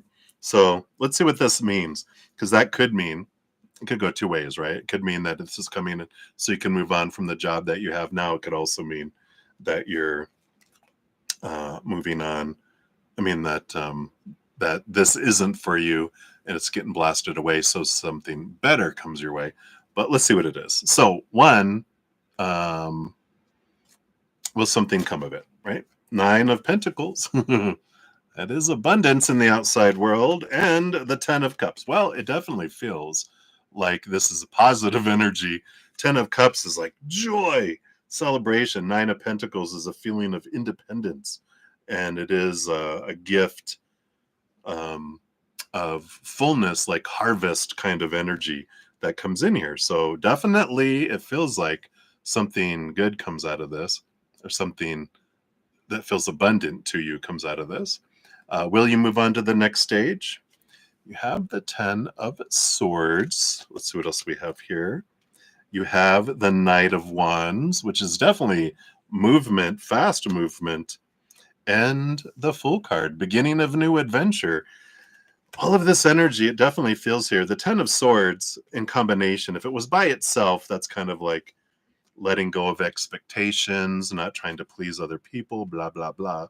But when you combine all three of these together, this is an ending and beginning energy of an ending of one communication, the beginning of a new one. So I do feel like if there's a second, next stage, right? A second interview, next stage, this feels like it happens rapidly. And it does feel like this new adventure. It feels very exciting here for you. And that Tower card, it does feel like that's that energy of this bright lightning bolt sparking up the night sky so that you can move forward in this this energy. So and moving forward. So it's bringing something in and bringing light so that change can happen. So I like this for you. It feels very positive, Patty, with all those cards. And you even have the 10 of Wands on the bottom, which is an energy of endings and beginnings, with the Ace of Cups underneath, another new beginning energy that's coming in here. So it does feel very much like this impromptu happened perfectly. And with tomorrow being Lionsgate 8/8, it's an energy of growth and expansion and abundance too. So it's like the energy is very supportive for all of this. Let's see what your fortune cookie is here as well.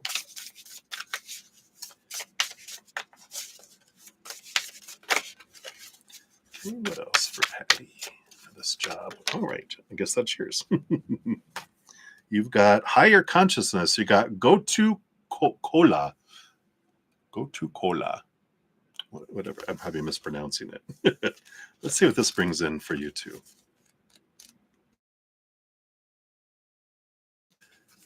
It's ruled by Mercury, the planet of communication, and the moon. It talks about hermit, solitude, soul searching, realization, great knowing, and enlightenment. Let's see what it says here.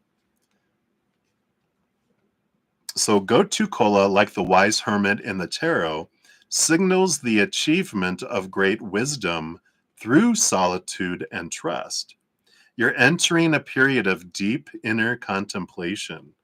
Looking for answers requires solitude and disconnection from the regular casualties of life. Gotu Kola walks through the undiscovered pathways of the subconscious mind with precision, guided by the light of the northern star. You're moving into a new and higher stage of being.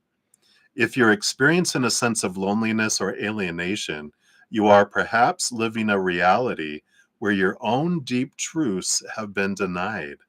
This is a time for introspection, a time for rest, meditation, and inner work. Your consciousness is undergoing transmutation. So take the time to study, invoke your higher consciousness every day through meditation and contemplation.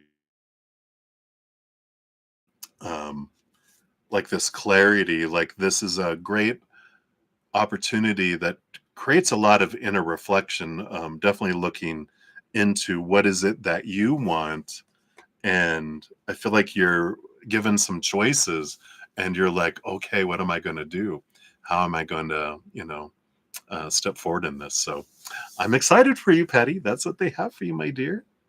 Whoop, whoop. I know, right? Sounds positive. Yeah, yeah, yeah. Well, yeah, because it's 10:30 here at night. So you get to win. I love it. So you're so funny. Thank you again for your donation, my dear. I'm so excited for you.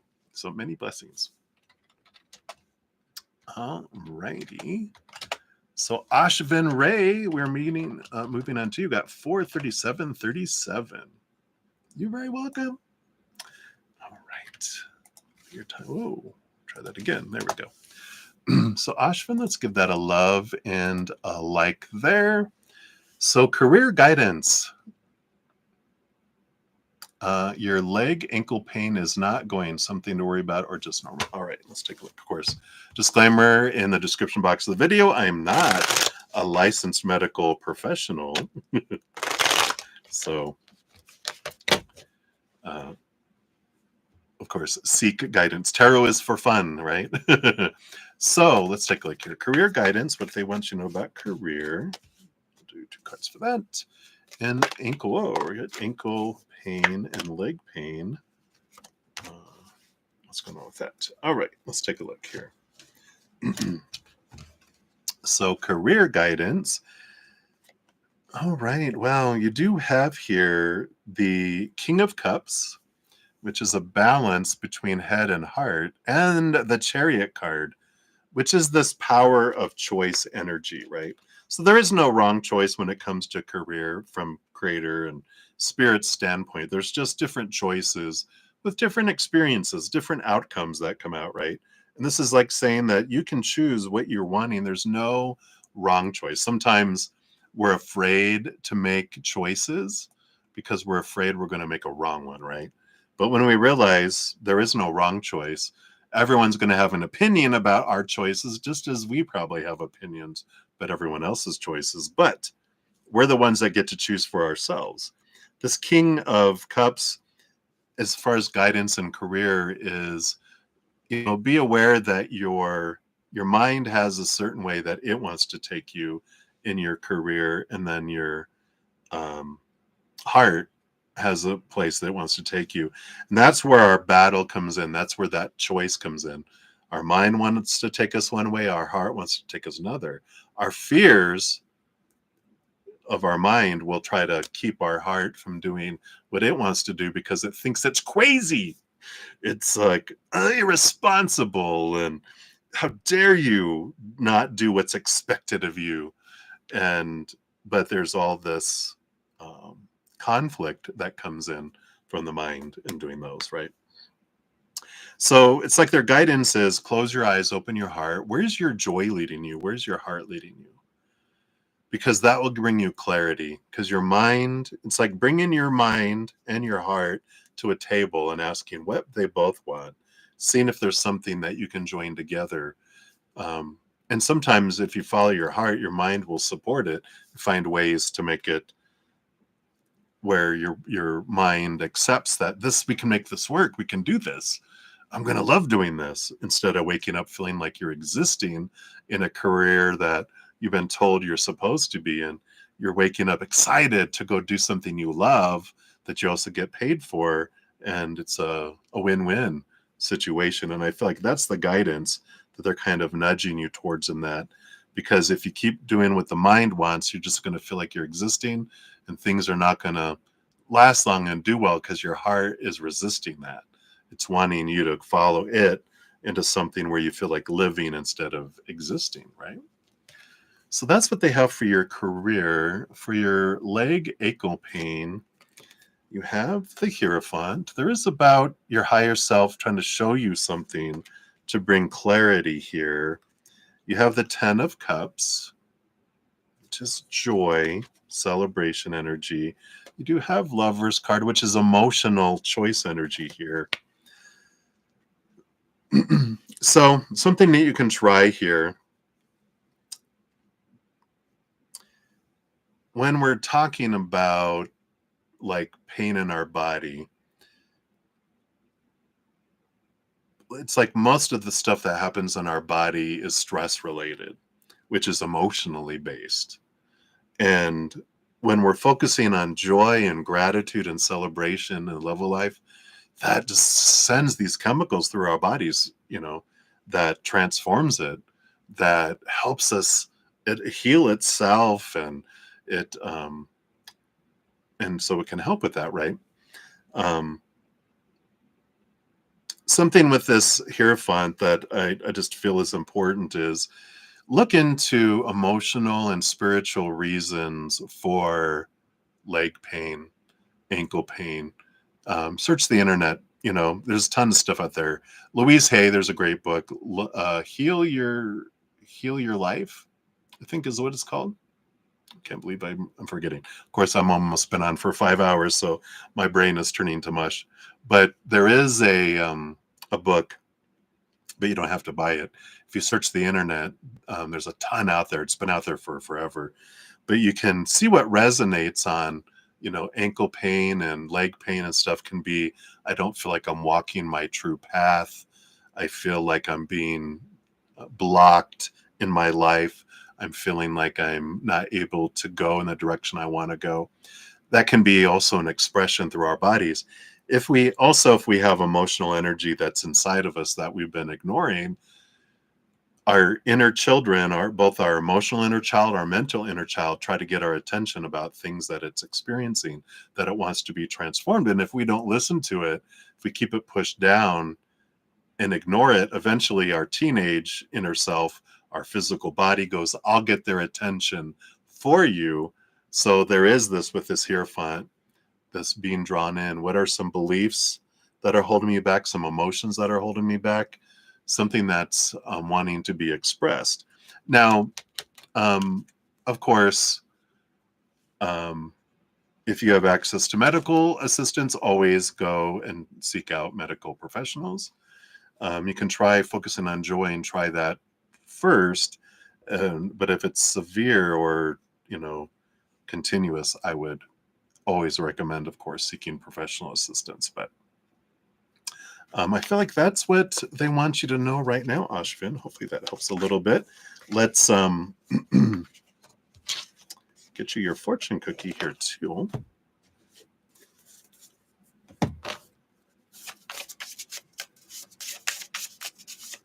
Whoa, here is your card. You got, oh my gosh, the dandelion.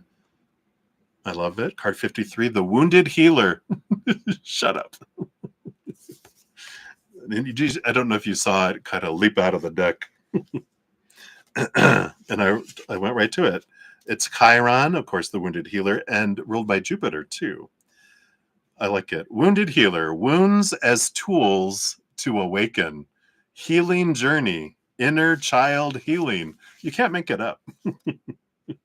The guidance it brings, Dandelion is here to remind you that you can thrive regardless of your circumstances. Take ownership over your wounds, find gratitude in the lessons, dive deep into the depths of your origins, and use your wounding to further define the purpose and healing you are here to transmit and share with the world. Don't let your pain define your personality, but draw from it for strength and purpose. Like Chiron, you are born from the seeds of higher order and intelligence. Embrace this great healing power you've been given and go beyond the outlined path. So it could be that your career, if you feel like your heart feels stagnant because the mind is trying to go this way, the career could also be part of that, because that's the path. It's like go outside the path even. So interesting. So that's what they have for you, Ashvin. So many blessings. Thank you again for your donation. Greatly appreciate that. Oh, right. Whoa. I am typing like a crazy man. All right. And I'm going to put this up here for you, Sudeshna. We'll do all three. I think we can get them done here. And I'm going to put ending session, no more readings. Just so that everyone has the expectation, because I'm almost hitting 5 hours. I'm way out of balance today. We'll do something different. I think going forward, I will cut off at 3 hours and then come back on and do a separate session. I think that'll help me stay balanced. We'll finish all of these tonight. That's my deal with Spirit. All right. They're like, all right, don't be going out of balance again, because that's how it happens, right? I slowly start edging back into long sessions again. So it's a good reminder for me. All right, Sudeshna, thank you so much. Let's start I already did your timestamps. I did not do your timestamps, Sudeshna. Let's do yours. 40. Look, 47, 47. There we go. Let's do your correct one here. See, brudda-zen's brain is going. Good thing that we don't need this for hearing from Spirit. It's best when I'm gone. All right. So Sudeshna, thank you for your first donation. Let's give that a love and a like. So you got Sumita and Arnab or something like that. Arranged marriage match. How's the matching? Will things move forward? Will they get married? A meeting is fixed on this Sunday. All right. Let's take a look here. So how's the matching? Do 2 cards for that. Will things move forward? 2 cards for that. All this, of course, is based on current energy. Will they get married? And a meeting for this Sunday. All right, let's take a look here. Looks like here at the bottom of the deck, we do have a 5 of Wands, which is a little bit of conflicting energy. We'll see what's going on here. So how's the matching? We do have the 8 of Pentacles and the 2 of Wands. The 8 of Pentacles is putting in blood, sweat, and tears, can reach fruitfulness. But that 2 of Wands, you know how we always have talked about, really depends on Sumita's energy, right? It's her life. It's what, even though other people are thinking, no, it's our life, we get to tell her how to live her life. The 2 of Wands is about, she gets to choose whatever energy she's focusing on is what draws it in, right? With a lot of blood, sweat, and tears, there can be fruition, but so much of it depends on her choice of energy. Am I focusing on fear, want, need, everything we talk about all the time with energy, right? So I won't repeat all that, since I probably have brainwashed you thoroughly in mentioning it hundreds of times, right? You're like, I know, I could repeat it right now for you. But it is focusing on gratitude. What I'm grateful draws things in. If I focus on fears and low vibration, it draws that in, right? So will it move forward? Let's take a look here. We have the 5 of Swords. There's a bit of conflict energy here. We have the Knight of Cups. So there is this movement of emotion. It is a movement of heart to move forward. But the 5 of Swords, especially with the 5 of Wands on the bottom, there is this conflicting energy that's here. Based on current energy right now, is it going to result in marriage? We have the 8 of Swords, which it feels like there's a lot of expectations and a lot of thoughts and beliefs that have to be like cut through. It is a flowy type of energy. So again, this card of possibilities, with that Eight of Pentacles and the Eight of Swords is like there's some flowy movement, but there is quite a bit of conflict, butting of heads, of people wanting different things, and based on current energy, it just feels like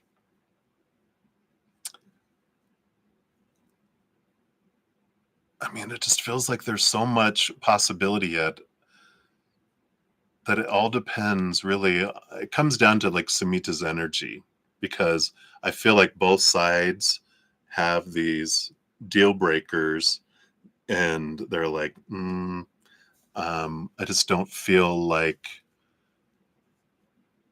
based on current energies, that it flows. It's almost feels like it's too much that needs to be let go of, being eights, right? It's not just the little things. It's like eight. There's like big things that need to be let go of in order for it to, move forward. So let's pull here. Fortune cookies for this. I just don't feel like it, based on current energies, it just feels like there's too much conflict between people. Yeah. And then we have harmony, yarrow, seeking harmony. I just feel like there will be the right match is just going to go so smoothly. It's the ruler of Venus. It says, if you're feeling emotionally drained or too sensitive for today's world, it's time to set solid boundaries to regain balance. This will be for Sumita. Use your empathic abilities as grounding cords to your psychic powers and divinatory skills. Allow your sensitivity to be a filter for what is allowed within your psychic field and what isn't. See, this is the control of energy, right? Like the magic of the white heron, move slowly with precision as you navigate emotional waters. Heron teaches us the power of self-reflection as a way to transcend judgmental projections and low self-worth. Draw clear boundaries and examine yourself from a detached perspective. Don't blame situations or others as a reason to remain stuck. Yarrow's white light teaches us the power of shielding while remaining gentle in the process of self-discovery. Interesting. So hopefully that helps. That's what we have for that one. And then for number 2, let's give that a love and a like here. And the next 72 hours for you. All right. Boom, boom, boom. 3 cards, 72 hours. You do have the Queen of Wands as the overall energy for the 3 days that comes in here. And there is this energy here of course, whatever you focus your energy on is what grows and expands. But there's also this connection with spirit. Really pay attention to the signs, because there's a lot of synchronicities and messages from spirit that are all around you, bringing in this energy, bringing in awareness for you. And I feel like they are bringing some, I feel like just messages from loved ones, especially from the other side, are like the big ones that are wanting you to pay attention to the signs from grandpapa and grandmama. And, like we're giving you all these signs to let you know you're not alone, and we love you and we support you.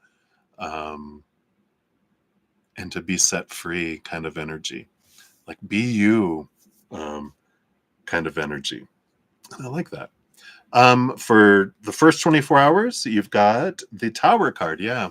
So tomorrow, next 24 hours anyway, is about real life. Oh, there's the Tower card. When that comes up for you, it's about realizing what people and situations are moved out of your way to make room for things that are more in alignment for your path, that you're not at the whim of the outside world. You're not on an out of control drama train, that things are happening to you.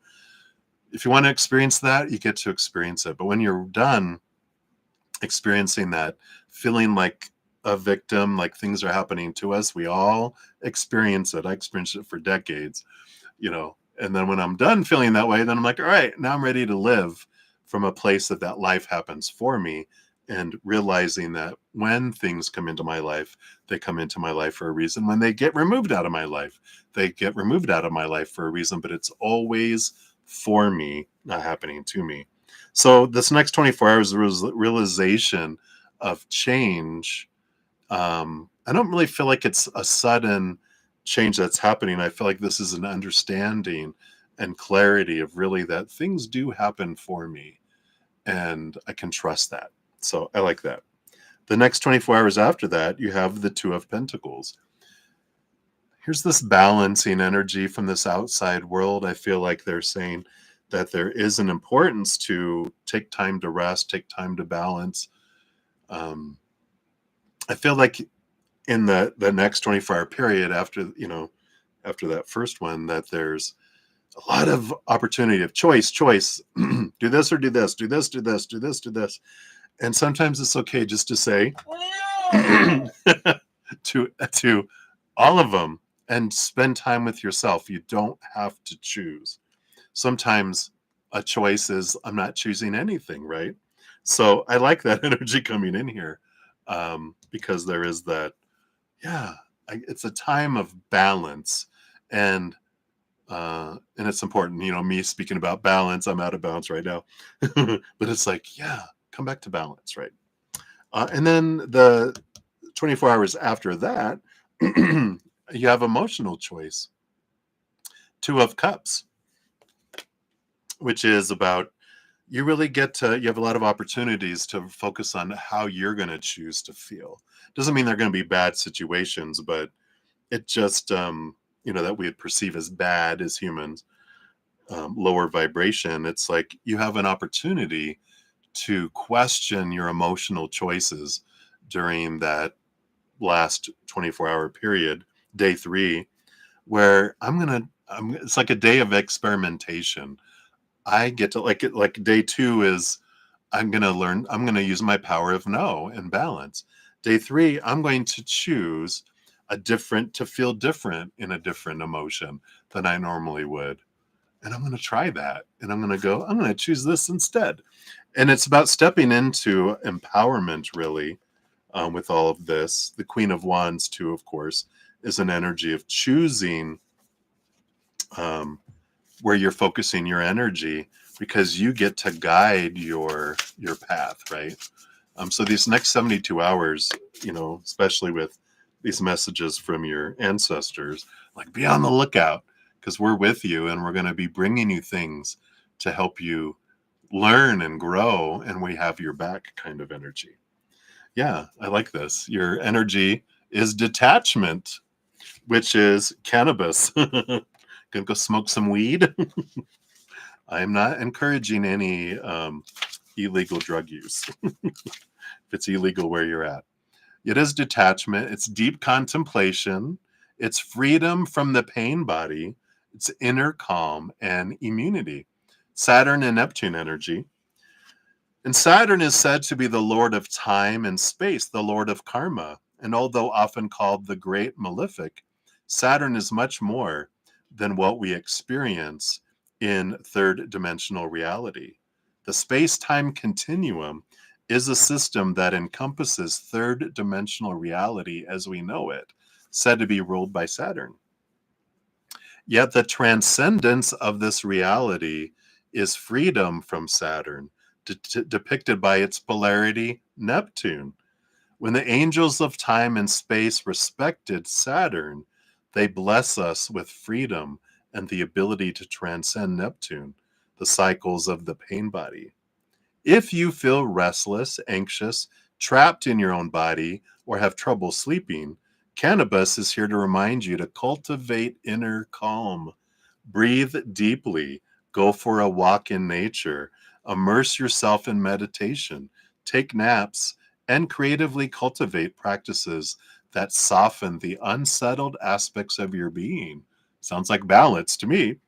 Don't succumb to quick fix solutions when it comes to decompressing, as it often leads to self-neglect and disassociation. Tune deeply into the energetics of this ancient ally and learn to transcend the cycles of self-induced pain. Wow. So some great clarity coming in here over these next 3 days too. Some good contemplation can be grasped, right? All right. And that was number 2. And then number 3, thank you for your multiple donations, is how will your physical health in the upcoming time? Any guidance? All right. So as I mentioned before, of course, disclaimer in the description box, I'm not a licensed medical professional. Tarot is for fun. I do not accept any liability for anyone's choices. Of course, if there is physical things, always consult a licensed medical professional, right? So let's take a look here from Spirit's perspective here. All right, well, let's take a look. You have the 7 of Swords, and the 7 of Swords is a bit of a conflicting mental energy. It's about beliefs that steal opportunities away from us. So really with this 7 of Swords, I feel like you've been stressed out a lot lately. And of course, when we're stressed in our mind, then our body goes into fight or flight mode, which then impacts our digestion, our immune system, floods us. So I feel like a lot of what it was talking about rest, relaxation, learning meditation more, doing things to get out of stress of focusing on your fears and focus as much as you can on calmness and being in the now, and would really help, because I feel like if you don't deal with your high stress, that it will begin to impact your body physically, whether it's ulcers or digestive issues or other aches and pains because of your body stressing out. You start to carry the pain in muscles and in your shoulders and in your neck and different things like that. So it's important for you to be aware of your stress and do things you can to alter that. That's the bottom of the deck. You have the King of Pentacles. So you do have this ability. This is a strong physical energy. So I feel like overall you have a strong physical body. It could be how you eat and different things like that too have made it your body able to really self-heal a lot. But it's important to still look at all that stress, because you have the Ace of Cups, which is about happiness and joy, energy,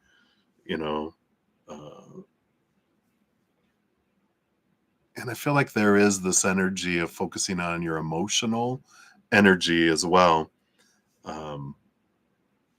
with all this, because it's important for your body, right? And again, you have the Star card, which is a balancing energy. These 7 chakras are about balancing your 7 chakras. So it's interesting that you have the 7 of Swords, and then within it's 17 in the Star card, but they have the 7 stars of the chakras. So I would be very aware of your energetic centers, and I like that we went from the emotional energy to the energy centers of the body, which I know you're probably fully aware of the chakra systems, things you can do. There's a lot of videos that you can listen to, that music that helps balance chakras, eating certain color foods, wearing certain colors, different things like that. So whatever you feel energetically where you're off in your chakras, and if you're not sure, then do rainbow, because that's red, orange, yellow, green, blue, indigo, violet. That's all the chakras, right? So wear rainbow colors, or surround yourself with all of the colors. Eat a variety of different foods. See how you feel with all that. But balance, I feel, is a very important energy, which I understand. That's why I have to balance more, because I get out of balance and then I get sick. It's called forced R&R. You either learn to do it, or it will bring you to that point, right? So hopefully that helps. Let's see what your fortune cookie is here. You've got the conduit. You got amanita, shrooms. No, I'm just kidding. Maybe there are some mushrooms that can help. We'll open right to it. Neptune, Pluto, and Mercury energy. It says your channel is open. Earth spirits celebrate you as you come back home. You feel one with nature and all her offspring, your extended family. You can clearly see through the veil, and your gift of profound insight is now at hand. You are here to be a bridge for the children of Earth, a conduit of safety and healing energy for the newer generations. Embody the medicine of children. Laugh, sing, and play, spreading joy in the world, regardless of your age. If you feel disconnected, breathe. Focus on releasing old breath by emptying your lungs with long exhales. Explore by connecting to nature's cycles and co-create with your chosen family to regain a sense of belonging. Wow. Emotional energy involved in that too, but also getting out into nature can help balance and connect as well. So I love that for you. Hopefully that's a little helpful there. Brings a little bit of guidance. Thank you again for your multiple donations. Sorry, I'm a bit rushed. I just hit 5 hours and I'm exhausted. So I'm going to head out, everybody. Sorry I didn't get to any of the free readings today. I'll be back tomorrow evening and Saturday night. I'm on Friday, Saturday, and Thursday, Friday, Saturday, 6 to 9 p.m. Mountain Time. And then Saturday mornings and Sunday mornings, 11 a.m. to 2 p.m. On Sundays, I do whatever I don't finish in the morning. I do come back in the afternoon after I rest a little bit and eat and finish out all the free readings from the morning session. So if you try to get in a free reading and I wasn't able to get to it this evening, please come back at least on Sunday. We'll make sure to get you a reading then. Can still continue to try on the evenings, like Friday night. Sometimes I get to all of the free readings. Depends. Sometimes I do get to them all. Sometimes I don't. It's just the way it is. I have to go with it. All right, everybody. I'm blabbing now, babbling. So please remember, as you're going through every moment of every day of your life, you truly are eternally and unconditionally loved by the Mother and the Father of all things, our Creator. And of course, I love you too. So until I see you again, much love. Hang in there. Take care of yourself. We'll see you soon.